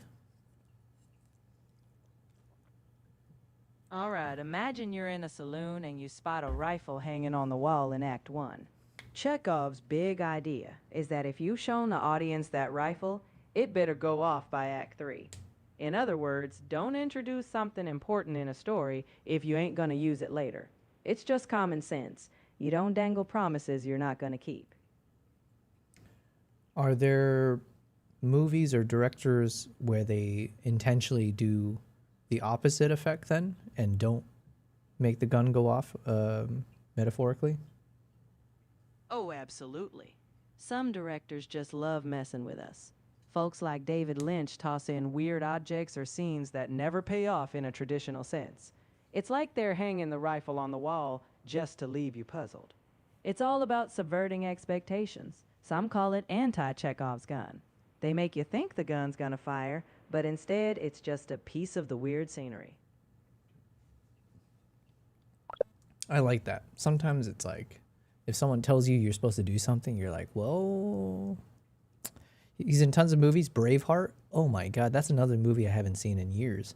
Oh yeah, he was in Harry Potter. That's right. He was the Mad-Eye Moody. But you've never seen the Harry Potter films? I think, you know what? Harry Potter films are pretty good. When I was growing up, obviously I grew up with Harry Potter, but I grew up with, I loved fantasy sci-fi books. I was reading a series called The Wheel of Times. And I remember I was so pretentious at the time because, you know, I'm a little kid and I was going to like the adult section of the library, the public library, to read all these like fantasy books. And Wheel of Time was such an epic, each book was like 1,000 pages. And so that's what I obsessed over throughout my entire childhood, because the final book didn't come out until when I was in university, I think. And the author died before the book came out. Someone else finished it. Anyways. But then I loved Harry Potter. That was another obviously thing that I like got obsessed about growing up. Oh yeah, he was in the Banshees of Inisherin, says Fed. Yeah. I really enjoyed that movie too. Yeah. Him and Colin Farrell again, yeah.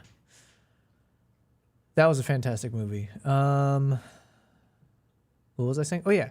But then I loved Harry Potter the movie. When the first movie came out, that was fantastic. It was like there's such a magic behind that series.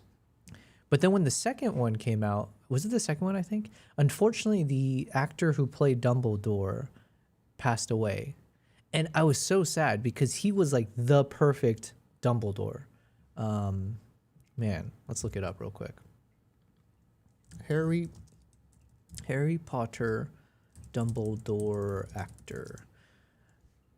The first actor was so on the spot, like on the money. He was in the first two films. Richard Harris as Dumbledore.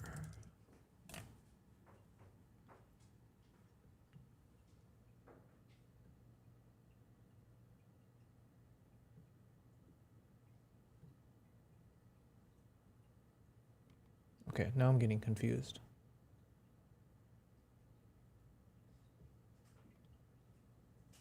Let's see. Okay, yeah, let's just go by this picture here.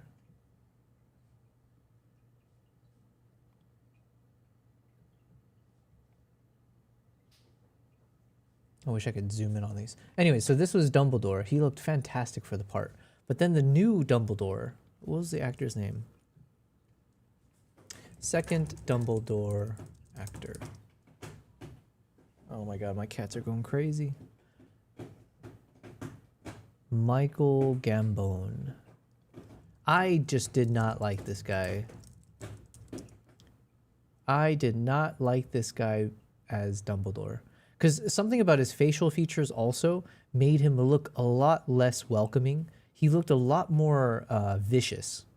I could never explain why, but his facial features made him look more like a douche, you know, just like a kind of like an asshole.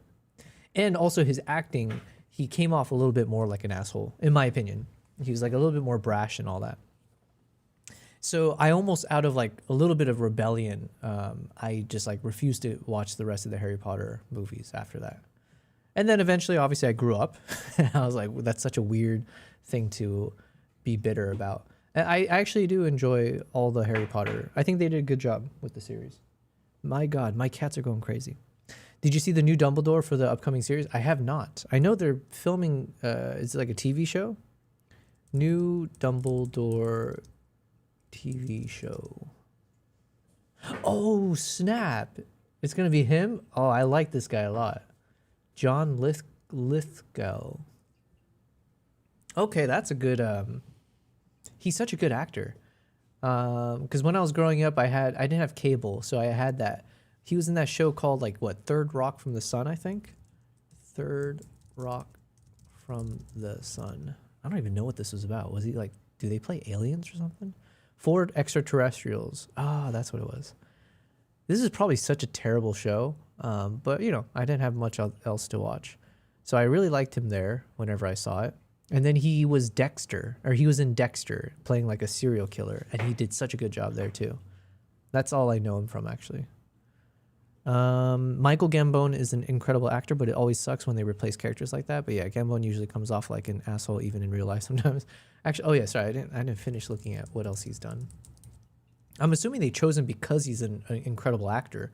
You know, you don't just choose a scrub. But look at, I was a kid, right? And so you had a little bit of loyalty to the previous actor, and it was a bit jarring to then jump from who I thought was like the perfect casted Albus Dumbledore. Like from my memory, like from my vision reading the books to seeing him on the screen, I was like, this is the Dumbledore. He was so soft-spoken. He was like, you know, all the good things. And then this dude comes in, and I don't know if he did this intentionally, just like make himself stand out from the prior actor. I never know what your job is supposed to be. If you replace another actor, do you try to do your best to mimic that previous actor's, you know, or do you just make your own, you carve out your own style? What else has this guy done? I don't recognize any. Oh, The King's Speech. I never saw that, but I know it's supposed to be good. He did book. Oh, he was in Kingsman. Really? And he was in Fantastic Mr. Fox. Nice. Oh, he's in the Wes Anderson film. I don't know if I've seen this one. The Life Aquatic. Amazing Grace. I think I've seen that. That was a really good movie, I think. Paddington. Okay, anyways. So probably this is the only one I want to... He was in Kingsman 2. What did he play? I don't remember him at all. Okay, he doesn't even show up here. All right, maybe like a minor role. Anyways, so that's my thing. Okay, Chekhov's gun.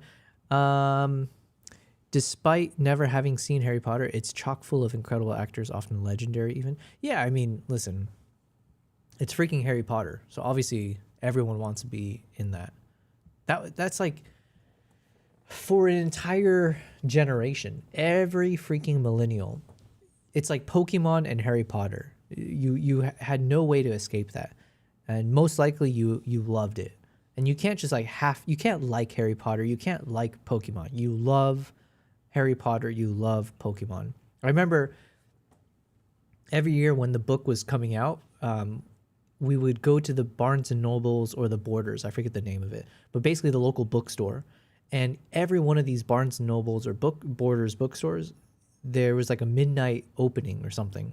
So kids, parents, everyone's lined up waiting for those doors to open at midnight just for everyone to get a chance to buy the book. It was such a thing. It was such hype. And people, all the kids are dressed up like wizards and stuff. Man, that was truly magical. Like, honestly, magical stuff. Pokemon too, for sure. Like collecting all the cards and all that. And Pokemon Game Boy, red and blue. But Harry Potter is like just on another level of like, I don't think there's a single child in all of the world, in the Western world, who were like obsessed with Harry Potter. So I'm actually very excited that they're making a TV show version, because it is kind of nice. Like, you would want to extend that same level of magic to the next generation. So hopefully for the new Gen Z, Gen Alpha, if they tune in to watch that show, hopefully they get the same vibes. But the problem these days, I guess, is that we are so saturated with so much media that it might not, maybe we'll never be able to have that same kind of magical universal moment anymore. Like, in the same way I think about Lost, and when the Lost series finale happened, I still remember, like, because I was in university and the entire lobby where the big TV was packed with people all just waiting to watch that. And, like with 24, that was an epic TV series.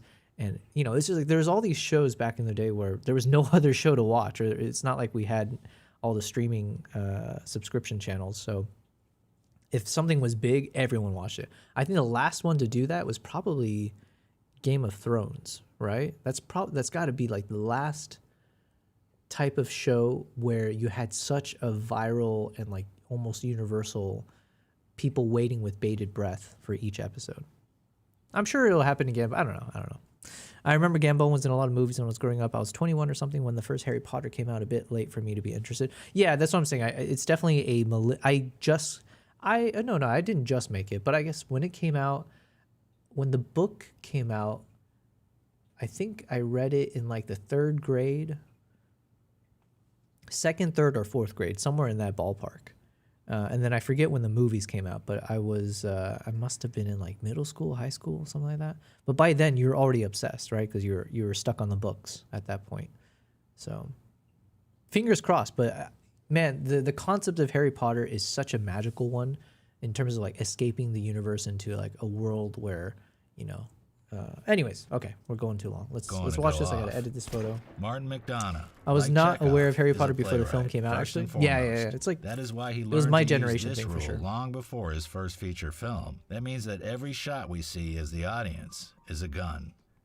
There isn't a film. That means that every shot we see is the. One thing I need to learn,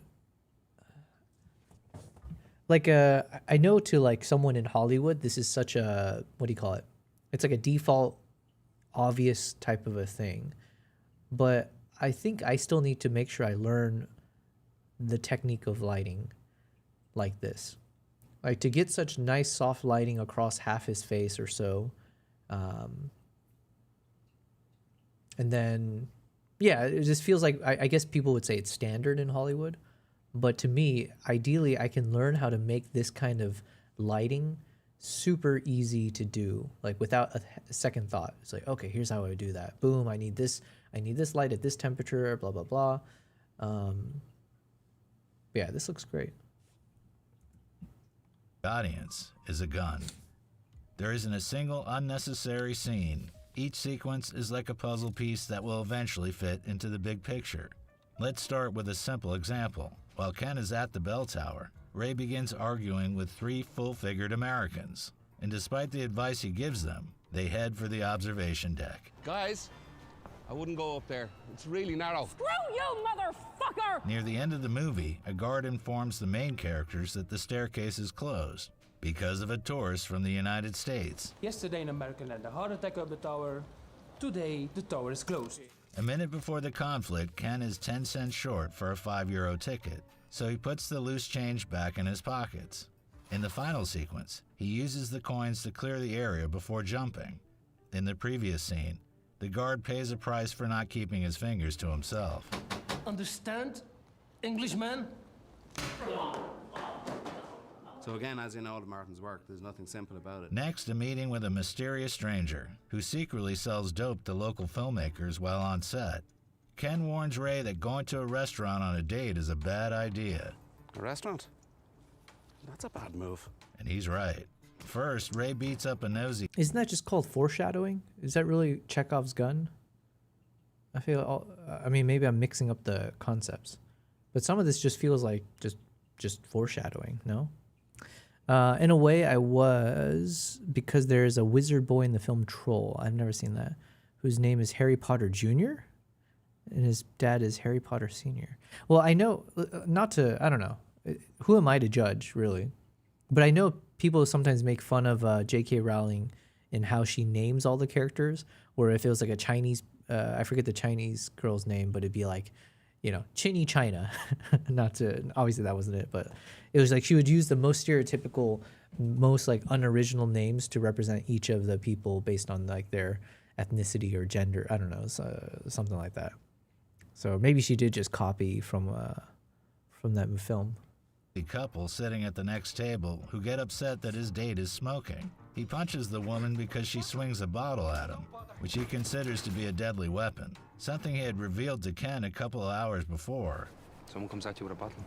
That is a deadly weapon. He's got to take the consequences. The next day, this same couple identifies him on a train and prevents him from leaving Bruges. That's him.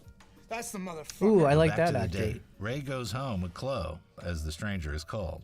At their most intimate moment, her boyfriend bursts into the apartment, tries to rob the would-be lover. Ray is clearly perturbed. He disarms the attacker and shoots him with a blank in the eye.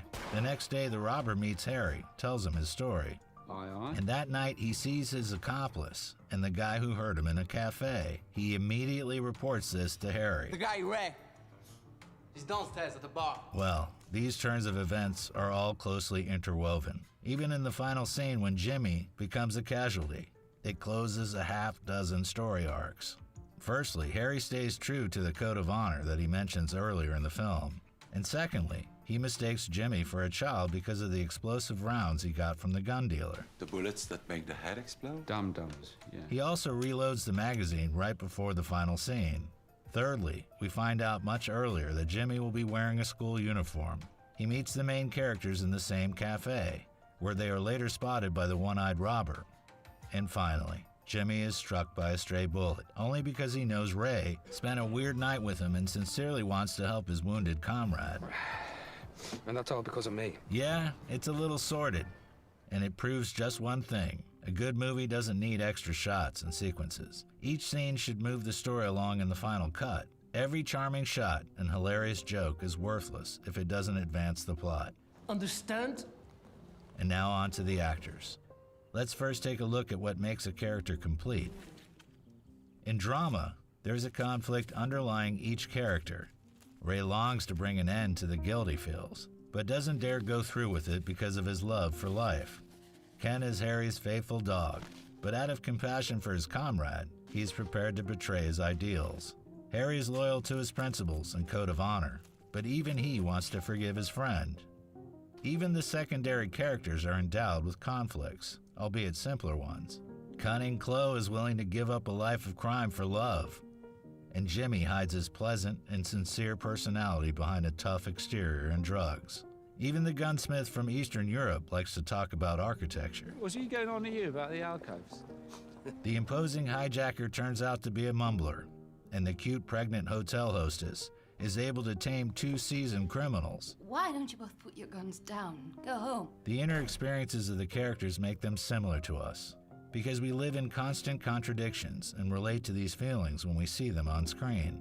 The idea for the film itself was born out of the director's internal conflict. I went to Bruges just on a day trip by train from London for a couple of days. And I didn't know anything about the town before I arrived. And I got there and was just stunned by how beautiful it was. And I went to every kind of museum and church on the first day. And then by the middle of the second day, I was bored out of my head because I'd been to every church 4 times. And I think I would agree. I think I went to Prague. To be fair, I was there for like a layover, basically, just like one day. Super beautiful place. But I think I would get bored at. Actually, you know what? I don't know. Never mind. I rescind everything. I just wanted to get drunk or get laid or anything, and that kind of became two characters in my head: the culture lover and the drunken whore. And I kind of thought, why would two people like that be in Bruges when they didn't have to be and didn't want to be? And that's when the idea of the hitmen came out, and and it kind of wrote itself after that. As a quick side note, the power of conflict extends beyond the inner world of the characters. We won't go into details about plot diagrams. Everyone who didn't skip literature class knows about the rising action, climax, falling action, and resolution. But what we may not realize is that this same structure is used in each individual sequence. Take, for example, the restaurant scene. In the beginning, Chloe and Ray are talking. We get to know her and the surrounding environment. In the rising action, a man appears at the next table over, who is irritated by Chloe's smoking. As soon as Chloe leaves for the restroom, the climax begins, ending in two well-placed blows from Ray. Now don't bother. In the resolution, the hero explains to Chloe what happened and receives a kiss as a reward. This structure is present in every scene, without exception. But back to the characters. Ray is the protagonist of In Bruges. His internal conflict is the central axis around which the story revolves. It is he who is in purgatory, where his soul is judged. Bring that up. As in any court, in Bruges there is a defense side and a prosecution side, an angel and a demon, if you will. Ken urges his partner to atone for his guilt with good deeds, to find forgiveness in an honest and righteous life, to abandon the idea of suicide, because it wouldn't fix anything, but would only add one more sin to his collection. Harry demands an eye for an eye from Ray. Because he has taken the life of an innocent boy, he too must be sent to the afterlife as soon as possible. In the ending sequence, he even demonstrates what Ray should have done. You've got to stick to your principles. The characters form a triangle of opposing sides, each with their allies who help their own leaders, so to speak. Chloe and Jimmy side with Ray. The owner of the hotel is connected to Ken, and Harry is helped by an arms dealer and reckless attacker. At the heart of this seemingly simple crime comedy is an intricate yet logical pattern whose Christian undertones are responsible for the film's depth and hidden meanings. The struggle for one's soul, forgiveness, and redemption. See who gets into heaven and who gets into hell and all that. But where does a soul go after purgatory? If you play the movie back and listen as Ray gives his final monologue, the answer is nowhere. The protagonist is doomed to repeat a cycle of terrible coincidences, which will inevitably land him in an ambulance.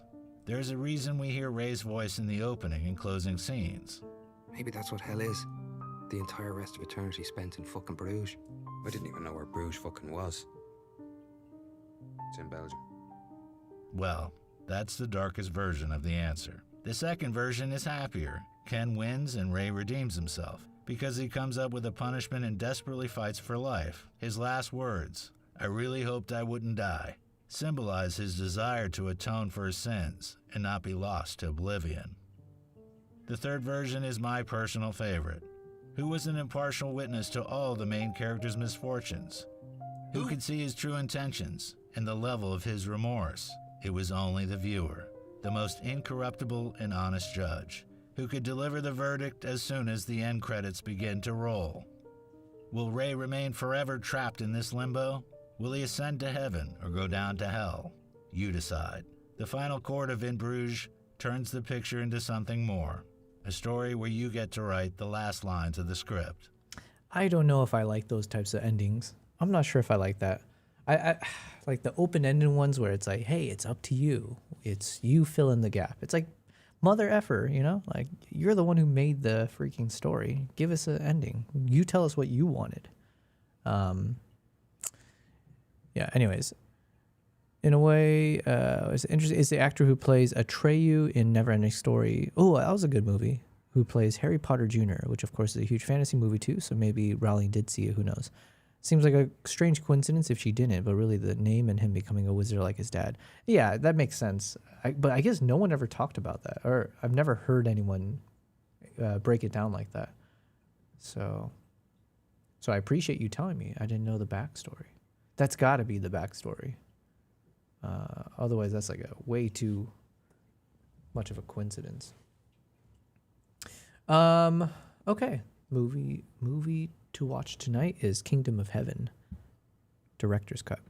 It is now 11:45 p.m. my time, so that's probably a good point for me to say goodbye. Tomorrow, like I said, I'm supposed to grab drinks. I forget what time, but it's going to be in the evening, so most likely I won't be streaming tomorrow, which means I'll be back on Monday. Are my cats here? My cats were going crazy. Oh, there's Nala. Good girl. Yeah, so I think this is probably a good spot for us to say our farewells. So thank you guys. Thanks everyone who hopped in. Thanks for the new subs. Cheers, Fed. I appreciate you always keeping me company here, learning about film stuff, and also while I'm editing. I got some good photos today. I think, here, where were we? Let's look at the photos that we edited today. There's some winners here for sure.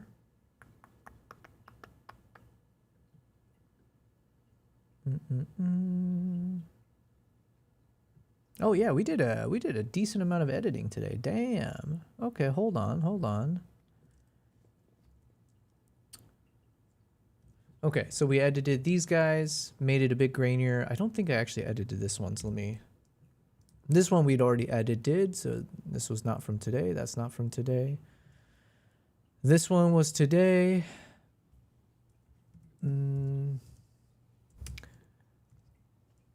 This one was today. That one I'm just keeping for now. This one, probably not going to make the final cut. This is just, this one I didn't edit today. This one I edited today. So we went with a grainy texture, a little bit more vintagey style. Fed says it's been talked about a lot online in circles of weirdos who watch films like Troll because the sequel is known to be one of the funniest bad movies ever made. Ooh, I like those funny bad movies. I forget, yeah. Edited, yeah, so I really like these shots. So we get some cool, and then it's really a question of do I prefer black and white versus color? I'm kind of two minds on that. Then we have some close-ups. We have a bit more abstract, artistic shots. Then we got the eagle in flight, eagle landing, little punched-in crop of the two here. Okay. Just close-up the Batman eyes. This one I was kind of happy with the results because I don't do a lot of portraits, but this looked pretty good. Husband and wife. Then we did the dog. And then we kicked into the eagles. And for the eagle shots, this one was fun one to edit, so now we're doing a bit more close-up abstract style. And yeah, this is probably one of the hero shots just to have this nice eye of the eagle in a portrait mode. So there we go. That's what we did today. Productive. So thank you guys. I appreciate it. Over on Twitch, YouTube, and Kick. If you are like, yo, I need to see more of your content. You're not going to be live tomorrow. What the heck? Fear not. That's why I have a YouTube channel. So make sure to check out all my YouTube videos there. I got plenty, and we're posting more and more every week. So I hope it keeps you company. All right, that's all I got. Nala's saying goodbye here. So with all of that, thanks guys. Have a happy weekend, and I'll see you on